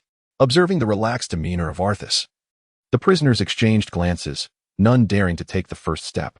However, the instinct for survival soon prevailed, and realizing that no one was hindering them, the panicked prisoners dashed for freedom, exhilarated at their escape from hell, filled with joy at being spared. A formidable stranger. Someone owes you a life. If you desire, utter a name, and I shall have him serve the Red God, Jaqen Hellgar declared, sensing some magical traces emanating from Arthas. Yet he was unlike any priest he had encountered before, unfamiliar with the Red God, the Seven Gods, the Old Gods, the Drowned God, or the Faceless God. In this character, Jaqen was reluctant to incur a debt of gratitude. Arthas found this interaction peculiar, not merely due to meeting Jaqen here, but rather because he had expected the Faceless God. When did you alter your faith, Jaqen Hellgar? Arthas remarked, observing the astonishment etched on Jaqen's face, secretly reveling in his own cleverness. Though you wear a helmet, I swear I have never seen you before. Only the dead and clients have encountered you, and each time they saw a different visage. You just mentioned a name. You wish to send him to meet the Red God, correct? Arthas once again reaffirmed that he, after all, had certain individuals he would rather not deal with personally. Of course, speak the name, and let death descend. No matter who it is, Jaqen is exceedingly confident in his ability to fulfill the task. Arthas uttered a name, one whose identity made it unsuitable for him to take direct action. It would be ideal if Jaqen could eliminate this individual. Jaqen furrowed his brows, sensing that the identity of this person was somewhat beneath the worth of another's life. Having watched the television series, Arthas was somewhat familiar with Jaqen and thus spoke. If you do not wish to proceed, we can choose another. Jaqen was taken aback by this unexpected opportunity, which aligned perfectly with his desires. Jaqen Hellgar, please assist me in eliminating him, Arthas said with a mischievous grin. Who? Jaqen momentarily failed to grasp the implication of the words. Jaqen Hellgar, Arthas reiterated, eager to see if he would yield. Jaqen's face was a mask of panic. Never had anyone managed to outmaneuver him, and he did not anticipate such a predicament. What to do now? I implore you to retract the name. This individual is beyond my capabilities. Jaqen replied with a bitter smile. Forced to concede, two names must be chosen. Arthas did not genuinely wish to kill him, but Jaqen had to assist in eliminating Cersei. Understanding that reconciliation was impossible, Jaqen reluctantly acquiesced to his demands. Watching Jaqen depart, Arthas breathed a sigh of relief. Once Cersei was dead, no one could impede Joffrey's self-destruction. The Red Keep was already in disarray, with escaped prisoners, frightened servants, and soldiers striving to restore order. Amidst the chaos, Jaqen blended in, vanishing in the blink of an eye. Bong, bong, bong. The newly appointed Kingsguard Sandor was vigorously banging on the door of the Queen Mother's chambers. Enter. Cersei's voice resonated from behind the door. The keen-eared Sandor pushed the door open and stepped inside. The dungeons have been compromised. The prisoners have escaped, Sandor quickly reported. Although he was unaware of the events that had transpired within, yet many significant captives resided there. On the opulent royal bed lay a half-naked beauty, who was not displeased by the hound's interruption, but upon hearing of the dungeon incident, she suddenly grew anxious and immediately dispatched someone to protect the king and restore order to the Red Keep. Notify the city guard commander. As you command. As the door closed, Cersei's naked form was fully exposed, and she kicked aside the deeply engaged Lancel, suddenly losing interest in him. Rising from her tender embrace, Cersei poured herself a glass of exquisite wine. Lancel, having tasted forbidden fruit, gazed at Cersei's alluring figure and could not resist drawing closer. You should leave, Cersei declared, feeling exasperated by her oblivious nephew, her tone leaving no room for refusal. Sensing that Cersei was not in the mood, Lancel reluctantly halted, donned his garments, and departed under the scrutinizing gaze of the soldiers at the entrance. To his surprise, after a brief interval, Lancel returned. and the guards of the chambers did not impede his entry. I told you, I am not interested right now. Cersei frowned as she regarded Lancel's reappearance. It's quite chaotic outside. Lancel was visibly terrified, nervously expressing his fears while drawing closer to Cersei, as if he could find a semblance of safety only in the presence of this relative who was also his lover. Chapter 32. The quelling of chaos. The turmoil within the Red Keep was swiftly suppressed, with all prisoners attempting to flee either being slain on the spot or kneeling in surrender. Sandor learned from their accounts that a figure clad in black armor had liberated them, a person who had been incarcerated alongside them prior to their release. After pondering this for some time without resolution, Sandor dispatched someone to investigate the dungeons and locate Eddard Stark while he himself turned to search the vicinity of the dungeons. A sense of intuition gnawed at Sandor. The intruder had not departed and was certainly not within the dungeons. He remained perplexed by how one could infiltrate such a complex prison system. According to the guards, the disturbance had originated from the lowest level. Lord Stark had vanished, and they had discovered the corpse of Lord Varys, the Master of Whispers, below. Soldiers who had just escaped the dungeons reported their harrowing findings in a state of panic. Varys, how could he possibly be there? Sandor was bewildered, as the intricacies of the dungeons suggested that this should have been a straightforward mission to rescue Stark. Yet, with Janos having secured the main entrance to the Red Keep, where could Stark have fled? Send men to search the Prime Minister's tower, Sandor instructed his subordinates without turning, and the soldier following him departed swiftly. Just as he was about to inspect Varys's body in the dungeons, Sandor suddenly halted, as if recalling something urgent. He brusquely pushed aside the soldier blocking his path and charged toward Maegor's holdfast. The bewildered attendants watched Sandor's retreating figure, lost in confusion about their next course of action. Aside from Sandor, the other Kingsguard were stationed at the entrance to King Joffrey's chamber.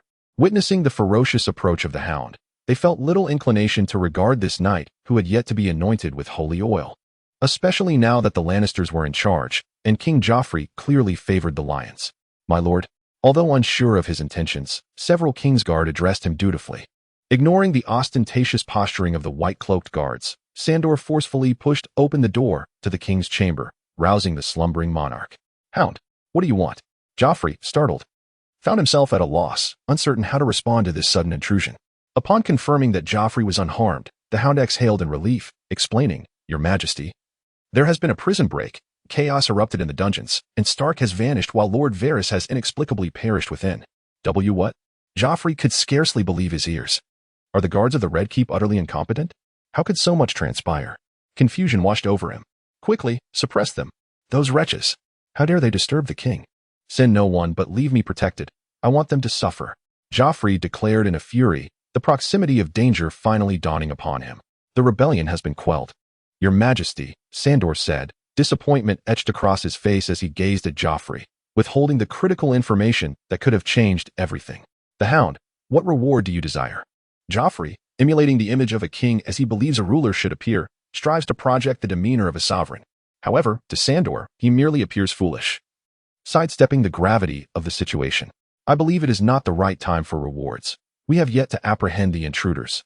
They may still be within the Red Keep, Sandor firmly states. Then how many of them are there? Joffrey, growing anxious, instinctively seeks something to grasp in order to alleviate his mounting pressure.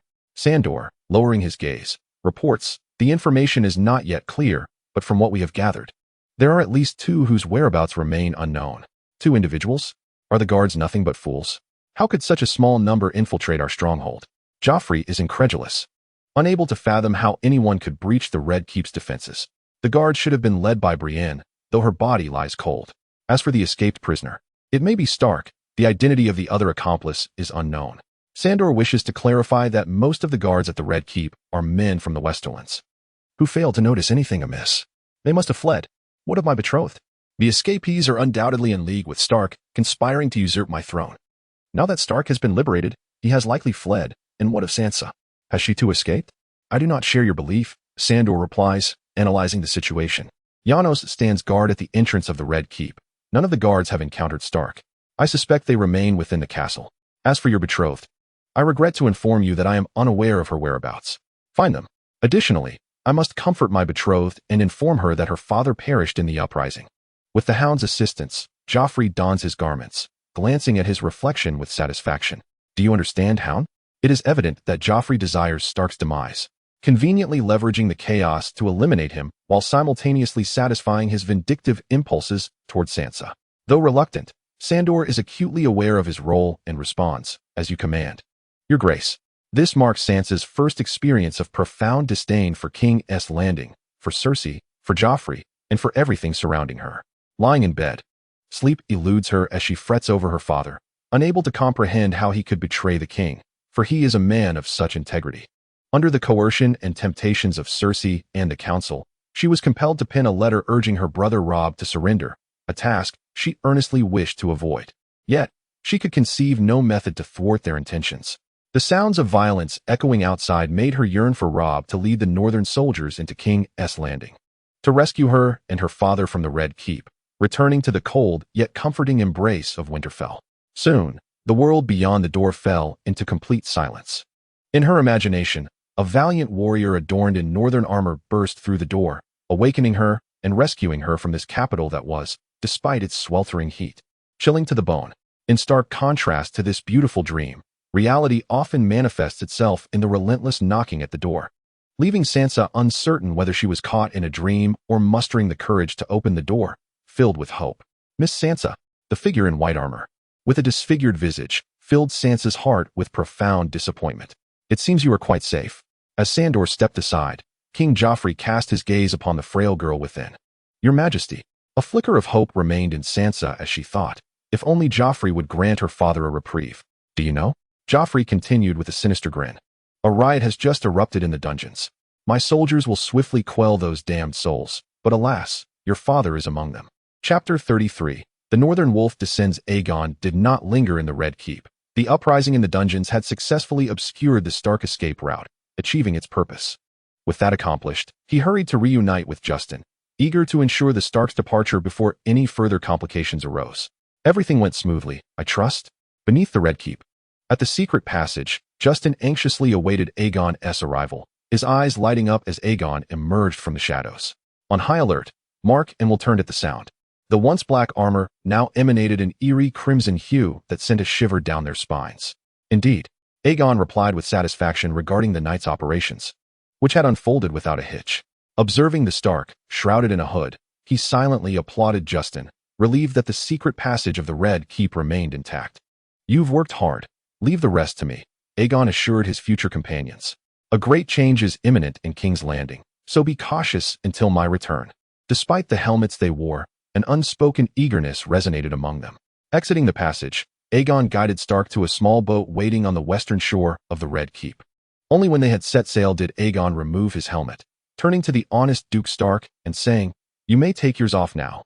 Stark, the Guardian of the North, hesitated momentarily before removing the cloth covering his head, rubbing his eyes as they adjusted to the light, incredulously staring at the figure before him. "It is you." Eddard turned to survey his surroundings, inhaling the air of freedom. As he comprehended his current predicament, a notion arose within him that perhaps he was dreaming. "You wish to save me?" Noticing the absence of shackles and restraints, Eddard sought to ascertain the intentions of this individual. "It is quite evident, is it not?" Under the moonlight, Aegon perceived the myriad of expressions on Eddard's face, doubt, skepticism, and glimmers of hope all entwined within one countenance. Why? Eddard struggled to comprehend what could possibly motivate a Lannister to rescue a Stark. "So that I may live without regret while I still draw breath." Alsos raised his gaze to the night sky, where a myriad of stars, faint yet luminous, illuminated the entire world, reflecting like a painting upon the undulating sea. While small boats appeared to traverse the Milky Way, Ed shook his head in disbelief, taken aback by Alsos's response, yet he could not fathom his thoughts. Aware that Ed would struggle to comprehend, Alsos chose not to elaborate further. By now, it was likely that Robb had led the northern forces to the city of Riverrun. However, to safeguard his interests, Walder would not easily permit the northern soldiers to cross the river, unless Robb were to ally himself through marriage with his daughter, thereby forging a close bond between their families. Before my departure from King's Landing, Tywin had already split his forces. One contingent, led by Jaime, was advancing directly towards the city of Riverrun, while Tywin himself commanded another force heading to Harrenhal to obstruct the northern advance along the King's Road. If all went according to plan, after Robb crossed the Green Fork, his army would divide. The main force from the north would proceed towards Riverrun via the Bay of Crabs, while another faction would descend the King's Road to draw Tywin's attention. Alsos recounted the impending events, though they had yet to transpire, sounding as though they were already a reality. Ed was perplexed by how clearly Alsos could analyze the situation. nearly convincing himself of its certainty. Aware that Ed was unlikely to accept his assertions at face value, Alsace shifted the conversation to the perilous circumstances currently facing the north. You mentioned that the Northern Army has already moved south. Might the sea monsters take advantage of this? He queried. In contrast to the barren lands of the north, they would surely prefer the opulence of the west. Ed countered, conceding that it was indeed a possibility. Yet the fact that Balan's only son remained a hostage in the north diminished the likelihood significantly. Once Theon earns Rob's trust and returns to the Iron Islands, you will understand the movements of the sea monsters, Alsace remarked with a subtle smile, adding, the most improbable events often surprise us once they unfold. Are you suggesting I should prevent Robb from advancing south? Will he trust Theon? Ed pondered. However, Balan was not to be trifled with. I wish for you to head north and pay heed to the wildlings beyond the wall. I have heard that the free folk have gathered 100,000 strong, seeking to cross the wall. Do you believe that the mere hundreds of crows perched upon it can withstand giants? Alsace aimed to keep the north free from conflict, allowing them to focus on the dead beyond the wall.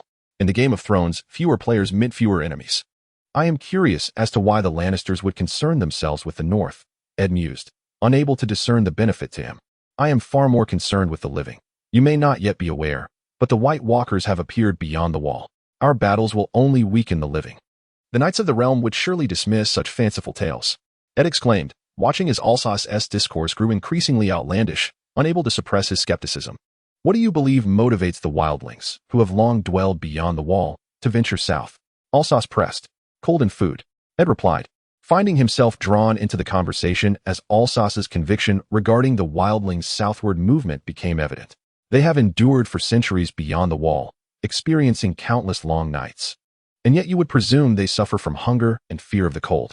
While there may be some merit to the analysis of the White Walker, Ed, it is imperative that Arthas does not allow him to maintain such a notion.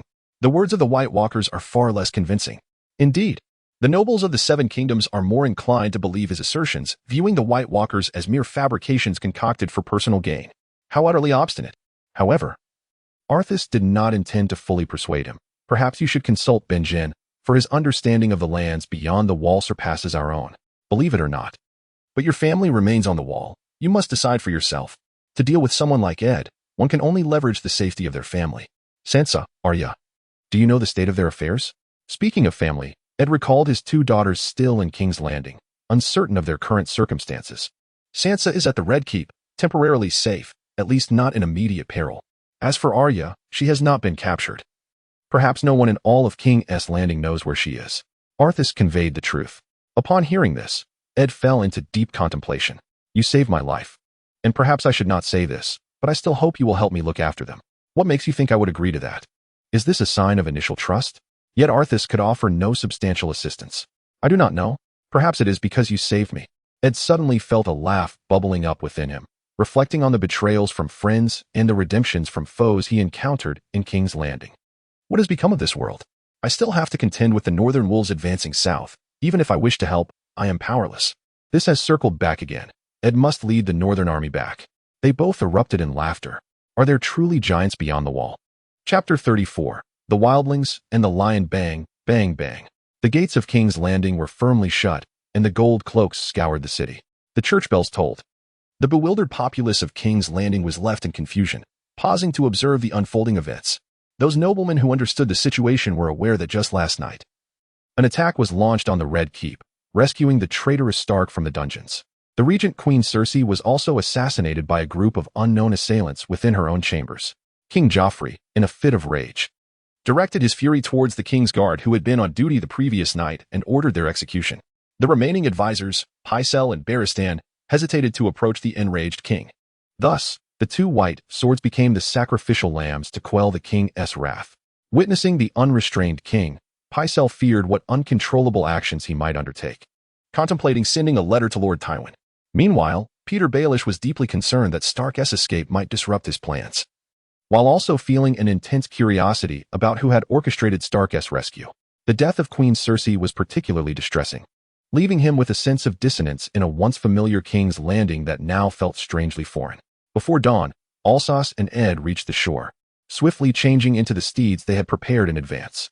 They galloped along the King's Road towards the Riverlands, both lightly equipped and unencumbered, exchanging horses along the way, striving to arrive at Harrenhal before the sun dipped below the horizon. Upon entering the riverlands, Ed felt a significant easing of his vigilance. If the North were to retreat, would Tywin relentlessly pursue them or continue his assault on the riverlands? Although plans were in motion for a withdrawal from the North, Ed, as the son-in-law of the riverlands and husband to Catelyn, could not remain indifferent should Tywin persist in his aggression. He feared that by then, he might find himself unable to turn back. To assuage Ed's concerns, Alsos elaborated that Stannis and Renly would soon determine the victor, prompting Ed to ponder where the victor might head thereafter. With the Lion preoccupied with the North's wolves, this presented an opportune moment to strike at King's Landing. You may not be aware, but a majority of the nobles from the Crownlands have allied with the Stag. Although Joffrey currently occupies the Iron Throne, his loyalists are few. King's Landing boasts merely a couple of thousand guards, clad in golden robes, alongside a few hundred from the Red Keep. In contrast, the Stag, once united, could muster no less than 20,000. At that juncture, Tywin would face a choice: the Riverlands or the Iron Throne. To be candid, 10 river runs do not equate to King's Landing. Ed nodded, yet he recognized that the entire scenario hinged on the Stag resolving his dispute swiftly. At a fork in the road, the two companions prepared to part ways. The Stark family owes you a favor. Should the need arise, Winterfell will always welcome you, Ed remarked, casting a glance at the youthful lion. Once the situation in the south stabilizes, I shall make my way north, and that day is not far off. Alsos continued, I hope you won't turn me away then. As long as you remain Alsos, you shall not be, Ed urged, as he spurred his horse northward. Alsos watched his silhouette against the setting sun, deep in contemplation, unable to grasp the profound implications. Dismissing the matter from his mind, he mounted his horse and gazed down the Riverlands road leading to Riverrun, letting out a howl to the heavens. His steed shook its head, as if silently protesting.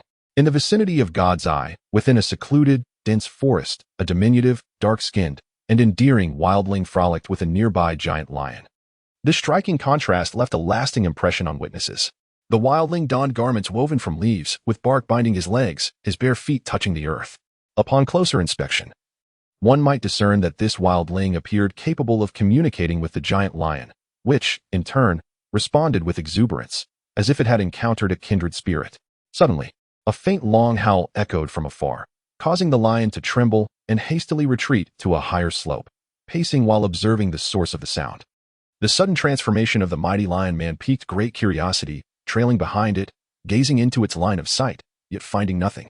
Outside the city of Red Powder, within the western military camp, where has your lord gone? I am sorry, my lord. I do not know. When did he leave? Speak quickly. Your lord is inquiring. I do not know. How could you not know? Are you not his attendant? Is it ignorance or reluctance to speak? Young man, before you stands Duke Tywin. If you know anything, you would do well to disclose it promptly. Stephen, unaccustomed to such scrutiny, faltered under the questioning of the knights. Once you locate him, ensure he comes to see me immediately. Tywin noted Stephen's anxious demeanor and chose not to further press the young attendant. The siege of Red Powder City was not progressing favorably. Robb TZ had led the Western soldiers in an assault for half the day without breaching its defenses. Tywin had grown somewhat disillusioned and contemplated a change in strategy. Given that Alsos spoke so brazenly, he ought to possess a degree of assurance. With so many commanders in the West, he could not be expected to oversee every detail personally. Unexpectedly, Alsos was absent from the camp to expedite his strategic objectives. Tywin had no choice but to reinforce Robb with additional troops. At noon, Robb divided the newly added 3,000 soldiers into two groups, launching assaults on the eastern and southern walls of Red Powder City, thus increasing the pressure on the defenders, who originally numbered 163. Within the city, a reserve force of 300 was stationed at one wall, but they too were compelled to reinforce the defenses. Unfortunately, this was but a drop in the bucket, failing to alter the inevitable fall. As the Western soldiers surged onto the walls, the soldiers of House Pay were forced to retreat. Marco observed from a distance as the blue and pink banners of his family were severed, replaced by the red and gold lion flags of the West. The castle was rife with chaos, filled with shouts of cursing, cries for help, and the sharp sounds of clashing weapons. Retreat. We cannot be left as hostages, Marco commanded while sprinting toward the western wall where the Red Cross River lay. He recalled that boats had been prepared there in advance. As night fell, Red Powder City was ultimately seized by the West. The streets, once littered with severed limbs, had been cleared, and soldiers gathered around bonfires to celebrate their victory, recounting their valorous deeds to one another. Amidst the banners, in the largest command tent, Tywin scrutinized the map, deep in thought.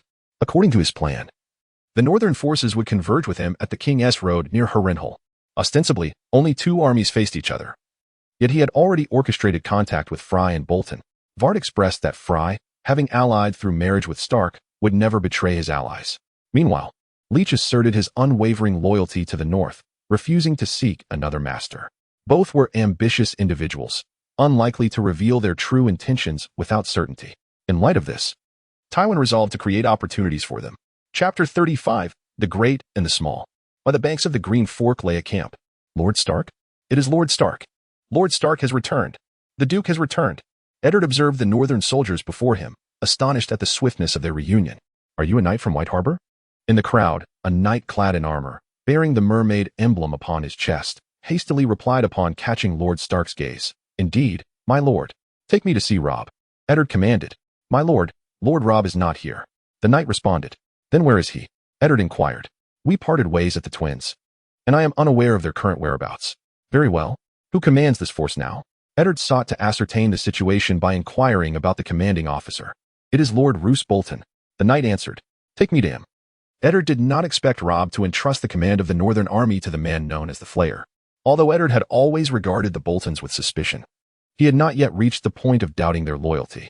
Within the military tent, this Northern Leech Lord, upon encountering the still-living Duke of the North, was filled with trepidation, his internal calculation shrouded as he considered that the forthcoming battles would require his forces to exhibit their prowess to avoid revealing any irregularities. Through his conversation with Roose, Eddard garnered a comprehensive understanding of the actual circumstances. Contrary to what Alsos had claimed, the force intended to draw Tywin's main army was not a mere handful of soldiers, but rather the entirety of the North's infantry, numbering 17,000, alongside a small contingent of cavalry numbering in the hundreds. The remaining few thousand cavalry were led by Robb to support the Riverlands. Roose's marching orders were remarkably prudent. However, this approach risked the loss of several strategic locations, and seizing them from the Lannisters would entail unnecessary casualties. Eddard gazed at the map laid before him, pointing to a small town in the Riverlands. Commence a rapid march tomorrow until we secure this crossing. Roose glanced at the indicated location and nodded. It was the crossing near the town of Harlaw, known by its illustrious moniker, Ruby Shore. While Roose was acutely aware that Tywin was currently in the Arbor Hall and would not have time to reach the crossing, he could not divulge this information to Eddard, as the source of such intelligence would be indefensible. With Eddard's return, Roose willingly relinquished command of the Southern Army. Observing the flickering candlelight upon the table, Eddard recalled his conversation with Alsos. Even if the North withdraws, we must first extract our due from Tywin. On the King's Road, Big Yellow, have you not hunted for food? You seem to have lost weight. Sitting atop the back of the great lion, Alsos regarded the beast below him, noticing its apparent emaciation. The once plush back now resembled a slender serpent. My rear is sore, and I shall procure you a lion saddle when the opportunity arises. The great lion tossed its head, uncertain whether it was in agreement or denial. Grasping its fur, Alsos urged it to run faster. A day and night had passed since their departure, and he was uncertain of the current whereabouts of the Western Army. Only the large yellow beast galloped forward, emitting a low growl of discontent. The Acorn Hall had recently endured a grueling battle, resulting in the walls being adorned with red lion banners.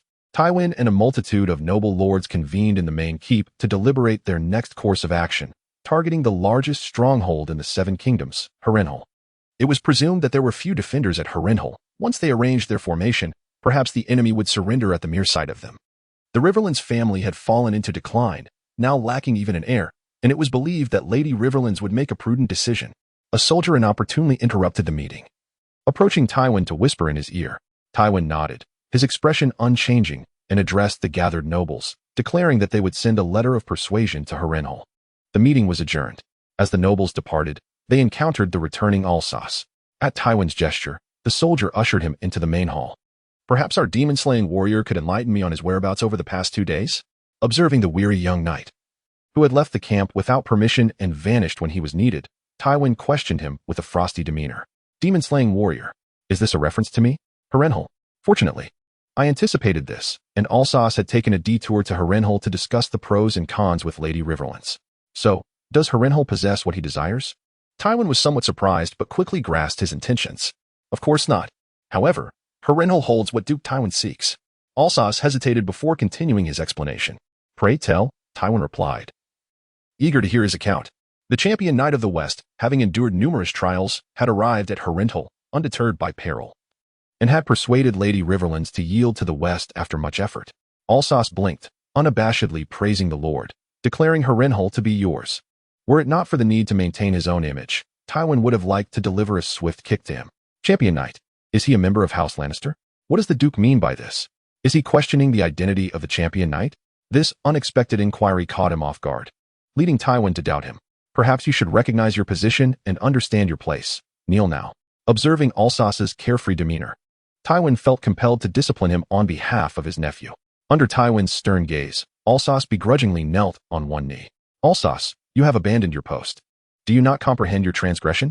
Once he knelt, Tywin's expression softened slightly. I do not know, Alsace retorted defiantly, feeling that it was not a grave matter. After all, they were all Lannisters, and such scrutiny seemed unnecessary. Without my command, you left the camp. Are you truly unaware of your crime? Seeing his lack of understanding, Tywin questioned him with rising anger. This matter could be of great consequence. Tywin observed Alsace's silence. Perhaps he was beginning to reflect upon himself. Or perhaps it was the ineptitude of Devon's teachings that led him to believe this was not a matter of great significance. However, should anything unfavorable occur in the Westerlands, I have every reason to suspect your involvement. Alsace remained mute in response. Are you Devon's son? Tywin suddenly inquired. Indeed. Alsace bowed his proud head. Are you a Lannister? Yes. Do you realize your error? I understand now. I am Alsace Lannister. I am here, my Lord Duke. Rise. The youth promptly stood tall. Seeing he bore no significant distress, Tywin commanded, I order you to lead 1,000 cavalry to immediately set forth to Ruby Beach. Until I arrive, not a single northern soldier is to appear south of the river. As you command, my Lord Duke. You may go. His gaze followed the tall figure as a fleeting brilliance glimmered momentarily. Chapter 36. Is it possible not to go? Ever since Tywin had sought out Alsace, Stephen was consumed with worry and fear. He feared something might have befallen Alsace and was anxious that Tywin might hold him accountable. After a day of tense anticipation, Oak Acorn Hall fell under Duke Tywin's control. Why hasn't Lord Alsace returned? Where could he be? An opportunity for merit lies before him, yet he cannot partake. Stephen, what are you daydreaming about? At last, Alsace managed to find the young squire. After all, he was free labor. Why not make use of him? Lord Alsace. The shrill voice emerged from Stephen's throat, and upon realizing his folly, he hastily covered his mouth. Alsace tapped his ear, frowning as he regarded Stephen, whose voice was more piercing than that of a eunuch. My lord, where have you been these past few days? You didn't take me with you. Once his throat recovered, Stephen unleashed his curiosity. I forgot, came the dismissive reply. What? My lord, how could you forget me? I am your squire. Stephen's face stiffened. Surely Lord Alsace hadn't truly forgotten him. Should he perhaps make a greater effort to assert his presence? All right. What has transpired? The young man's gaze was exceedingly innocent, causing him to feel somewhat embarrassed in front of Alsace. Leaving Stephen alone in the camp was indeed somewhat unkind, especially as he had to face Tywin's scrutiny on his own. Consider this a necessary part of your growth. He thought unkindly. The day before yesterday, the battle at Pink City had gone poorly. Lord Tywin had sought you, yet you were, of course, absent, and I had no knowledge of your whereabouts. Well, I understand now. It is as I suspected, Alsace continued. Now, gather your belongings immediately. We shall depart shortly. Huh? Oh, very well. Although somewhat surprised that the Lord was leaving again so soon after returning, Stephen felt a surge of excitement as it was clear he was to accompany him this time. As Stephen prepared to pack, curiosity about their destination bubbled forth, and he could not help but ask, My lord, where are we going? To meet our demise. Alsace gazed intently at the torch nearby, lost in thought. He had never encountered the original text. How did the main force from the north find its way to the Green Fork? Shouldn't they be headed towards Riverrun? Had I mistakenly obtained the wrong script? Just moments ago, the cavalry commander Adam had informed him during their handover that at least 20,000 soldiers were advancing from the north. Yet, Alsace remained unconvinced. After all, that was merely a ruse by Robb, and they had all been deceived. Only he understood the truth. There were at most 2,000 men. Noticing Alsace's skepticism, Adam insisted that the information originated from the north. Who? Bolton or Fry? I cannot ignore Lord Alsace's grave expression. Knowing that this journey would likely be fraught with peril, Stephen felt a sense of trepidation. What do you think? Red Keep. Throne room. Although all military matters revolved around the Iron Throne, tranquility enveloped this place at that moment. King Joffrey reclined upon the iron chair, listening to reports from his court ministers and subordinate commanders. Your Majesty, we have received the latest news. Renly Baratheon is dead, reportedly by murder. Pycelle quavered as he spoke, as if he might expire at any moment. What splendid news! Alas, I cannot witness it firsthand. Joffrey exclaimed joyously, rising to pace upon the steps. What of Stannis? Pycelle continued. The Ravens have conveyed that following Renly's demise, Stannis swiftly consolidated the disordered forces loyal to Renly, with many nobles surrendering willingly. However, it seems the Tyrell family is unwilling to yield. Loras has retreated with the remaining Tyrell soldiers to Bitterbridge. Perhaps a king of the Reach may yet emerge. Littlefinger chuckled. Now is not the time for jest. Pycelle turned to Joffrey, stating, Your Majesty, once Stannis organizes his army, he will undoubtedly march upon King's Landing. However, given our current forces, defending may prove exceedingly challenging. Then let us recruit soldiers. My people must defend the capital and protect their king, Joffrey declared confidently, assuring them, honor stands before us. Their king shall not withhold rewards. It may already be too late for recruitment, but we can temporarily hire mercenaries within the city. Even if we manage to enlist a few thousand new soldiers in the short term, it would be uncertain, as there is insufficient time to train them. Nonetheless, there are indeed some seasoned mercenaries in the capital that could be employed. I fear only the Golden Company can remedy our manpower shortage at the walls, Littlefinger mocked. Well aware of the meager number of mercenaries in King's Landing, which would be utterly insufficient at a critical moment. I hear the Golden Company boasts around 5,000 men, yet they are rather distant and unlikely to arrive in time for this engagement. Your Majesty, why not entrust the West to Lord Tywin Lannister and command Duke Tywin to support King's Landing? No one is better suited for the task at hand, Littlefinger proposed, suggesting that the Lannisters were the only ones capable of providing timely aid to the capital. Lord Baelish's suggestion is commendable, Your Majesty. I believe you should consider it. Pycelle nodded in agreement, indicating his support. Then let it be as you have advised. Dispatch a letter to my grandfather at once. Finding no alternative, Joffrey reluctantly acquiesced. Although he yearned to prove himself, he appeared feeble in the eyes of the two cunning ministers. In the war-torn lands of the Riverlands, near the Redstone Beach, Ed realized, to his dismay, that they had arrived too late. Gazing at the encampment by the Green Fork River, he pondered what mischief Tywin was up to. Having barricaded the crossing with wooden walls, with the camp situated just beyond, Tywin proved to be even more formidable than they had anticipated. Looking at the distant encampment, Roose was equally perplexed, questioning Tywin's strategy. Was he intending to fortify his defenses? Let us set up camp here and assign someone to keep watch over them. Ed decided to allow the weary soldiers a day of rest, intending to reassess the situation the following day. Something felt amiss. If Tywin were merely on the defensive, that would be acceptable, as it would effectively divert his attention. Yet this did not align with his usual tactics. Moreover, their marching speed was alarmingly swift. Is there a problem? Roose inquired, puzzled. Do you not find the Western Army's pace exceedingly rapid? Ed replied, continuing to elucidate that between Casterly Rock and Harrenhal, numerous fortifications existed. If it were Tywin, he would never permit any issues along the supply line. Roose, understanding the implication, knew that Tywin would not have traversed this route without encountering opposition unless, of course, they had faced none whatsoever. Ed speculated. Although Roose's thoughts diverged from Ed's, he refrained from voicing them, instead echoing Ed's assessment that all capable fighters in the Riverlands had congregated at Riverrun, thus facilitating Tywin's advance ahead of them. Chapter 37. As you wish Eddard Stark has been rescued. The cold voice resonated within the tent, and the assembly turned in astonishment towards Tywin. At such a critical juncture, they had lost a crucial pawn. The bad news did not cease there. Tywin continued, Cersei is dead. When discovered, she lay in her chamber, her throat slit by the murderer. The assembled party exchanged glances, incredulous that such a heavily fortified Red Keep had been breached. Who could perpetrate such an act? Surely, the Stark family is involved. It was an unspoken conclusion. Despite the loss of a daughter, Tywin exhibited little sorrow, his demeanor remaining stern, obscuring his thoughts from those around him. My lord, Tyrion has returned. Before the soldier could finish his report, the imp, Tyrion, entered unceremoniously, wholly oblivious to the tense atmosphere. Noticing the sudden silence that enveloped the tent, he remarked, I trust one have not interrupted your discussion. I had thought you dead. It appears the rumors have been greatly exaggerated. Tywin was taken aback to see Tyrion again, especially since news of his demise had spread outside. Indeed. My apologies for disappointing you, the imp quipped with a sardonic smile. And are these your new acquaintances?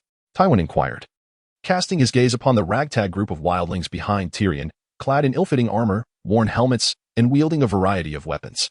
Dream Novel Network. Indeed. It was these mountain warriors who saved my life. If they could regard me as a friend without coveting my treasures, the little demon introduced them to one another. This is the son of Doff, Shaga, the son of the chief of the Stone Crow tribe, Timmy, and the beautiful daughter of the Burning Sun tribe, Zira. As for the leader of the Black Ear tribe, here stands Boron, whose father is a mystery even to the gods. The little demon winked at them, implying that you surely have not heard of him. Upon seeing this, Boron took the opportunity to speak. Allow me to introduce my father, Tywin, son of Tydos from House Lannister, Duke of Casterly Rock, and Warden of the West. After this declaration, Tyrion stepped forward, reaching for the wine jug, while expressing his gratitude for the military assistance. Snatching the jug from Tyrion's grasp and setting it aside, Tywin commenced a tirade against him. You have left us with no choice. Our family's honor has been besmirched. If it were your brother, he would never allow a woman to take him captive so easily. Jaime and I each possess our strengths. He is more valiant. I am more handsome. Tyrion wished to avoid comparisons with Jaime, as they were merely reflections of one another. All honor resides within him. Tywin held Jaime in high regard. Aside from his private life, currently, Jaime has besieged Riverrun to the point of complete blockade. Regarding Jaime, Kevin also expressed his approval. And what of House Stark? Tyrion inquired with curiosity, eager to learn how the Starks were responding. Originally, the Starks in King's Landing had become hostages, yet now someone has rescued Eddard Stark, Kevin informed. How could the king allow such an event to occur? Would Robert imprison his own dear brother? The answer is a resounding no. The little demon was eager to know what had transpired in King's Landing. Robert Baratheon is dead, and now Joffrey governs in King's Landing. Kevin elucidated. You mean my sister is in power now? That would be Cersei ruling, isn't it? They are all of one family, so what pretense is this? Your sister is also dead. She perished on the night of the Stark's escape. Looking into those emerald eyes, Tywin yearned to discern something from them. How utterly unexpected. Does my dear brother know of this? Tyrion felt a sudden jolt of surprise. He did not mourn Cersei's death, yet he did not consider this news favorable either. Casting a glance at Tywin's expression, perhaps only Jaime truly cared for her. For now, let us refrain from informing him. Tywin was unwilling for this matter to affect Jaime's performance in Riverrun. The son of Stark has summoned his vassals and is leading an army southward. Kevin adeptly shifted the topic. He is still too inexperienced. Once he steps onto the battlefield, he will undoubtedly flee in terror, scampering back to Winterfell. Tywin mocked, showing little regard for the young wolf cub. Perhaps, nevertheless, this little fellow does possess a degree of spirit.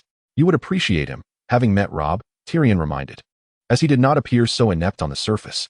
Speaking of war, I once made a promise to my friends, and a Lannister always pays his debts. We require 3,000 sets of armor, helmets, and various weapons. The words of the little imp were yet unspoken when a soldier entered, reporting, My lord, Sir Arthas has instructed me to inform you that the forces of Stark have arrived at the banks of the Trident, facing them from across the river. How swiftly they have moved. They must be marching at an accelerated pace, Kevin speculated. Has Stark launched an attack? Tywin inquired. Not yet, my lord. The two armies are currently in a standoff. Lord Arthas has commanded his subordinates to fortify the crossing with wooden barriers, came the reply. Arthas. He has risen to the rank of knight. How time flies. The little imp mused, reflecting that he had yet to meet this nephew of his. He wondered how this fellow had managed to thrive and thought it prudent to seek an opportunity for discourse with him. Perfect. Since Arthas commands only 1,000 cavalry, you shall personally lead the mountain warriors to his aid. Additionally, equip your friends with new armaments and prepare to depart at once. Although the situation at Ruby Beach remains uncertain, it stands to reason that should Arthas falter, he would retreat. Tywin's strategy was to lure the northern forces down to the Trident before engaging. The remarks made to Arthas were merely intended to delay his retreat, preventing the enemy from discerning any underlying motives. Now, with uncertainty surrounding Ruby Beach and Arthas having obstructed it, he was compelled to alter his strategy and investigate the cause. He pondered how these 1,000 cavalry were managing their task. Why had the northern forces not yet attacked? Could it be that the enemy's numbers were scant? Or perhaps, there was some ulterior scheme at play in the north? Am I to join? Tyrion exclaimed in bewilderment. I have no desire to court death. You may send me to entertain women, but as for men, I shall pass. They seem quite fond of you, Tywin remarked to the mountain warriors. The half-man must remain with us until we acquire what we desire. His life is ours, Shagga asserted, unwilling to part with their leverage before receiving their due recompense. Tywin turned to Tyrion, awaiting his response. As you wish, Tyrion replied, his countenance darkening, and he reluctantly nodded in agreement. Chapter 38, by design in recent days. Arthas had not been idle. Upon receiving Tywin's orders, he hastened with his 1,000 cavalry to the Ruby Beach crossing. He dispatched scouts northward to continue reconnaissance while conscripting the local populace to fell trees and construct a temporary encampment. Uncertain of when the northern forces would arrive, Arthas offered a reward of 1 silver stag for each suitable log, eager to expedite the establishment of his camp. Initially, the townsfolk, forced into labor, were skeptical of the good news and did not labor diligently. However, when the first individual successfully felled a tree and prepared it, the overseeing Stephen inspected it and, finding it satisfactory, tossed him a silver stag and instructed him to load the timber onto the cart. The onlookers, no longer inclined to cut corners, fixated on the towering tree before them, their eyes gleaming with anticipation. It was only when Stephen had completely exhausted his funds that he sought out Alsace. "My lord, our finances have run dry, yet the timber we have felled remains insufficient. We shall defer payment. Once we repel the soldiers from the north, we will settle our debt." Alsace replied, his gaze fixed upon the map, not bothering to turn his head. Accustomed to bestowing gratuities, Stephen hesitated momentarily. "Just inform them that a Lannister always pays his debts," Alsace added, sensing Stephen's uncertainty. "For the honor of the family, Tywin will undoubtedly cover this expense." Indeed, Alsace had initially intended to defer payment. After all, he was aiding Tywin in warfare. It was unreasonable for him to bear the costs alone. The initial funds he had provided were merely a few dozen gold dragons, a trifling sum for Alsace, akin to a gentle shower of rain. Upon receiving news that the employer wished to defer payment, the majority of the workers exhibited profound disappointment. They believed that the nobility would not fulfill their future promises. Some even discarded their axes, leaning against the trees to rest. Crack! The sentinel soldiers could no longer tolerate the sight and lashed out with their whips, sending splinters flying. This jolt awakened those who had grown complacent in their dreams of profit, and they quickly realized they were dealing with merciless soldiers, prompting them to muster their spirits and resume their vigorous labor. Under Alsace's prudent command, the wooden fortifications at the crossing were completed in less than 2 days. To conceal their activities, the number of tents behind the wooden wall had doubled. However, Alsace did not intend to engage in battle with the north here. He stationed 100 soldiers to guard the site, while he led the remaining 900 cavalry and several hundred laborers across the Trident River, heading upstream. Along the way, Stephen frequently glanced back at the increasingly distant encampment, perplexed by Alsace's actions. With the northern army set to arrive in half a day, why did they not remain at the camp to defend it? "My lord, where do you intend to lead the army? Are you not concerned about the encampment's vulnerability?" 2 days later, after a night's rest, the northern army began to assemble, with Duke Eddard preparing to confront the defenders of the crossing. Suddenly, an urgent report arrived. A bloodied knight rode in hastily, and the unaware guards surrounded him. It was only upon seeing the emblem on his chest that they recognized him as a member of House Locke. "Quick, take me to Lord Stark." The knight nearly collapsed from his mount, desperately seeking assistance from the nearby soldiers. The guards, recognizing the urgency, promptly lifted him up. When Stark beheld the disheveled knight of House Locke, a sense of alarm gripped him. He discreetly waved away 2 soldiers before inquiring, "What has transpired?" "My Lord Stark, Lannister cavalry have attacked us, and Sir Wendell has been captured," the Locke knight reported. "As I departed, I witnessed them setting fire to the supply wagons." "How many assailants were there? How could there be enemy cavalry behind us?" Russ pondered this perplexing question, unable to fathom the origins of these Western cavalry. "I am not quite certain," he stammered, turning to Lord Leech. His words came out haltingly, for he feared the repercussions of a misstep. Yet he dared not underestimate the enemy, fabricating a count of approximately 2,000. Observing the shifting gaze and evident trepidation in the knight's eyes, Russ discerned his ulterior motives, yet refrained from exposing him to Ed. Ed remained oblivious to the knight's deceit, instead contemplating whether to attack the enemy camp at the crossing. If the foes numbered 2,000 infantry, it would be manageable, as the flat terrain offered ample opportunity for early detection. However, if those 2,000 were cavalry positioned behind the main force, Ed hesitated to launch an assault at the crossing, wary of being caught between 2 fronts. 2,000 cavalry. How could we have not noticed them during our southward advance? Ed mused skeptically. Surely, even the waste of 2,000 horses would emit some scent. We must first address these cavalry, Count Russ. Ed resolved, determined to eliminate future threats to the battlefield. Yet, he needed to ascertain the cavalry's location first. To confront cavalry. "We require cavalry, my lord," Russ replied. "Send out your horsemen to locate their position." With only 500 cavalry from House Bolton present, Ed had no choice but to entrust this task to Russ. "Very well, my lord."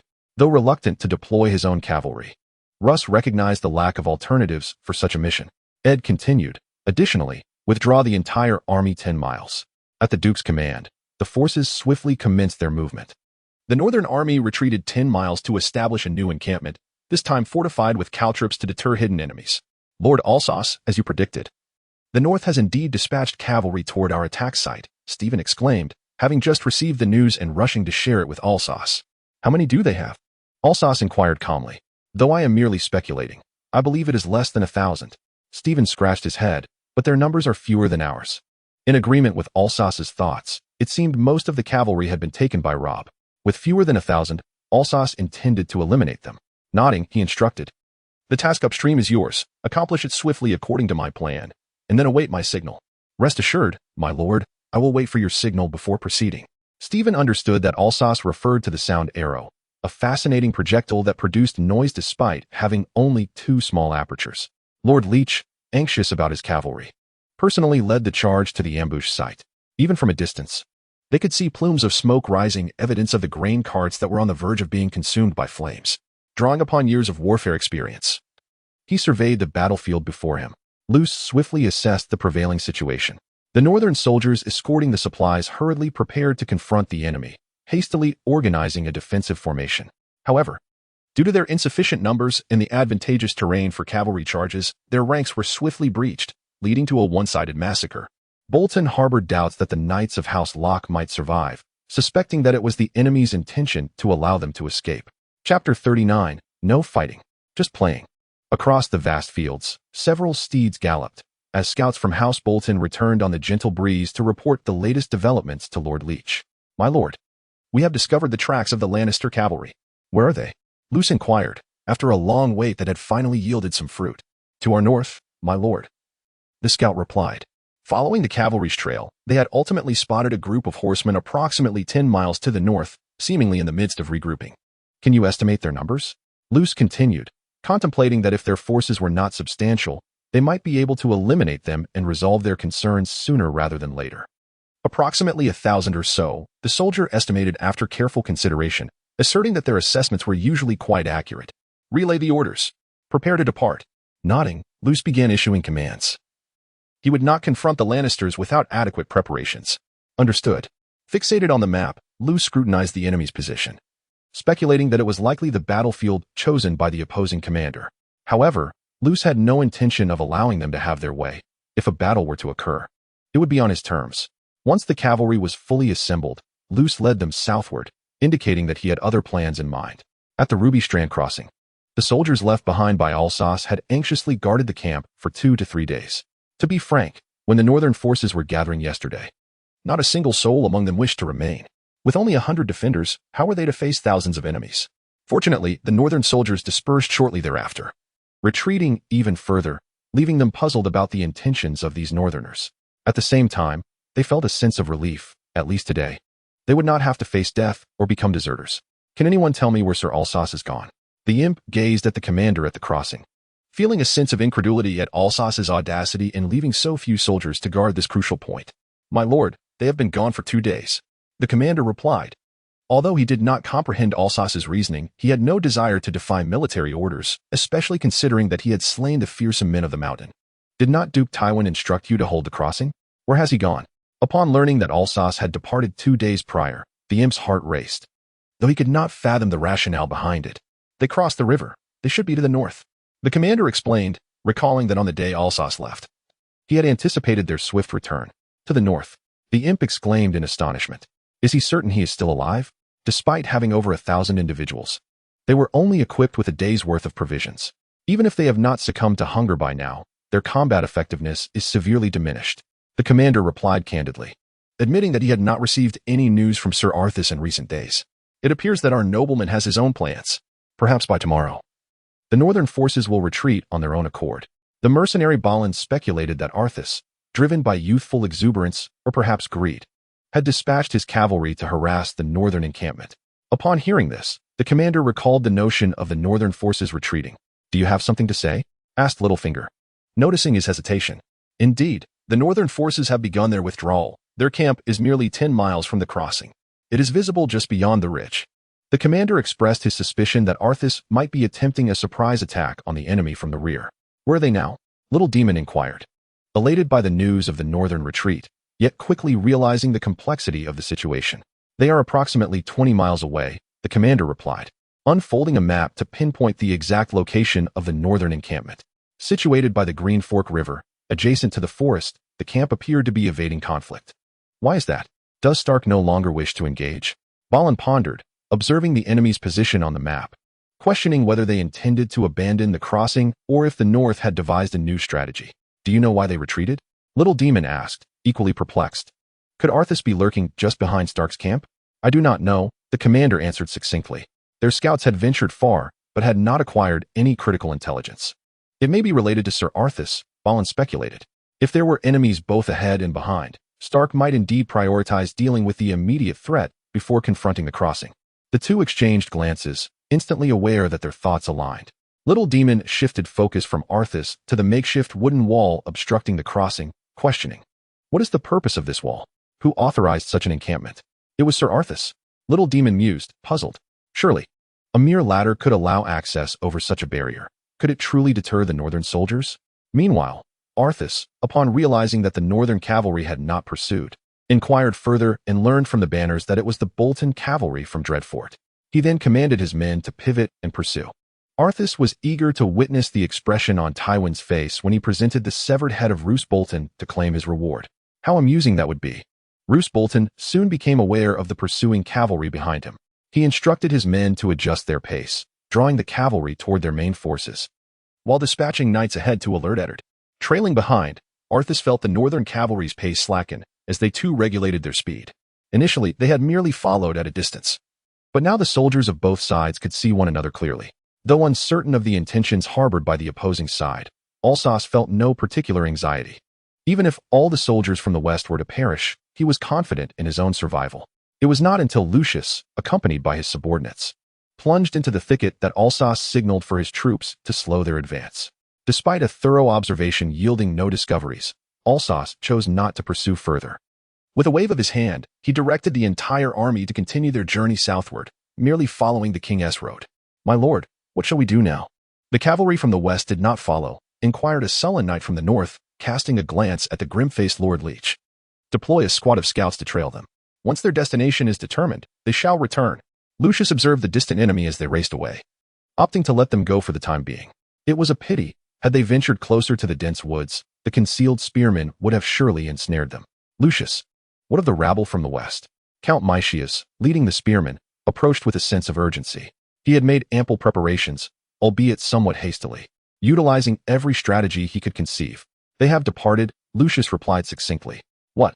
The sudden disappearance of the enemy left Count Maeshius exasperated. After days of heading south without a single skirmish, they finally had the opportunity to engage, only to have the enemy flee before the confrontation could commence. Damn it. I've stripped down only to find no place to unload. Chapter 40. The greatest mind with the rear secured, the northern forces began to gather at the crossing. This time, they were resolute in their intent to engage in battle. I believe we should retreat, Tyrion suggested, observing Alsos atop the battlements. The northern army drew ever closer, and Tywin had instructed them to abandon this position. It would be wiser to withdraw early rather than become entangled with the north. Why? The battle has yet to commence. Alsos queried, perplexed. He had only just returned and had not yet had the opportunity to confer with this most astute mind. Jaime has been captured. Robb has led the northern cavalry to support Riverrun. Jaime was unprepared and was suddenly attacked from behind by the besieging forces, resulting in a complete rout of the western army. Tyrion elucidated. My father has ordered us to retreat to Harrenhal, where there are still 2,000 defenders. Alsos shook his head, reluctant to leave so easily, and attempted to persuade Tyrion to remain. Look across. The Starks have already arrayed their forces. The direwolves are baring their fangs, and yet the lions wish to flee? It would be unwise to stay here. The enemy outnumbers us 3-1. Do you intend to rely on these wooden palisades to fend them off? The taunts fell flat with Tyrion, who was unaware of Alsos's true intentions, given the current circumstances. Obeying the order to retreat was the only course of action. But what of the wildlings you brought along? Alsos sought to buy time. That is still insufficient. Moreover, they do not engage in suicide missions. Should we show any signs of weakness, they will not linger here to meet their demise. The mountain folk number only in the thousands, while it is said the enemy boasts 20,000. This is not a siege. We have no chance of success. Then you must rely solely on my wooden palisades, Alsos jested. Why not retreat? Tyrion sensed an indifference towards the situation, a disinterest in life and death. Perhaps we could change the battlefield. What about Harrenhal? Its towering walls far surpass this place. Tyrion's suggestion was indeed sound, had it not been for Arthas's arrangements. he would have retreated there without hesitation. Reflecting on the Black Castle he had seen days prior, Arthas remarked, "I have visited that place. Time has rendered it a mere shadow of its former glory, its original master lacking the means for restoration. Anything would be better than this. Here, not a single harlot to be found." Tyrion complained. "No, this is the optimal battlefield. I resolved this from the outset." Arthas dismissed his proposal, unwilling to alter his plans. "Very well, I concede in my attempts to persuade you, for I cannot fathom your intentions." With a shrug, Tyrion relinquished his efforts to convince him, preparing to depart. For their bond was not particularly deep. "I am ready to leave.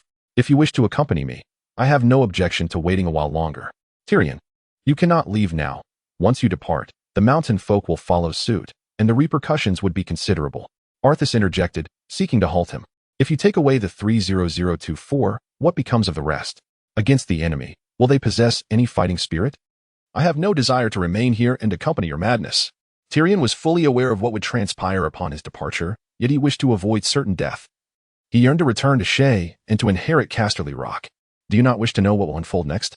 Arthas tempted him with words, suggesting that curiosity could indeed be a form of impulse. "No, I have no interest in the thoughts of a madman." Tyrion firmly rejected, perceiving no advantageous strategy in their current situation. "It won't be long. You shall see. Better not. I observe that the northern forces will soon reach the riverbank. By then, it may be too late to retreat. In that case, you shall remain." Arthas gestured to the soldiers stationed nearby to intercept him. The two soldiers from the west did not hesitate, positioning themselves resolutely before Tyrion. After all, Arthas was the commanding officer here, and their obstruction was not an act of violence against Tyrion, hence the soldiers acted without a moment's pause. However, Arthas was somewhat taken aback, having expected the soldiers might hesitate due to Tyrion's status and that he would need to intervene personally. "What do you mean by this?" Tyrion turned to face him, casting a sidelong glance. "I have long prepared for this battle. I will not abandon this plan for anyone, and no one shall disrupt my arrangements." Arthas explained, recognizing that allowing Tyrion to leave would undoubtedly affect the morale of the troops. "I am a Lannister, the son of Tywin," Tyrion lamented, casting a desperate look at the soldiers barring his path. "Apologies, my lord," they replied, their bodies firmly blocking the way, unmoving. "My lord, you are in no peril." "On what grounds do you assure me of that?" "Balin, I shall give you 50 gold dragons to escort me away." Seeing the soldiers remain unmoved, Tyrion turned to Balin, who was watching the scene unfold with curiosity. Arthas, too, regarded Balin, intrigued to see how he would respond. As Balin surveyed his surroundings, he waved his hand and declared, "My lord, they are numerous and formidable. 500 golden dragons. It cannot be more." His expression darkened, and Tyrion gritted his teeth, replying, "As you wish." With that, Balin prepared to draw his sword. Observing this decision, Arthas swiftly knocked him down and sternly addressed Tyrion, "I advise against any rash actions." He then commanded his subordinates, "No one is to leave without my orders." "Yes," said Balin, who was filled with existential doubt, as Arthas urged him. "Now, return to your post. My life is yours." "What more can I say?" Balin replied, his spirit deflated. "Had you not brought these wildlings, I would not have impeded you." Arthas reminded Tyrion, "I understand." Faced with Balin's swift defeat, the little demon had no choice but to acquiesce. The enemy approaches. The commander shouted urgently to the archers, "Prepare your comrades for battle." As the Northern Legion drew nearer, Arthas instructed Tyrion, "Are you not afraid I might flee with them?" Tyrion, somewhat taken aback, pondered his options, whether to escape or not. Fleeing now would be unwise. Should chaos ensue, he would undoubtedly lead the cavalry to trample them without hesitation. Hearing such a response, Arthas grinned. That is indeed true. If Tyrion were to leave, the mountain folk would follow, disrupting Arthas's plans. He would certainly ride forth to crush them. Encountering the little demon could yield several more chapters. Observing Arthas's wicked grin, yet noting his sincerity, Tyrion concluded that the man before him was the true demon, a great demon indeed. "Residents of the Eileen Valley, gather." Tyrion called down to the mountain folk surrounding the walls. Stone Crow Clan, Blackear Clan, Scorching Clan, Moon Clan, and the Painted Dog Clan. Once this battle is won, Eileen Valley shall belong to you. Reclaim what is rightfully yours. Long live the half-men. The mountain folk shouted enthusiastically. To battle. Chapter 41. This is your plan. Ed surveyed the slowly advancing army. For this assault, he had dispatched 5,000 men. Originally, the crossing would not accommodate such numbers. But he noticed that, for some time now, the river had diminished, revealing the riverbed. The waterway had narrowed, and the flow had lessened, which Ed considered a divine opportunity. Though it posed challenges for marching, it was indeed the best chance available, far superior to having the infantry wade through the river. As the enemy drew closer, both sides commenced firing arrows to weaken the opposing forces before engagement. The Lannister soldiers, sheltered atop the walls, held a favorable position, requiring no precision in their aim. They merely targeted the masses below. Meanwhile, the northern soldiers relied on their comrades' wooden shields, laboriously advancing across the muddy riverbed. Bearing shields, they arrived beneath the wooden walls, a region obscured from the archer's sight. Some soldiers, under the false impression of temporary safety, attempted to peer through the gaps in the wooden barricades.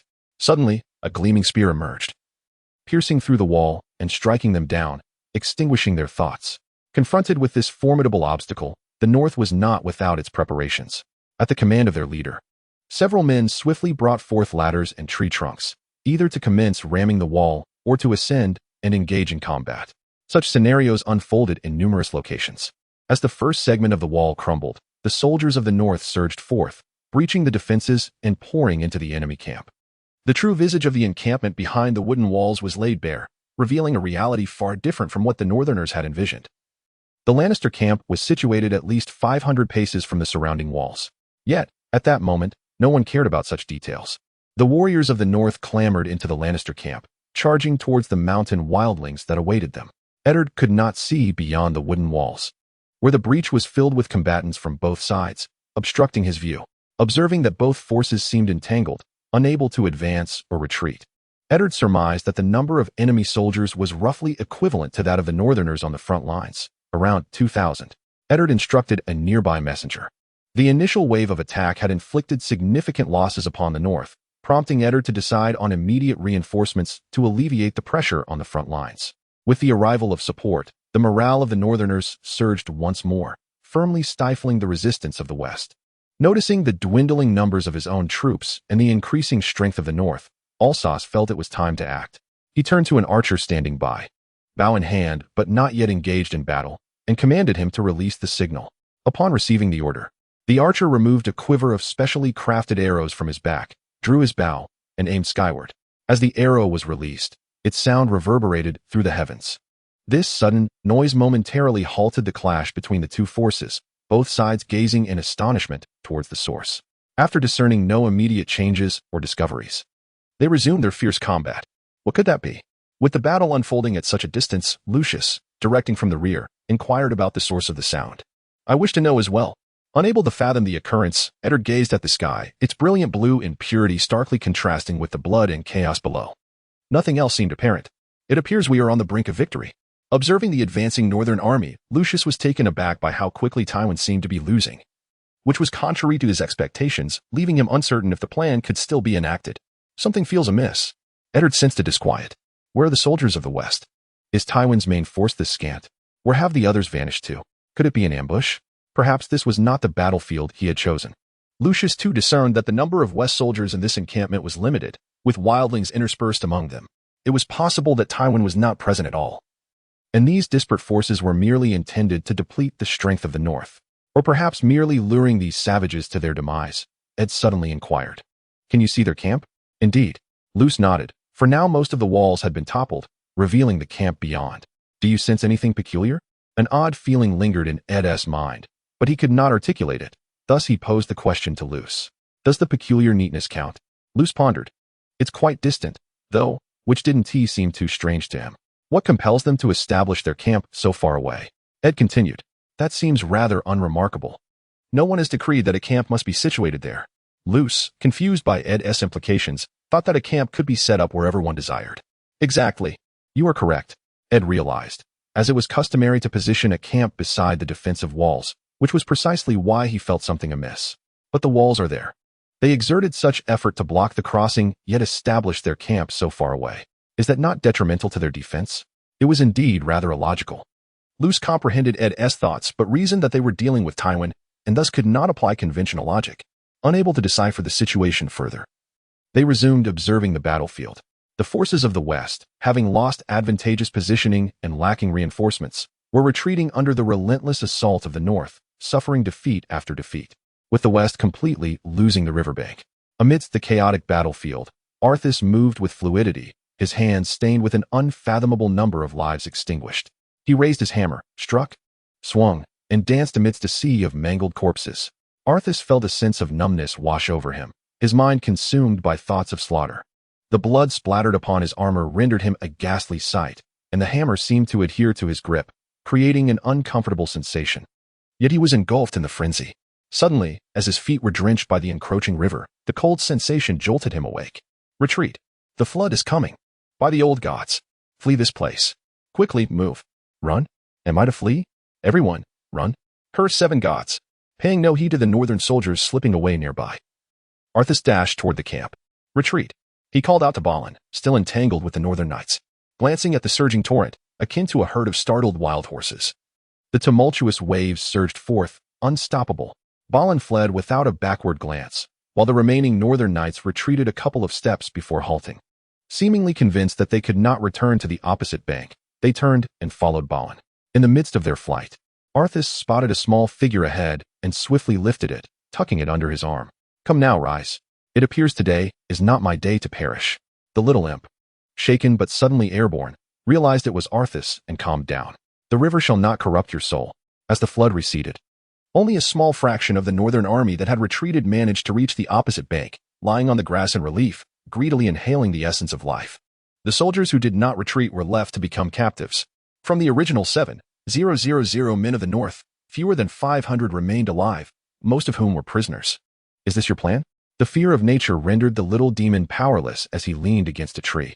Gazing at the tragic scene before him and the indifferent expression on Arthas's face, which sent shivers down one's spine. Chapter 42. Negotiations. The hostilities between the two realms paused after the deluge. The northern forces withdrew to the city of Wanha under the Frey banner, while the western army retreated victoriously to Harrenburg. Stark sought to exchange Jaime for the 2 daughters of Cersei. A cold voice emerged from Tywin, seemingly unconcerned about Jaime's safety. A fair trade indeed. Savoring the fine wine in his hand, Tyrion found this proposition quite agreeable. Once the war concluded, he could return to his debaucheries, hoping his brother had not suffered too much.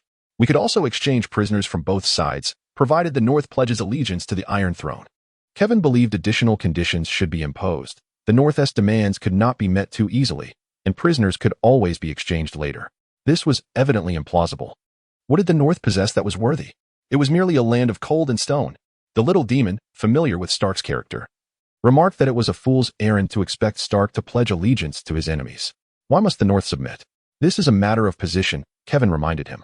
He was well aware that the North would likely refuse his demands, yet he could not disregard the significance of his representation, Lannister or Iron Throne. We could grant the North independence, but they must ensure they do not interfere with the affairs of the Iron Throne in the South. This statement surprisingly came from Tywin, appearing sincere. After the Lannisters murdered his dear brother? Arthas scoffed, keenly observing Tywin's expression to decipher his intentions. Tyrion held a certain admiration for Arthas's audacity in confronting Tywin, though he often did the same. Yet, there was a difference. Although dissatisfied with Arthas's tone, Tywin displayed no outward reaction. Instead, he coldly inquired about Arthas's thoughts. To leave Stark in the Riverlands, and if the Boltons of Harrenhal could cooperate with us, grant him the guardianship of the North. Arthas articulated his dissent, reflecting Tywin's innermost thoughts. Tywin would never allow Stark to return to the North. In his view, the North's desire for negotiation stemmed solely from their capture of Jaime, providing them with leverage. Once the exchange of prisoners was complete, the subsequent situation would be beyond his control. After all, the animosity between the two sides had already been sown, and Stark was not the only one sacrificed for the North. On what grounds do you believe Roose Bolton would acquiesce to your terms? To my surprise, Alsace candidly revealed the essence of his plans, and it was astonishing that both of them had chosen the same pivotal figure. Intrigued, Tywin wished to delve deeper into his thoughts.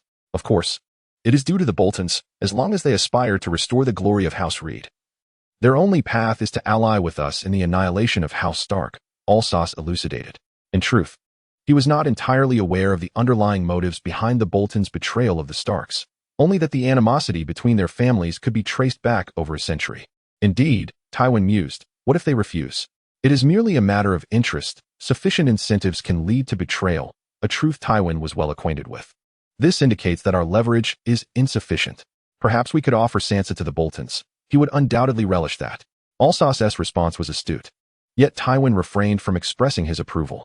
The imp subtly glanced at the towering knight beside him, finding it hard to reconcile this figure with the one who had wielded a hammer on the battlefield just yesterday. He appeared more akin to a brawny Robert. Shaking his head, Tywin dismissed Alsos's plan and stated that with Cersei's demise, the grievances between their houses could be erased. Should they agree, they ought to concede to the Stark's terms. His demeanor suggested a genuine intention to negotiate peace with the North. Yet, he was indeed concerned for Jaime's life. Only Alsos grasped the complexity of the situation.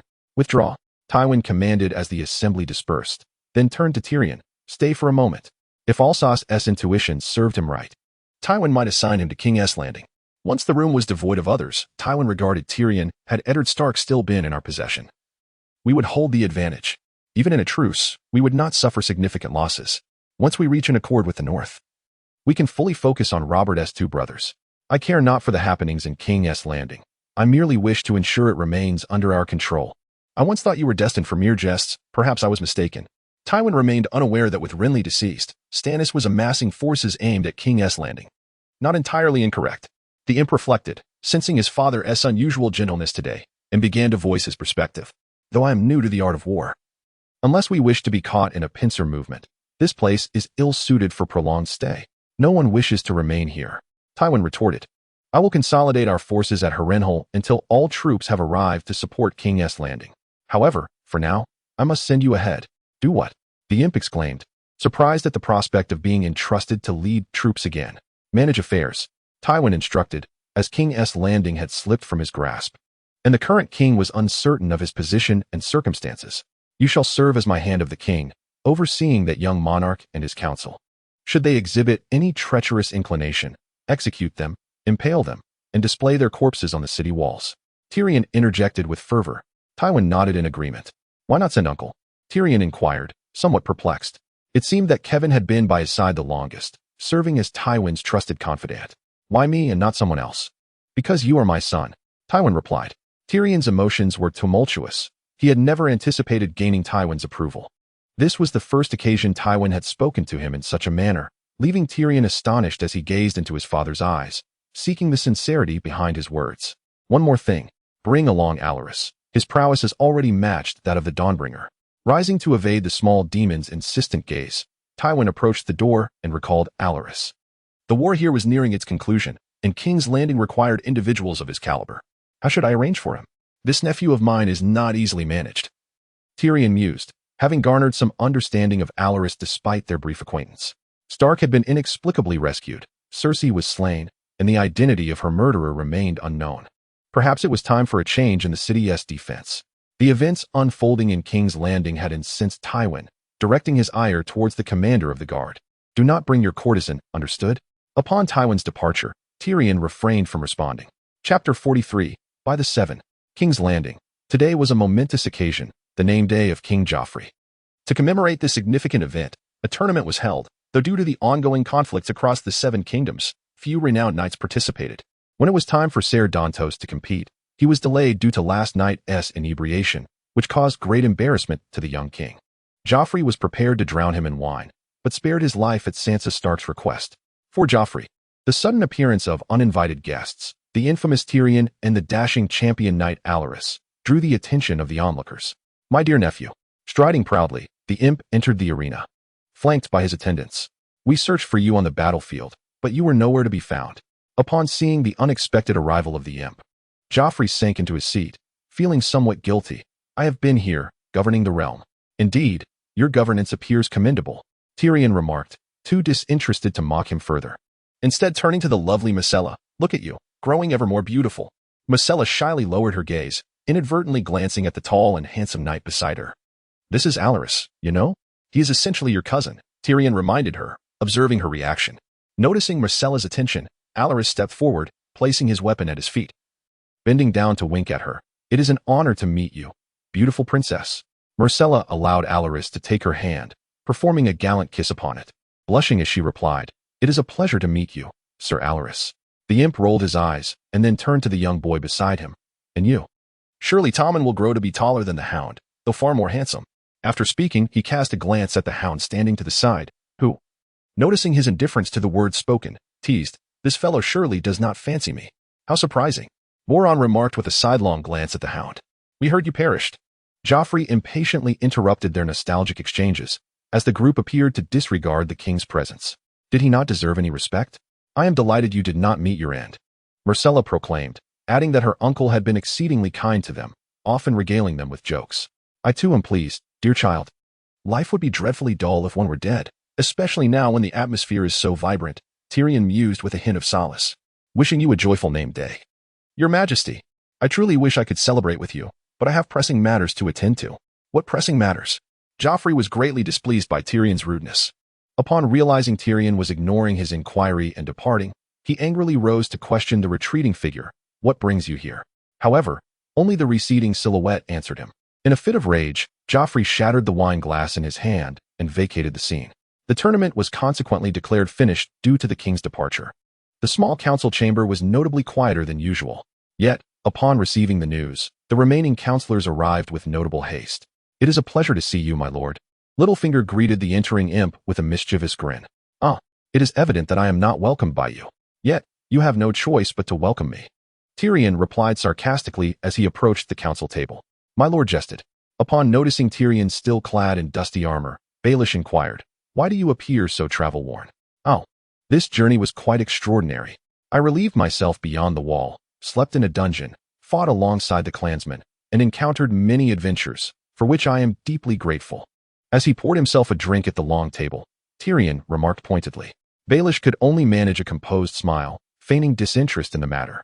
I wonder when Lord Tywin shall return to King's Landing. It is fraught with peril, and only he possesses the prowess to avert disaster. Pycelle ventured.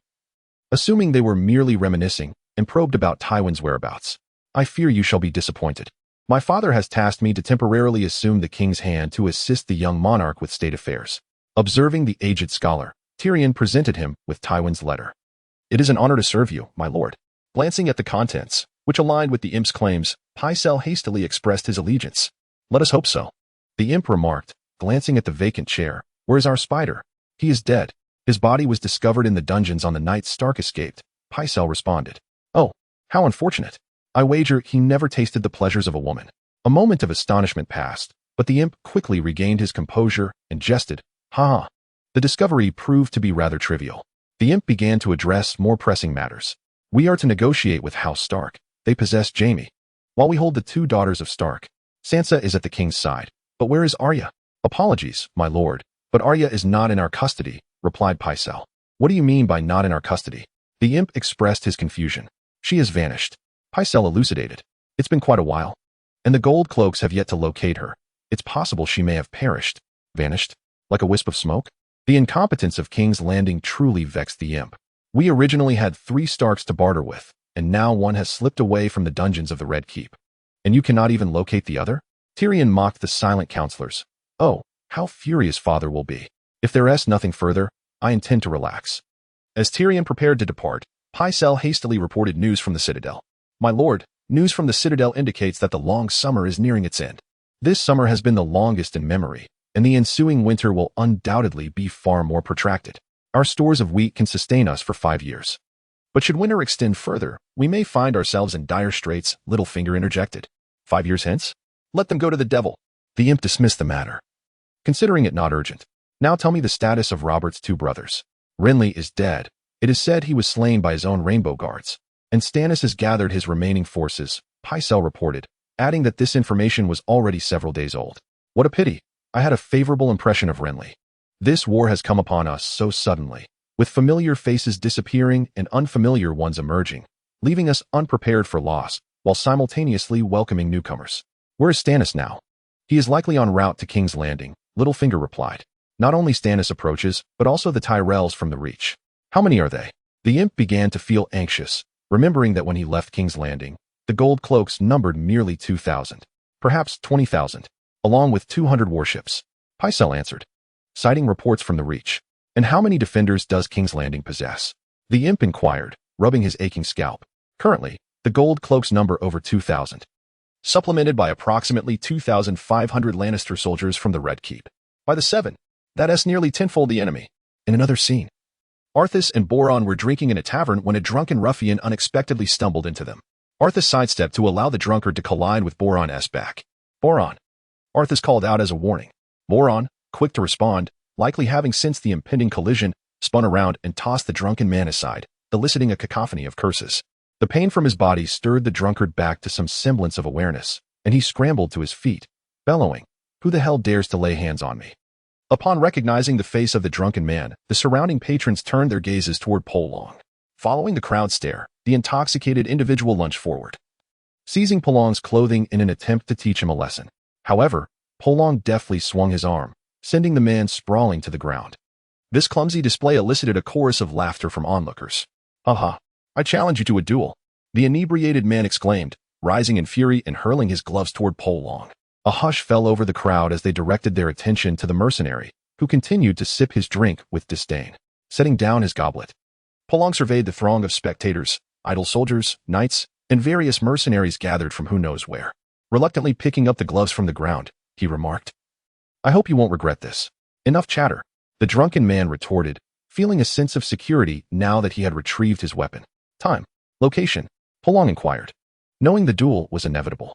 Right now, outside the tavern, the sword-wielding drunkard felt a surge of confidence, recognizing Polong as merely an ordinary mercenary, and dismissed the earlier humiliation as a mere accident, attributing it to his inebriation. Armed with his sword, he was determined to teach this mercenary a lesson. "Then let us proceed," Polong declared, fearlessly striding toward the exit.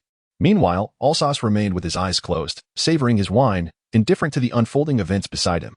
The crowd parted to create a suitable arena for the two as they emerged, with curious onlookers lingering nearby, for entertainment in this era was a rare commodity. "Are you ready?" The two drew their swords against each other. Let the battle commence. Inside the tavern, Alsace felt as though his skin had opened countless tiny pores, a sensation of clarity enveloping him. Initially attributing this odd feeling to intoxication, he remained unaware until the raucous sounds from outside drew his attention. "Look at the sky. What is that? It seems as if a rift has been torn open. That could be a dragon," someone exclaimed. "Dragons have long since vanished. They are but legends." Another scoffed. "Perhaps it's a warning from the seven gods. Have the seven gods descended to deliver punishment? Could the red hue signify the red god? Might it be connected to him?" With the long summer drawing to a close, tales foretold of an impending, protracted winter. At some point, Alsace found himself outside, gazing at the radiant, comet-like rainbow streak in the sky. So magic is beginning to resurge, he pondered, understanding now the peculiar sensation he had experienced. After all, he was still a paladin. This must be the sensation of absorbing magic. "No longer shall I fear a lack of magical energy. Is this your friend? He possesses quite the skill." Justin emerged from the crowd, addressing Polong. "Long time no see. Come in for a drink." Alsace nodded in agreement, extending the invitation. "You wouldn't be doing this on purpose, would you?" Upon glancing at Balin's opponent, "Isn't that Ballman?" Justin harbored some doubts regarding Alsace's motives. "What does that mean?" Alsace wondered, perplexed by Justin's words. "Do you know who your friend's opponent is?" Justin pointed at the drunken man lying in a pool of blood, having met the seven gods. "I don't know. Probably just a baron or an earl." Alsace replied nonchalantly, indifferent to who had perished. "He is Ballman Bake, a knight of the Bake family." Noticing that Alsace seemed genuinely unfamiliar with the individual, Justin elaborated. "What does that have to do with me?" Alsace had no recollection of the name, assuming it belonged to a mere passerby. "He is Ferris's husband." "What?" Alsace felt a tinge of disappointment, surprised to learn that Ferris was already married. Yet, that seemed rather exhilarating. "He is quite unfortunate then." Justin was utterly baffled by Alsace's thoughts. As the duel concluded, Balin approached the two, leaving the corpse behind. "Now I can drink in peace." The earlier annoyance vanished as swiftly as it came. "Let us go. Allow me to introduce you to your future teammate." Alsace wished to recruit him. After all, opportunities to find talent were scarce. "What teammate?" Balin appeared confused, as he did not recall joining any organization. "Of course, your companions in the knightly order." The group moved to a quiet corner, where Alsace ordered a few cups of Dorn's strong liquor. "But I am not a knight yet." Balin was eager to decline, knowing that joining the knightly order would not afford him the freedom of a mercenary. "The knightly order does not consist solely of knights," Alsace explained. "If they only accepted knights, when would the order ever come together? But you soon shall be one." "What is the knightly order? Is it the Golden Dragon organization? If not, I hope I can refuse." Balin's thoughts were simple. He merely wished to serve the Golden Dragon, following whoever paid him more. "You have only two choices." After sampling the strong liquor, Alsace spoke. "Do tell." Balin inquired with curiosity, treating it as mere entertainment to pass the time. "Join the knightly order, become a knight, and eventually ascend to the rank of count in a castle." Alsace dangled the enticing bait, presenting a pathway to elevated status. A rare opportunity for a mercenary. And the other? Alsace's propositions were indeed tempting to Balin. Yet, these were all intangible. One cannot claim possession of what is not yet theirs. To meet the stranger, Alsos declared solemnly, stating such decisively merely to pressure Balin. Balin initially thought Alsos was jesting, raising his head with a smile, but the solemnity of Alsos's expression compelled him to consider seriously. Who could resist the allure of a count's offer? The sole reason Balin agreed to Alsos was that his terms aligned perfectly with Balin's desires. So, what is the name of the knightly order I am joining? The Silver Hand Knightly Order. The clear voice from Alsos resonated, leaving no room for doubt. It is not so unpleasant. Pressing his lips together, Balin felt that this name sounded more appealing than the second son's group. The Silver Hand? Surely, it does not imply wearing silver iron gloves. This is Justin Moss, the Silver Hand's official. Alas, he introduced. Greetings, Balin. I was watching from the sidelines during the duel, and I must say, your skills are quite impressive. Chapter 45. A Toast to Disarmament King's Landing. A fleeting moment of tranquility before the storm of war. The Rose of the Vale arrived here after the loss of the Stag, seeking opportunities for her family's advancement. Following the conflict between the Lannisters and the Starks, Sansa was no longer a suitable candidate for queen. The Tyrells were acutely aware of this and immediately began preparing a banquet to entertain the nobles of the Crownlands upon the arrival of the Old Rose. Most nobles were quite respectful towards this Rose of the Vale. After all, it was well known that she was not only beautiful, but also thorny. At the banquet, did you see? Justin approached Alsos, gesturing towards the distant young Rose. Glancing over, the young Rose, while conversing with others, would intermittently cast her gaze towards the high platform. That king who resembled a talisman. It seems that every woman aspires to be a queen, Justin remarked. Alsos nodded in agreement, noting that now with Cersei deceased, there was no one in the Red Keep to rival the young Rose except for the imp. Should Alsos remain uninvolved, the young Rose might very well exert indirect control over the Seven Kingdoms, for the Old Rose's methods were undeniably sharp. Alsos hesitated for a moment, moving closer. And even before he approached, he could scent the floral fragrance emanating from her. Greetings, the lovely Lady Margaery. Good evening, Sir Alsos. Margaery regarded the man before her, who, in both appearance and physique, perfectly aligned with her aesthetic ideals. Being his wife would indeed be delightful. Alas, it is regrettable that he is not the king. In this tumultuous world, what brings such a beautiful lady to King's Landing from afar? Alsos examined the young Rose before him, her figure accentuated by her attire, alluring and enchanting. Of course, she has come to behold the king's grandeur. Since the new king ascended, House Tyrell had yet to pay a formal visit. Sensing Alsos's gaze, Margaery smiled confidently, her chest proudly held high as she responded. What a pity. I fear the king may differ somewhat from your imagination. Noticing his exploratory glance, Alsos remained unfazed, his expression unchanged as he surveyed the bountiful granaries of the Vale, evidently capable of sustaining many. Pray forgive my intrusion, sir, but your words leave me somewhat perplexed. The young Rose tilted her delicate head, her neckline shifting, and Alsos seemed to catch a glimpse of an intriguing hue that sparked his imagination. Once you obtain all that you desire, you will understand. If you prefer not to speak, so be it. Margaery shot him a glance, her demeanor exuding a myriad of charms. I have heard that the roses of Highgarden are unlike those found elsewhere. Alsos expressed his longing to discover whether roses truly possess thorns, and the knight graciously offered to witness it firsthand, warmly welcoming friends from afar. The young and handsome knight did not provoke any defenses in the charming Rose, who extended an olive branch in invitation. So, are we friends then? Alsos inquired, somewhat taken aback. Indeed, the swiftness of forming friendships seemed to coincide with mutual interests.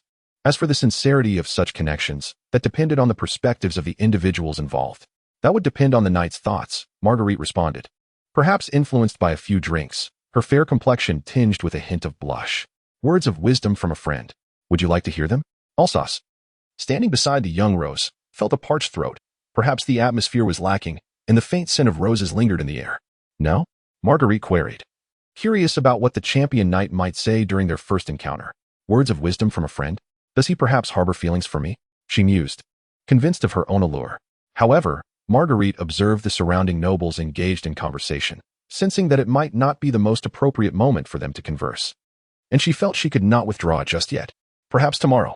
Aware of Marguerite's predicament, Alsos remained unhurried. At that moment, Podrick approached, whispering softly to Alsos for a brief moment. Excuse me. Alsos apologized with a glance at Marguerite before departing from the banquet.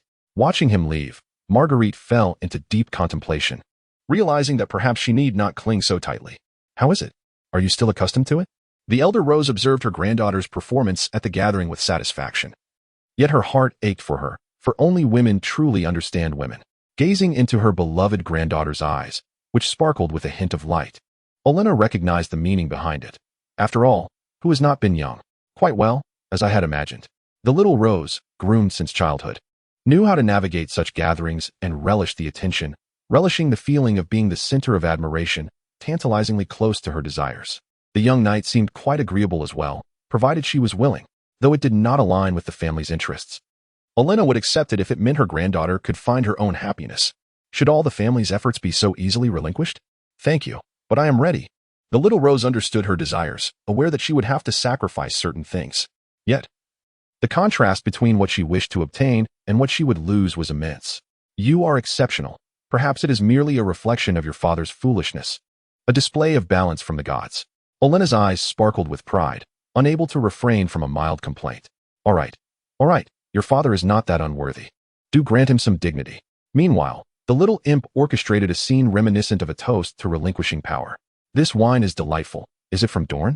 Janos savored the exquisite wine poured by the little imp, who had been thriving lately, thanks in part to Littlefinger's patronage, allowing him to indulge in fine wines. It seems you have a discerning palate, the little imp complimented. Indeed. Setting down his goblet, Janos felt a twinge of curiosity regarding the small demon's summons. After all, he had earned a considerable sum serving those esteemed individuals, particularly during the lavish feasts hosted by the Lannisters. I wonder what business the Lord has with me. Just call me Tyrion. You are a lord now as well. You shall surely grow accustomed to such banquets, the small demon remarked. Perhaps I shall employ the chef under your command. Janos relished the elevation of his status and was unperturbed by the jest. Enough of that. Such trivial matters can spark wars. With defenses lowered, the small demon transitioned to the crux of the matter.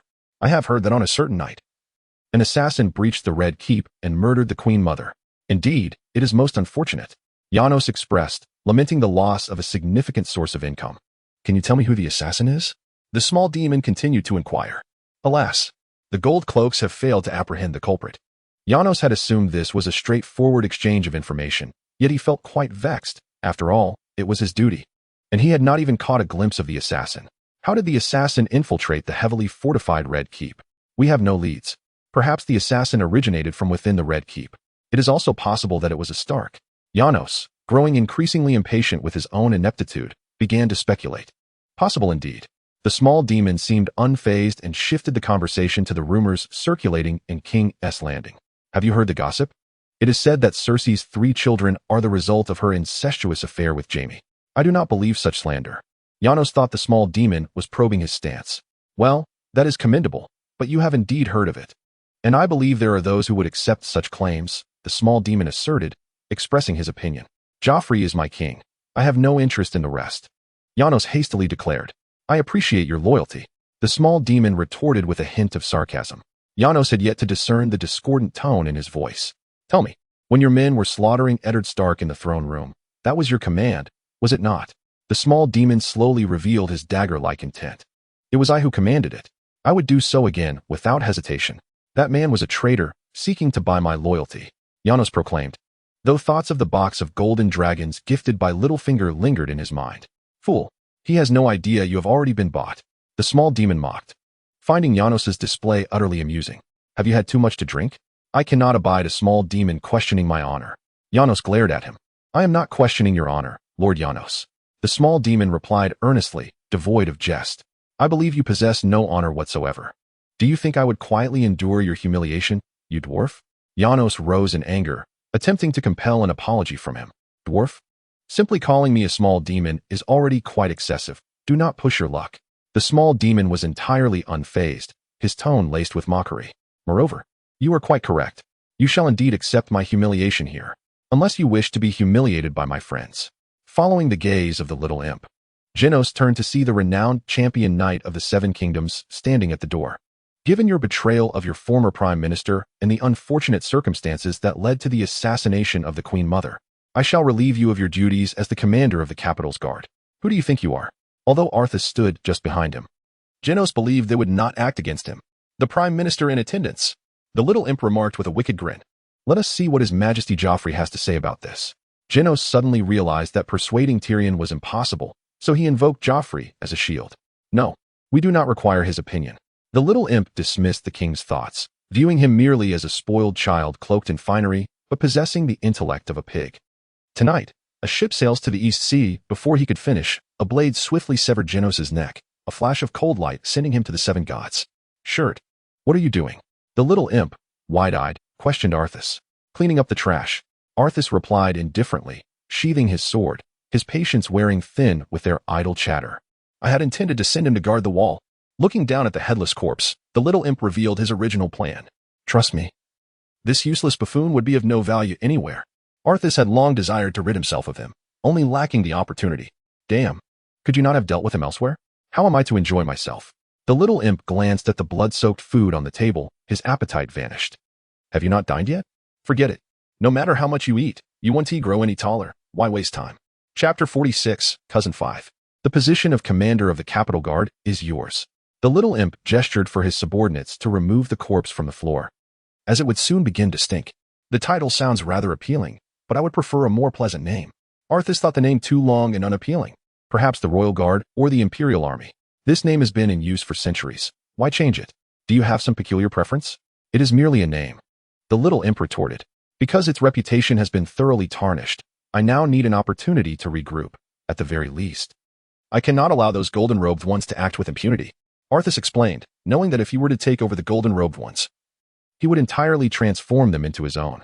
He certainly would not train soldiers for others. He also recalled modern training methods, uncertain of their suitability. Very well. Do what you see fit. Just remember whose idea this is. Agreeing to his request, the little imp reminded him to manage any issues that might arise, clearly signaling his intention to disregard the golden-robed ones. Arthas would not let this rare opportunity slip away. Additionally, there is another matter. Go ahead. The little imp believed that as long as it wasn't overly difficult, he would agree without hesitation. The golden-robed ones require expansion.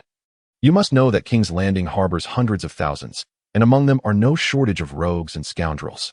Arthas casually concocted an excuse. What do you intend to do with those rascals? Tyrion chuckled, noting that dealing with such individuals required little in the way of gilded robes. It was evident that Arthas harbored more significant ambitions. Naturally, he aimed to send them to the wall. Otherwise, would he keep them languishing in dungeons? How many would you need to expand? The augmentation of the golden-robed ranks was an ongoing endeavor, yet their reputation was rather dismal, currently comprising only around 3,000 men. The regular army stood at 15,000, with an additional 8,000 in reserves. Arthas had already formulated a plan in his mind, but stated the highest number he could envision. That is impossible. The regular army can have a maximum of only 8,000 men, with reserves of 2,000. The imp was astonished. Arthas truly had grand aspirations. Considering the Iron Throne was already in debt, where would the funds come from to sustain such a multitude of soldiers? You must think carefully, a challenging battle lies ahead. Arthas nonchalantly remarked, also reminding him that Stannis had yet to be resolved. The regular army at 10,000 men. Truth be told, the Iron Throne could hardly afford such numbers. The imp found himself unable to counter this, leading him to commence negotiations. The regular army at 13,000, with reserves of 6,000. Arthas envisioned a regular army of 10,000 and 5,000 in reserves. Armed with these soldiers, he felt confident in capturing any city within the Seven Kingdoms. Then let us borrow a bit more. After all, we are already mired in debt, so what difference would it make? The Iron Bank will not lend us any more. We must remember our decades-long debt relationship. The imp was not optimistic about this ill-conceived notion, for such actions would only exacerbate the Iron Throne's financial woes. Not us. It is the Iron Throne.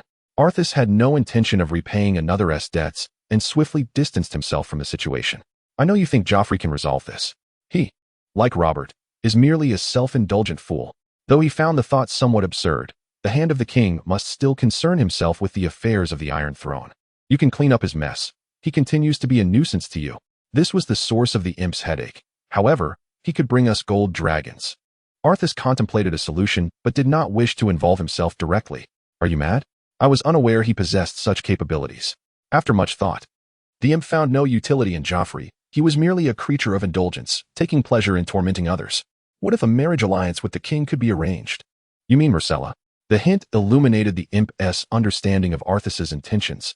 If Myrcella sought elevation, she would not hesitate to pay the price. Considering she had already made one grave misstep, I said nothing. Arthas reclined, adopting an expression of detachment. Very well, I shall handle this personally. but I hope old Rose's tongue is not as sharp as it once was. Truth be told, the imp had yet to encounter a true viper. He had only heard tales of her, and conversing with her was unlikely to be a pleasant affair. The following day, in the throne room, Joffrey's daily ritual of humiliating Sansa commenced anew. It is uncertain when his animosity began. Perhaps it stemmed from the Dowager Queen's insistence that he treat his betrothed with kindness, igniting a rebellious spirit within him. Or perhaps it was after that dire encounter with the Stark Wolf, when his shame was laid bare before Sansa, revealing his own inadequacies and helplessness, and yet he found himself unable to threaten her. For so long, he had suppressed his true nature. But following the deaths of Robert and Cersei, with no one to restrain him, he began to unleash the darker aspects of his character. Sansa, left vulnerable and alone, became the target of his wrath. Your brother Robb Stark has slain Ser Davin Lannister and kidnapped Jaime Lannister. Perhaps I should eliminate you to remind him. Joffrey taunted, loading his crossbow as he threatened Sansa. Your Majesty, I am in no way related to my traitorous brother. I implore you, Sansa pleaded, kneeling before him. You know my mother instructed me not to harm you. Such actions are unbecoming of a true monarch, as he aimed the finely crafted bolt at the girl before him. Joffrey recalled his mother's words, yet she was gone slain by nameless wretches. Though he yearned to pull the trigger, he found himself unable to do so, resorting instead to the hand of another. Ser Meryn Trant, Your Majesty, the Kingsguard, Ser Meryn, turned to Joffrey. Teach her a lesson, but do not mar her beauty. I want her to remain presentable. Joffrey commanded. No, please spare me. Sansa cried out in a state of panic, glancing around in vain for someone brave enough to defy the tyranny they faced. Meryn nodded at the order, his eyes devoid of compassion as he struck at the trembling Sansa's midsection. His blow landed like a hammer, causing Sansa to curl up and collapse to the ground. While the observing nobles turned their eyes away, unable to bear the sight, Joffrey smirked wickedly, inexplicably pleased. Ser Meryn, my betrothed is far too overdressed. Assist her in shedding some layers. Terrified, Sansa instinctively hugged herself, her hands futilely attempting to shield her garments, rendered powerless against Joffrey's humiliation as she wept silently. At Joffrey's command, a glimmer of eagerness sparked in Ser Meryn's eyes as he hastily complied. Grabbing the fabric of Sansa's attire from behind, he tore it away, exposing her delicate skin to the air, the shredded garments revealing her pale form. If we want Robb Stark to truly feel this, we must create a scene, Joffrey remarked, his excitement growing as he delighted in tormenting Sansa. Ser Meryn drew his sword, aiming it at the fragile beauty seated on the ground. At that critical moment, a sword flew through the entrance, piercing the air with force, and embedded itself in the very hand that wielded the weapon. With a great impact, Ser Meryn collapsed, pained, gazing at the blade lodged in his arm, a mere half-sword. Who dares? Joffrey shouted in alarm, turning to look behind him. The Kingsguard swiftly positioned themselves before the king, ready to confront the looming threat. The nobles, trembling with trepidation, retreated to the sidelines, casting curious glances toward the newcomer. Clad in a cerulean vest and silver armor adorned with golden patterns and a lion's belt, it was none other than the illustrious Joffrey Lannister. Yet, the diminutive figure trailing behind him was met with utter disregard by the crowd. Cousin, I am indeed your kinsman.